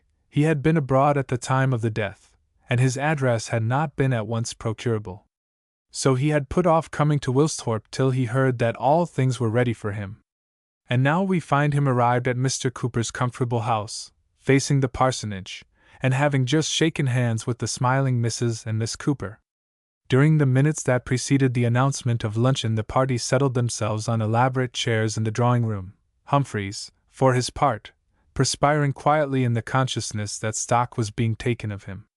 "I was just saying to Mr. Humphreys, my dear," said Mr. Cooper, "that I hope and trust that his residence among us here in Wilsthorpe will be marked as a red-letter day."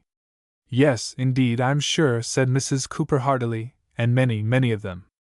Miss Cooper murmured words to the same effect, and Humphreys attempted a pleasantry about painting the whole calendar red, which, though greeted with shrill laughter, was evidently not fully understood.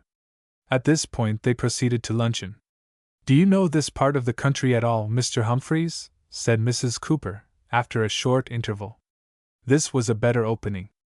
"No, I'm sorry to say I do not," said Humphreys.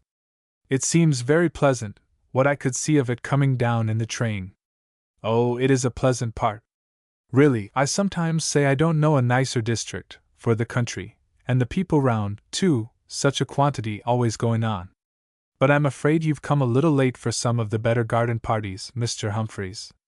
"I suppose I have. Dear me, what a pity," said Humphreys, with a gleam of relief, and then, feeling that something more could be got out of this topic, "but after all, you see, Mrs. Cooper, even if I could have been here earlier, I should have been cut off from them, should I not? My poor uncle's recent death, you know." "Oh dear, Mr. Humphreys, to be sure, what a dreadful thing of me to say!" And Mr. and Miss Cooper seconded the proposition inarticulately. "What must you have thought? I am sorry so. You must really forgive me." "Not at all, Mrs. Cooper, I assure you. I can honestly assert that my uncle's death was a great grief to me, for I had never seen him. All I meant was that I supposed I shouldn't be expected to take part for some little time in festivities of that kind." Now, really, it's very kind of you to take it in that way, Mr. Humphreys, isn't it, George? And you do forgive me? But only fancy. You never saw poor old Mr. Wilson. Never in my life, nor did I ever have a letter from him.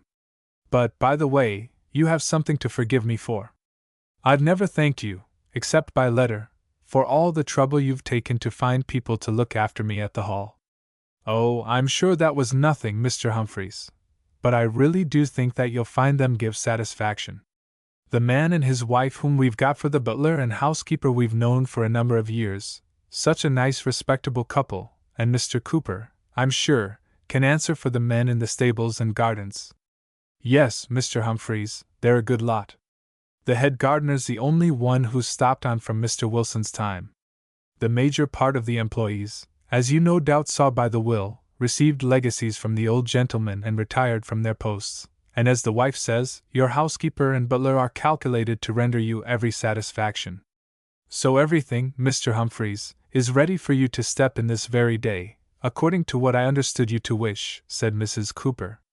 Everything, that is, except company, and there I'm afraid you'll find yourself quite at a standstill. Only we did understand it was your intention to move in at once. If not, I'm sure you know we should have been only too pleased for you to stay here. I'm quite sure you would, Mrs. Cooper, and I'm very grateful to you. But I thought I had really better make the plunge at once. I'm accustomed to living alone, and there will be quite enough to occupy my evenings, looking over papers and books and so on, for some time to come. I thought if Mr. Cooper could spare the time this afternoon to go over the house and grounds with me. Certainly, Mr. Humphreys. My time is your own, up to any hour you please. Till dinner time, father, you mean, said Miss Cooper. Don't forget we're going over to the Brassnets. And have you got all the garden keys? Are you a great gardener, Miss Cooper? Said Mr. Humphreys. I wish you would tell me what I'm to expect at the Hall. Oh, I don't know about a great gardener, Mr. Humphreys. I'm very fond of flowers, but the Hall garden might be made quite lovely, I often say. It's very old-fashioned as it is, and a great deal of shrubbery. There's an old temple, besides, and a maze. Really? Have you explored it ever? No, said Miss Cooper, drawing in her lips and shaking her head. I've often longed to try, but old Mr. Wilson always kept it locked. He wouldn't even let Lady Wardrop into it. She lives near here, at Bentley, you know, and she's a great gardener, if you like. That's why I asked father if he had all the keys. I see. Well, I must evidently look into that, and show you over it when I've learnt the way. Oh, thank you so much, Mr. Humphreys. Now I shall have the laugh of Miss Foster, that's our rector's daughter, you know. They're away on their holiday now, such nice people. We always had a joke between us which should be the first to get into the maze. I think the garden keys must be up at the house, said Mr. Cooper, who had been looking over a large bunch. There is a number there in the library. Now, Mr. Humphreys, if you're prepared, we might bid goodbye to these ladies and set forward on our little tour of exploration. As they came out of Mr. Cooper's front gate, Humphreys had to run the gauntlet, not of an organized demonstration, but of a good deal of touching of hats and careful contemplation from the men and women who had gathered in somewhat unusual numbers in the village street. He had, further, to exchange some remarks with the wife of the lodge-keeper as they passed the park gates, and with the lodge-keeper himself, who was attending to the park road. I cannot, however, spare the time to report the progress fully. As they traversed the half-mile or so between the lodge and the house, Humphreys took occasion to ask his companion some question which brought up the topic of his late uncle, and it did not take long before Mr. Cooper was embarked upon a disquisition. It is singular to think, as the wife was saying just now, that you should never have seen the old gentleman. And yet, you won't misunderstand me, Mr. Humphreys, I feel confident, when I say that in my opinion there would have been but little congeniality betwixt yourself and him. Not that I have a word to say in deprecation, not a single word.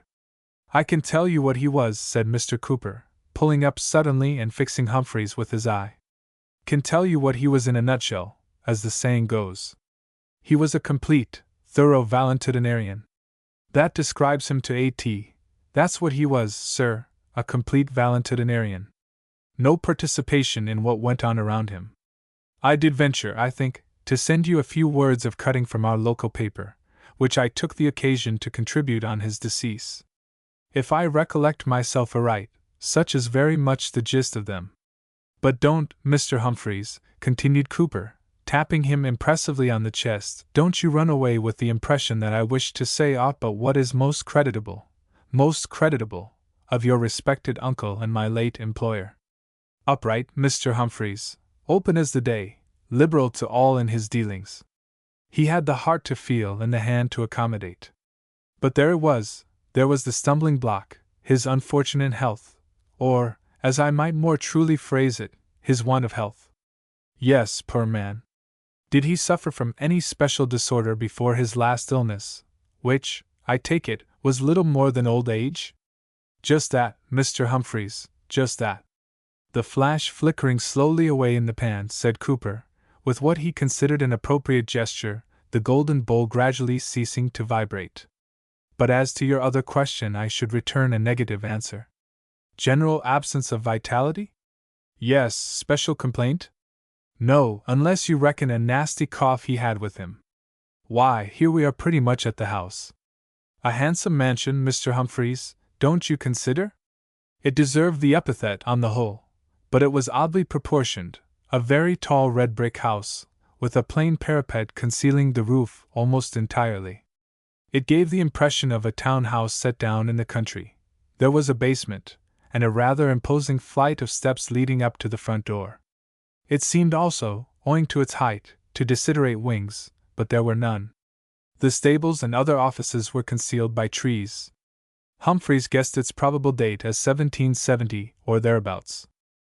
The mature couple who had been engaged to act as butler and cook housekeeper were waiting inside the front door, and opened it as their new master approached.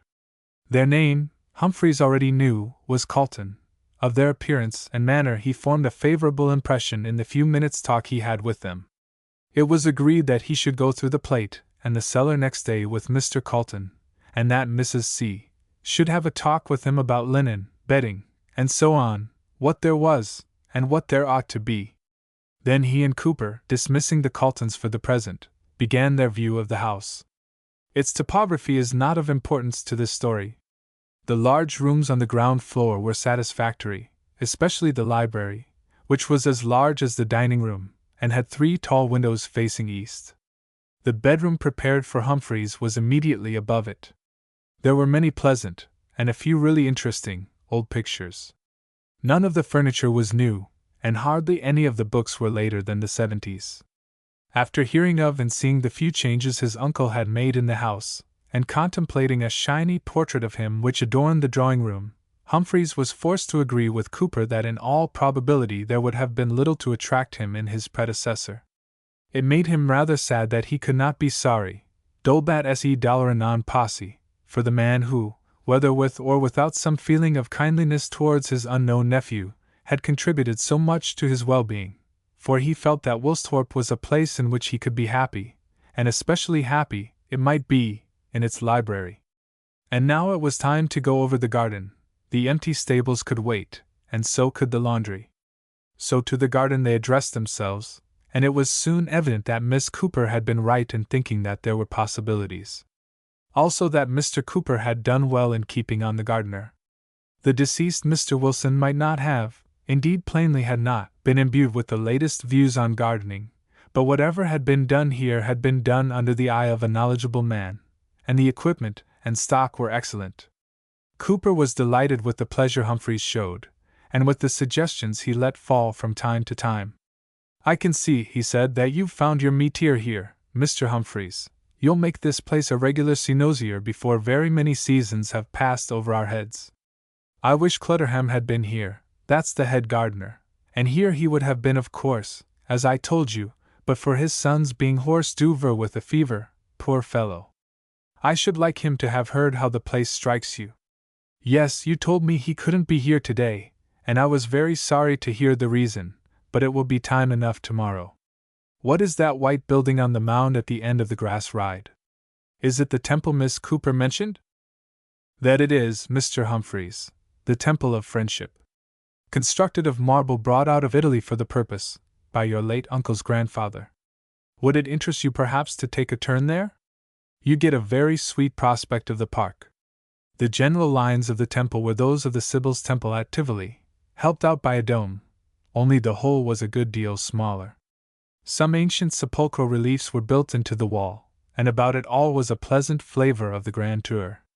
Cooper produced the key, and with some difficulty opened the heavy door. Inside there was a handsome ceiling, but little furniture. Most of the floor was occupied by a pile of thick circular blocks of stone, each of which had a single letter deeply cut on its slightly convex upper surface. "What is the meaning of these?" Humphreys inquired. "Meaning? Well, all things, we're told, have their purpose, Mr. Humphreys, and I suppose these blocks have had theirs as well as another. But what that purpose is or was," Mr. Cooper assumed a didactic attitude here, "I, for one, should be at a loss to point out to you, sir. All I know of them, and it's summed up in a very few words, is just this, that they're stated to have been removed by your late uncle, at a period before I entered on the scene, from the maze. That, Mr. Humphreys, is—" "Oh, the maze!" exclaimed Humphreys. "I'd forgotten that. We must have a look at it. Where is it?" Cooper drew him to the door of the temple, and pointed with his stick. "Guide your eye," he said, somewhat in the manner of the second elder in Handel's Susanna. "Far to the west direct your straining eyes where yon tall home tree rises to the skies. Guide your eye by my stick here, and follow out the line directly opposite to the spot where we're standing now, and I'll engage, Mr. Humphreys, that you'll catch the archway over the entrance. You'll see it just at the end of the walk answering to the one that leads up to this very building. Did you think of going there at once? Because if that be the case, I must go to the house and procure the key. If you would walk on there, I'll rejoin you in a few moments' time." Accordingly, Humphrey strolled down the ride leading to the temple, past the garden front of the house, and up the turfy approach to the archway which Cooper had pointed out to him. He was surprised to find that the whole maze was surrounded by a high wall, and that the archway was provided with a padlocked iron gate. But then he remembered that Miss Cooper had spoken of his uncle's objection to letting anyone enter this part of the garden. He was now at the gate, and still Cooper came not. For a few minutes he occupied himself in reading the motto cut over the entrance, Secretum meum mihi et filius domus me, and in trying to recollect the source of it. Then he became impatient, and considered the possibility of scaling the wall. This was clearly not worthwhile. It might have been done if he had been wearing an older suit. Or could the padlock, a very old one, be forced? No, apparently not, and yet, as he gave a final irritated kick at the gate, something gave way, and the lock fell at his feet. He pushed the gate open, inconveniencing a number of nettles as he did so, and stepped into the enclosure. It was a yew maze of circular form, and the hedges, long untrimmed, had grown out and upwards to a most unorthodox breadth and height. The walks, too, were next door to impassable. Only by entirely disregarding scratches, nettle stings, and wet, could Humphreys force his way along them. But at any rate this condition of things, he reflected, would make it easier for him to find his way out again, for he left a very visible track. So far as he could remember, he had never been in a maze before, nor did it seem to him now that he had missed much. The dankness and darkness, and smell of crushed goose grass and nettles were anything but cheerful. Still, it did not seem to be a very intricate specimen of its kind. Here he was, by the way. Was that Cooper arrived at last? No, very nearly at the heart of it, without having taken much thought as to what path he was following. Ah! There at last was the center, easily gained. And there was something to reward him. His first impression was that the central ornament was a sundial, but when he had switched away some portion of the thick growth of brambles and bindweed that had formed over it, he saw that it was a less ordinary decoration. A stone column about 4 feet high, and on the top of it a metal globe, copper, to judge by the green patina, engraved, and finely engraved too, with figures in outline, and letters. That was what Humphreys saw, and a brief glance at the figures convinced him that it was one of those mysterious things called celestial globes, from which, one would suppose, no one ever yet derived any information about the heavens. However, it was too dark, at least in the maze, for him to examine this curiosity at all closely, And besides, he now heard Cooper's voice, and sounds as of an elephant in the jungle. Humphreys called to him to follow the track he had beaten out, and soon Cooper emerged panting into the central circle. He was full of apologies for his delay. He had not been able, after all, to find the key. But there, he said, you've penetrated into the heart of the mystery unaided and unannealed, as the saying goes. Well, I suppose it's a matter of 30 to 40 years since any human foot has trod these precincts. Certain it is that I've never set foot in them before. Well, well. What's the old proverb about angels fearing to tread? It's proved true once again in this case. Humphrey's acquaintance with Cooper, though it had been short, was sufficient to assure him that there was no guile in this illusion, and he forbore the obvious remark, merely suggesting that it was fully time to get back to the house for a late cup of tea, and to release Cooper for his evening engagement. They left the maze accordingly, experiencing well nigh the same ease in retracing their path as they had in coming in. Have you any idea, Humphreys asked, as they went towards the house, why my uncle kept that place so carefully locked? Cooper pulled up, and Humphreys felt that he must be on the brink of a revelation. I should merely be deceiving you, Mr. Humphreys, and that to no good purpose, if I laid claim to possess any information whatsoever on that topic. When I first entered upon my duties here, some 18 years back, that maze was word for word in the condition you see it now, and the one and only occasion on which the question ever arose within my knowledge was that of which my girl made mention in your hearing. Lady Wardrop, I've not a word to say against her, wrote applying for admission to the maze. Your uncle showed me the note, a most civil note, everything that could be expected from such a quarter. Cooper, he said, I wish you'd reply to that note on my behalf. Certainly, Mr. Wilson, I said, for I was quite inured to acting as his secretary. What answer shall I return to it? Well, he said, give Lady Wardrop my compliments, and tell her that if ever that portion of the grounds is taken in hand I shall be happy to give her the first opportunity of viewing it, but that it has been shut up now for a number of years, and I shall be grateful to her if she kindly won't press the matter. That, Mr. Humphreys, was your good uncle's last word on the subject, and I don't think I can add anything to it. Unless, added Cooper, after a pause, it might be just this, that, so far as I could form a judgment, he had a dislike, as people often will for one reason or another, to the memory of his grandfather, who, as I mentioned to you, had that maze laid out. A man of peculiar tenets, Mr. Humphreys, and a great traveler. You'll have the opportunity, on the coming Sabbath, of seeing the tablet to him in our little parish church. Put up it was some long time after his death. Oh! I should have expected a man who had such a taste for building to have designed a mausoleum for himself. Well, I've never noticed anything of the kind you mention, and in fact, come to think of it, I'm not at all sure that his resting place is within our boundaries at all. That he lays in the vault I'm pretty confident is not the case. Curious now that I shouldn't be in a position to inform you on that heading. Still, after all, we can't say, can we, Mr. Humphreys, that it's a point of crucial importance where the poor mortal coils are bestowed? At this point they entered the house, and Cooper's speculations were interrupted. Tea was laid in the library, where Mr. Cooper fell upon subjects appropriate to the scene. A fine collection of books, one of the finest I've understood from connoisseurs in this part of the country. Splendid plates, too, in some of these works. I recollect your uncle showing me one with views of foreign towns. Most absorbing it was, got up in first-rate style. And another all done by hand, with the ink as fresh as if it had been laid on yesterday, and yet, he told me, it was the work of some old monk hundreds of years back. I've always taken a keen interest in literature myself. Hardly anything to my mind can compare with a good hour's reading after a hard day's work. Far better than wasting the whole evening at a friend's house. And that reminds me, to be sure, I shall be getting into trouble with the wife if I don't make the best of my way home and get ready to squander away one of these same evenings. I must be off, Mr. Humphreys. And that reminds me, said Humphreys, if I'm to show Miss Cooper the maze tomorrow we must have it cleared out a bit. Could you say a word about that to the proper person? Why, to be sure. A couple of men with scythes could cut out a track tomorrow morning.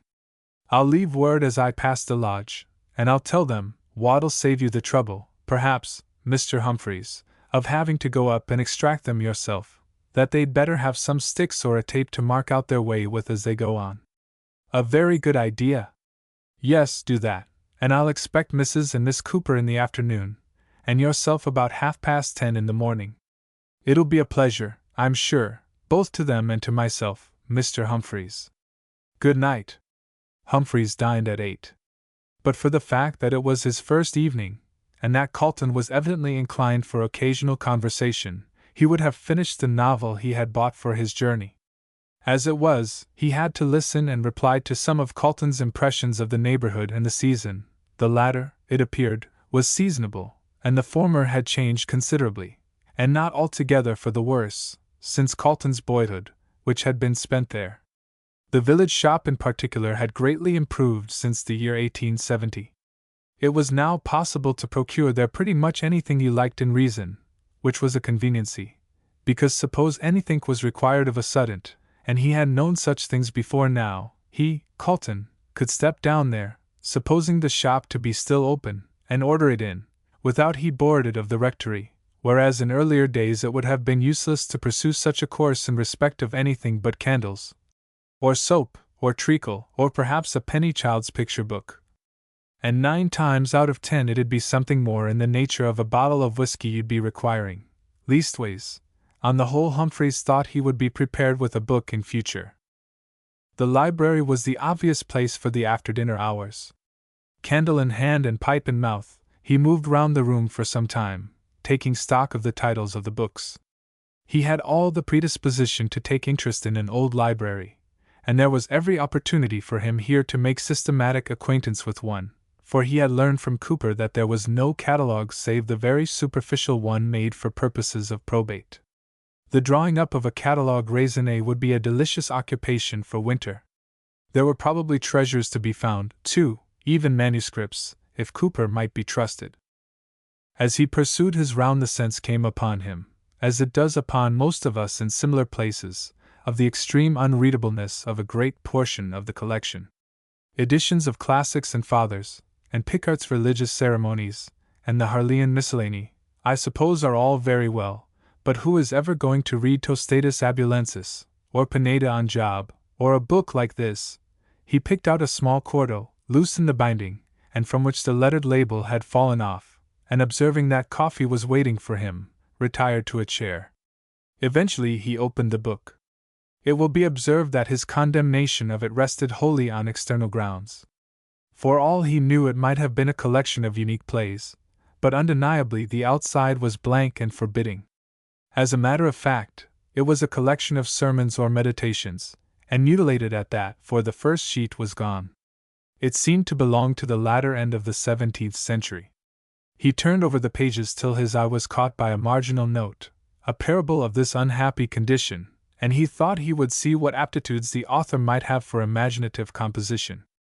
I have heard or read, so ran the passage, whether in the way of parable or true relation I leave my reader to judge, of a man who, like Theseus, in the Attic tale, should adventure himself into a labyrinth or maze, and such an one indeed as was not laid out in the fashion of our topiary artists of this age, but of a wide compass, in which, moreover, such unknown pitfalls and snares, nay, such ill-omened inhabitants were commonly thought to lurk as could only be encountered at the hazard of one's very life. Now you may be sure that in such a case the dissuasions of friends were not wanting. Consider of such an one, says a brother, how he went the way you would have, and was never seen more. Or of such another, says the mother, that adventured himself but a little way in, and from that day forth is so troubled in his wits that he cannot tell what he saw, nor hath passed one good night. And have you never heard, cries a neighbor, of what faces have been seen to look out over the palisadoes and betwixt the bars of the gate? But all would not do. The man was set upon his purpose, for it seems it was the common fireside talk of that country that at the heart and center of this labyrinth there was a jewel of such price and rarity that would enrich the finder thereof for his life, and this should be his by right that could persever to come at it. What then? Quid multa?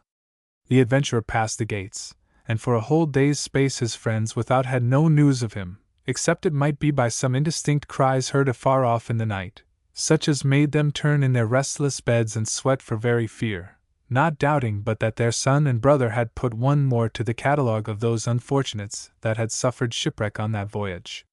So the next day they went with weeping tears to the clerk of the parish to order the bell to be tolled. And their way took them hard by the gate of the labyrinth, which they would have hastened by, from the horror they had of it, but that they caught sight of a sudden of a man's body lying in the roadway, and going up to it, with what anticipations may be easily figured, found it to be him whom they reckon as lost, and not dead, though he were in a swoon most like death.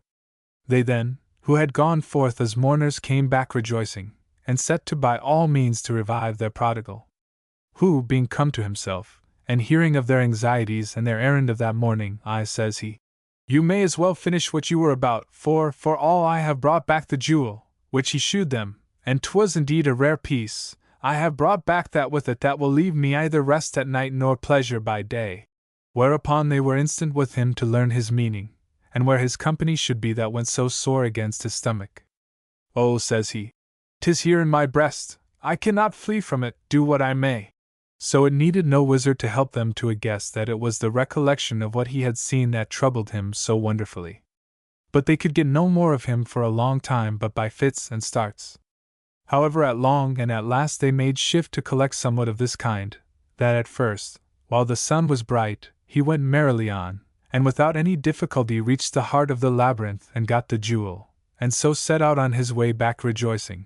But as the night fell, wherein all the beasts of the forest do move, he begun to be sensible of some creature keeping pace with him, and, as he thought, peering and looking upon him from the next alley to that he was in, and that when he should stop, this companion should stop also, which put him in some disorder of his spirits.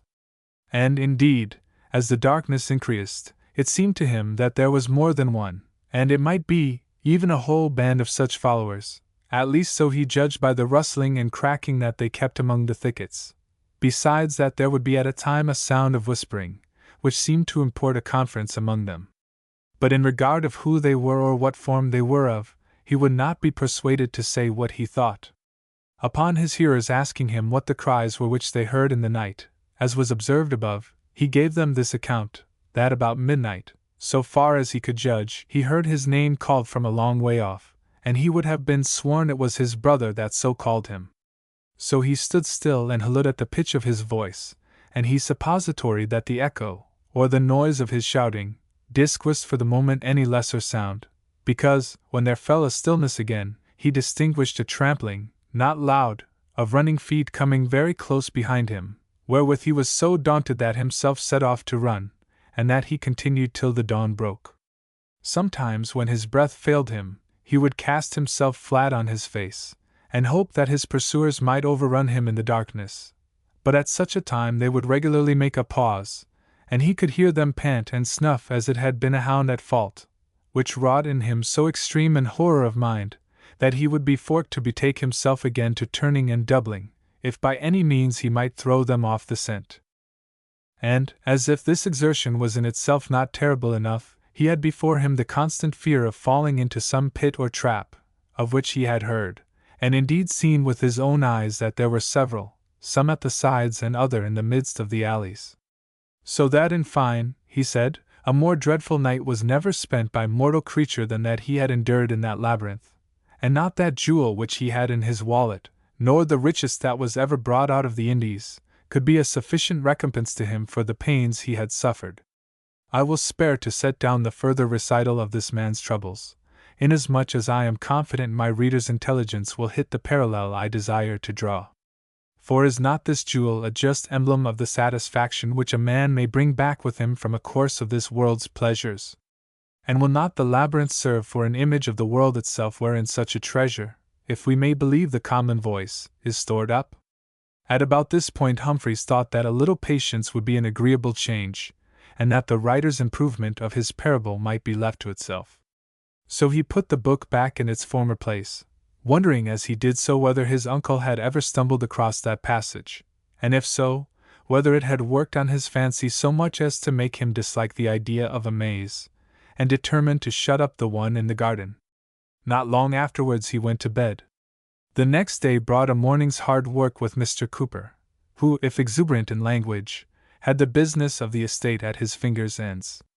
He was very breezy this morning. Mr. Cooper had not forgotten the order to clear out the maze. The work was going on at that moment. His girl was on the tentacles of expectation about it.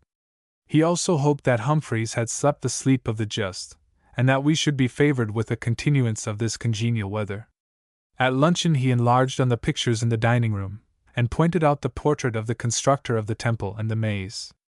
Humphreys examined this with considerable interest. It was the work of an Italian, and had been painted when old Mr. Wilson was visiting Rome as a young man. There was, indeed, a view of the Colosseum in the background.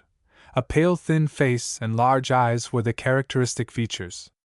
In the hand was a partially unfolded roll of paper, on which could be distinguished the plan of a circular building, very probably the temple, and also part of that of a labyrinth. Humphreys got up on a chair to examine it, but it was not painted with sufficient clearness to be worth copying. It suggested to him, however, that he might as well make a plan of his own maze and hang it in the hall for the use of visitors.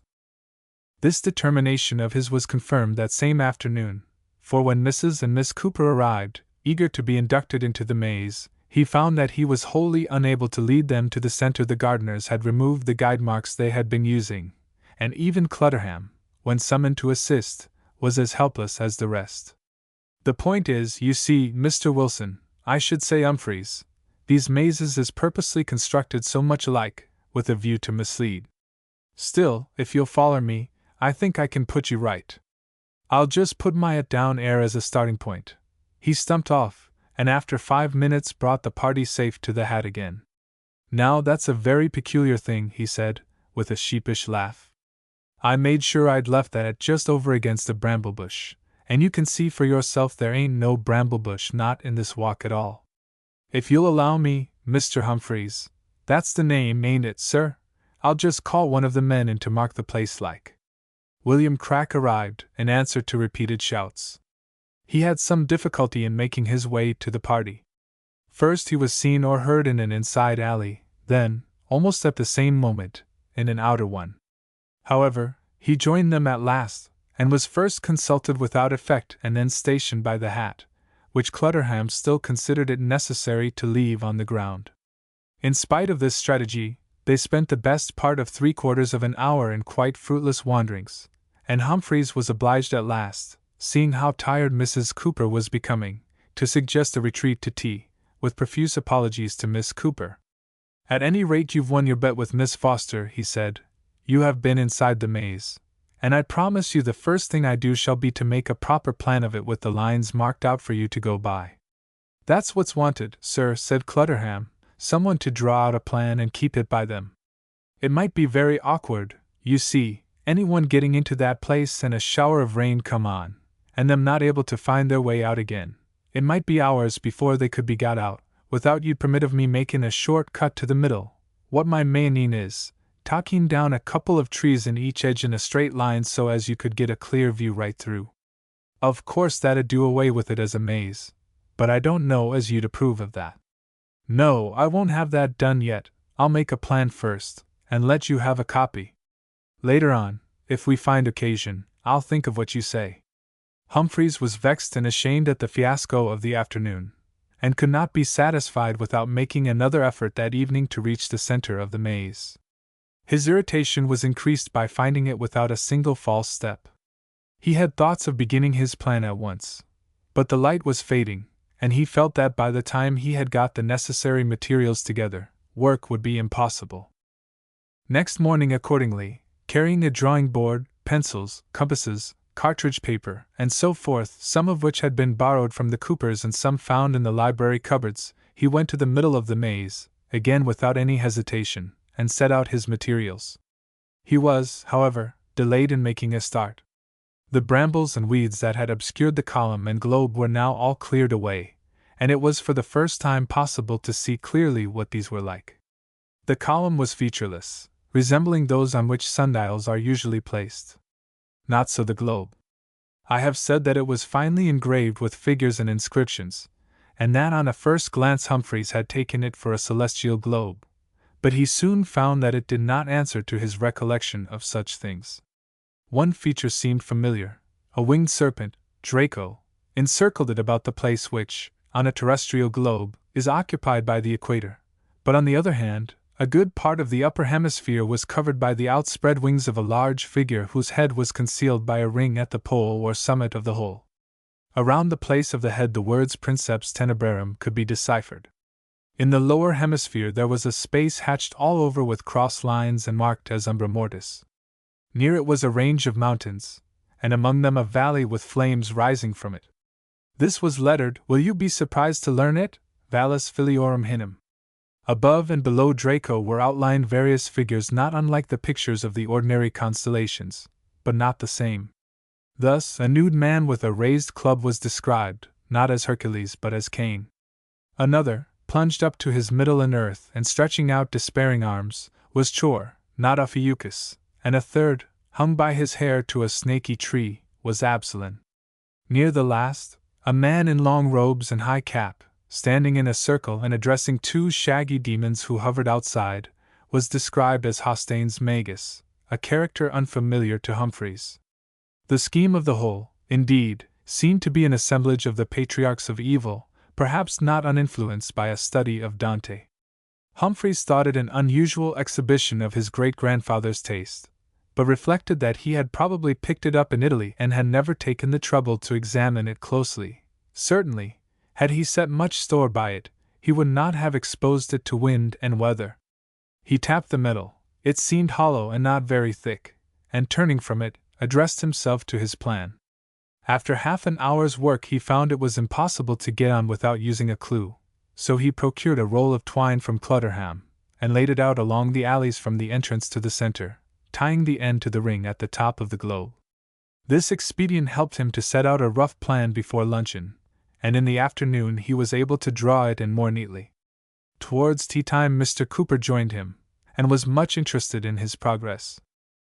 "Now this," said Mr. Cooper, laying his hand on the globe, and then drawing it away hastily. "Phew! Holds the heat, doesn't it, to a surprising degree, Mr. Humphreys? I suppose this metal, copper isn't it, would be an insulator or conductor, or whatever they call it." "The sun has been pretty strong this afternoon," said Humphreys, evading the scientific point, "but I didn't notice the globe had got hot." "No, it doesn't seem very hot to me," he added.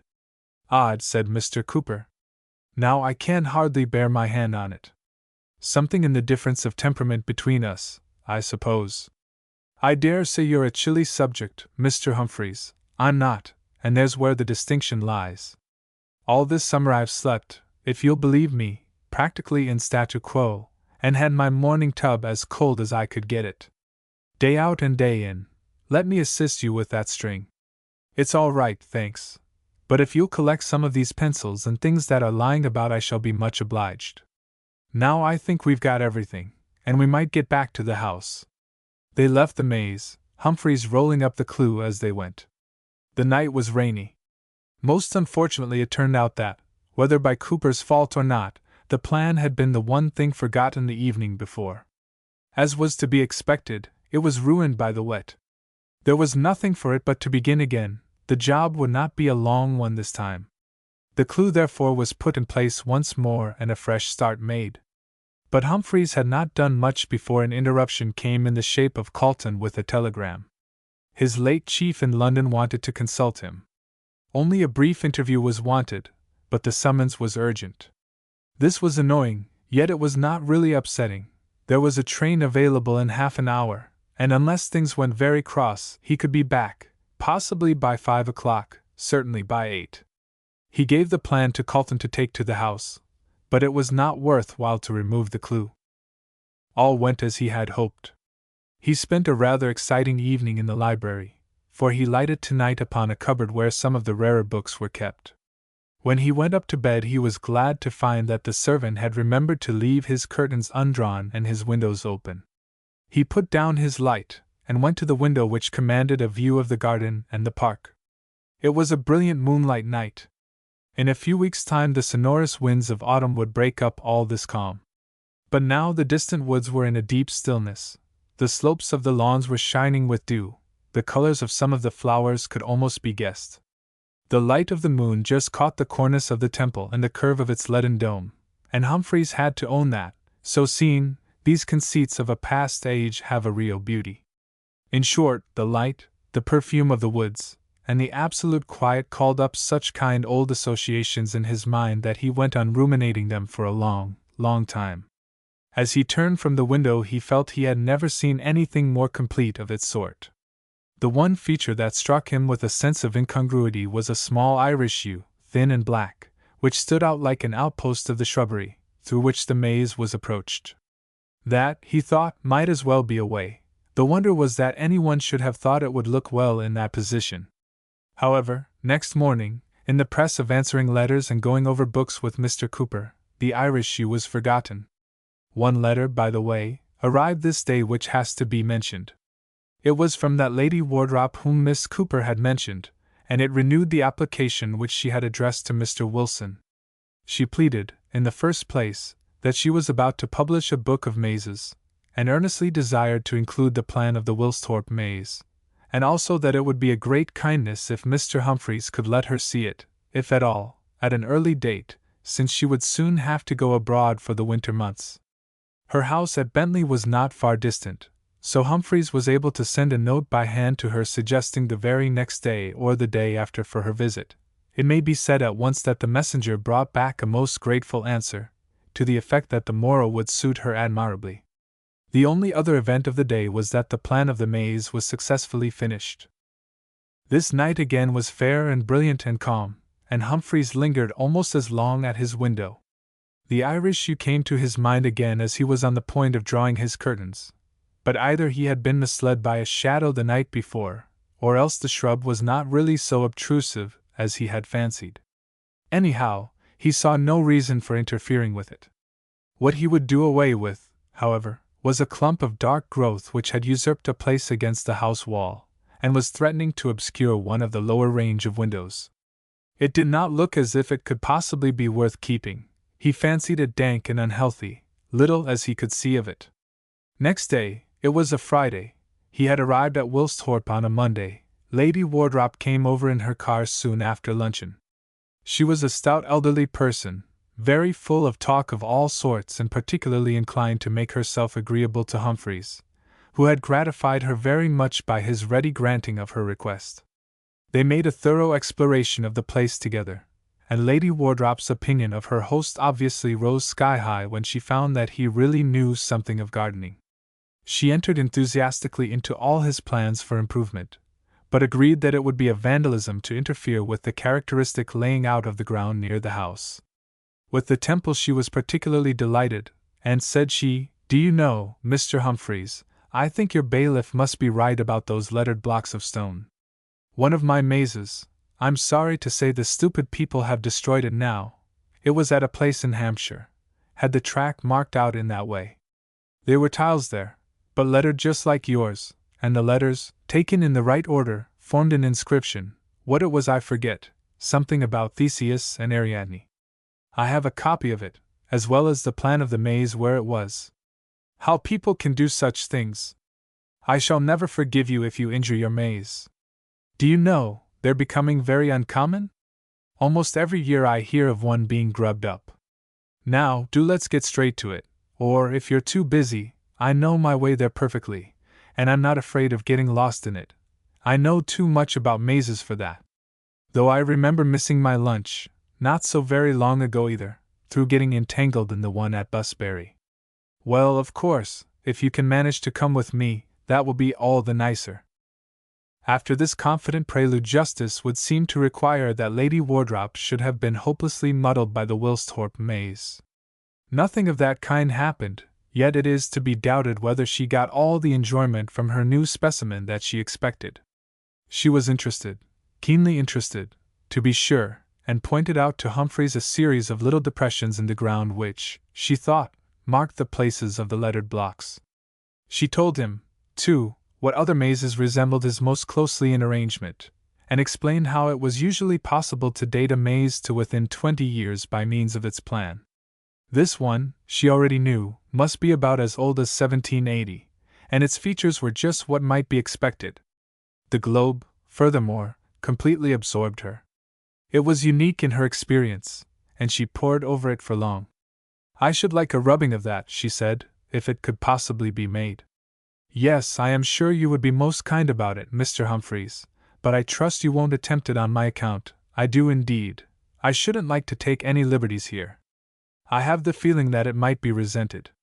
Now, confess," she went on, turning and facing Humphreys, "don't you feel, haven't you felt ever since you came in here, that a watch is being kept on us, and that if we overstepped the mark in any way there would be a pounce?" "No? I do, and I don't care how soon we are outside the gate." "After all," she said, when they were once more on their way to the house, "it may have been only the airlessness and the dull heat of that place that pressed on my brain. Still, I'll take back one thing I said. I'm not sure that I shan't forgive you after all, if I find next spring that maze has been grubbed up. Whether or no that's done, you shall have the plan, Lady Wardrop. I have made one, and no later than tonight I can trace you a copy. Admirable. A pencil tracing will be all I want, with an indication of the scale. I can easily have it brought into line with the rest of my plates. Many, many thanks. Very well, you shall have that tomorrow. I wish you could help me to a solution of my block puzzle." "What, those stones in the summer house? That is a puzzle. They are in no sort of order?" "Of course not. But the men who put them down must have had some directions. Perhaps you'll find a paper about it among your uncle's things. If not, you'll have to call in somebody who's an expert in ciphers." "Advise me about something else, please," said Humphreys. "That bush thing under the library window, you would have that away, wouldn't you?" "Which? That? Oh, I think not," said Lady Wardrop. "I can't see it very well from this distance, but it's not unsightly. Perhaps you're right. Only, looking out of my window, just above it, last night I thought it took up too much room. It doesn't seem to, as one sees it from here, certainly. Very well, I'll leave it alone for a bit." Tea was the next business, soon after which Lady Wardrop drove off. But halfway down the drive, she stopped the car and beckoned to Humphreys, who was still on the front door steps. He ran to glean her parting words, which were, "It just occurs to me, it might be worth your while to look at the underside of those stones. They must have been numbered, mustn't they? Goodbye again. Home, please." The main occupation of this evening at any rate was settled. The tracing of the plan for Lady Wardrop and the careful collation of it with the original meant a couple of hours' work at least. Accordingly, soon after 9 Humphreys had his materials put out in the library and began. It was a still, stuffy evening. Windows had to stand open, and he had more than one grisly encounter with a bat. These unnerving episodes made him keep the tail of his eye on the window. Once or twice it was a question whether there was, not a bat, but something more considerable, that had a mind to join him. How unpleasant it would be if someone had slipped noiselessly over the sill and was crouching on the floor. The tracing of the plan was done. It remained to compare it with the original, and to see whether any paths had been wrongly closed or left open. With one finger on each paper, he traced out the course that must be followed from the entrance. There were 1 or 2 slight mistakes, but here, near the center, was a bad confusion, probably due to the entry of the 2nd or 3rd bat.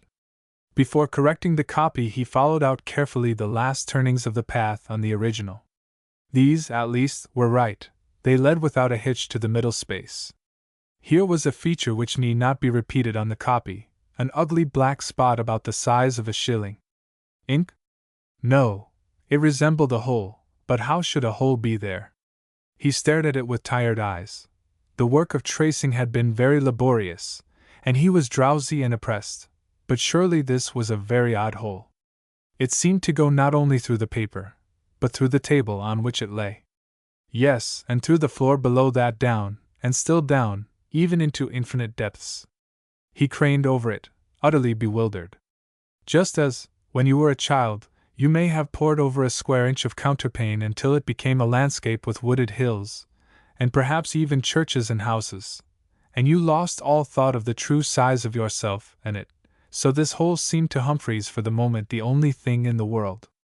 For some reason it was hateful to him from the first, but he had gazed at it for some moments before any feeling of anxiety came upon him, and then it did come, stronger and stronger, a horror lest something might emerge from it, and a really agonizing conviction that a terror was on its way, from the sight of which he would not be able to escape.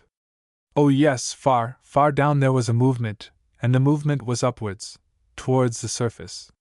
Nearer and nearer it came, and it was of a blackish-gray color with more than one dark hole. It took shape as a face, a human face, a burned human face, and with the odious writhings of a wasp creeping out of a rotten apple there clambered forth an appearance of a form, waving black arms prepared to clasp the head that was bending over them.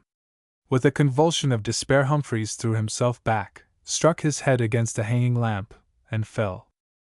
There was concussion of the brain, shock to the system, and a long confinement to bed. The doctor was badly puzzled, not by the symptoms, but by a request which Humphreys made to him as soon as he was able to say anything. "I wish you would open the ball in the maze. Hardly room enough there, I should have thought," was the best answer he could summon up. "But it's more in your way than mine. My dancing days are over." At which Humphreys muttered and turned over to sleep, and the doctor intimated to the nurses that the patient was not out of the wood yet. When he was better able to express his views, Humphreys made his meaning clear, and received a promise that the thing should be done at once. He was so anxious to learn the result that the doctor, who seemed a little pensive next morning, saw that more harm than good would be done by saving up his report. "Well," he said, "I am afraid the ball is done for. The metal must have worn thin, I suppose? Anyhow, it went all to bits with the first blow of the chisel." "Well?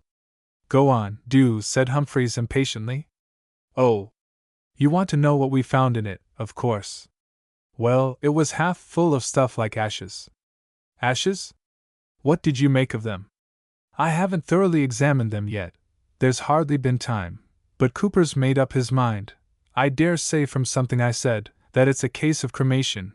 Now don't excite yourself, my good sir. Yes, I must allow I think he's probably right. The maze is gone, and Lady Wardrop has forgiven Humphreys. In fact, I believe he married her niece.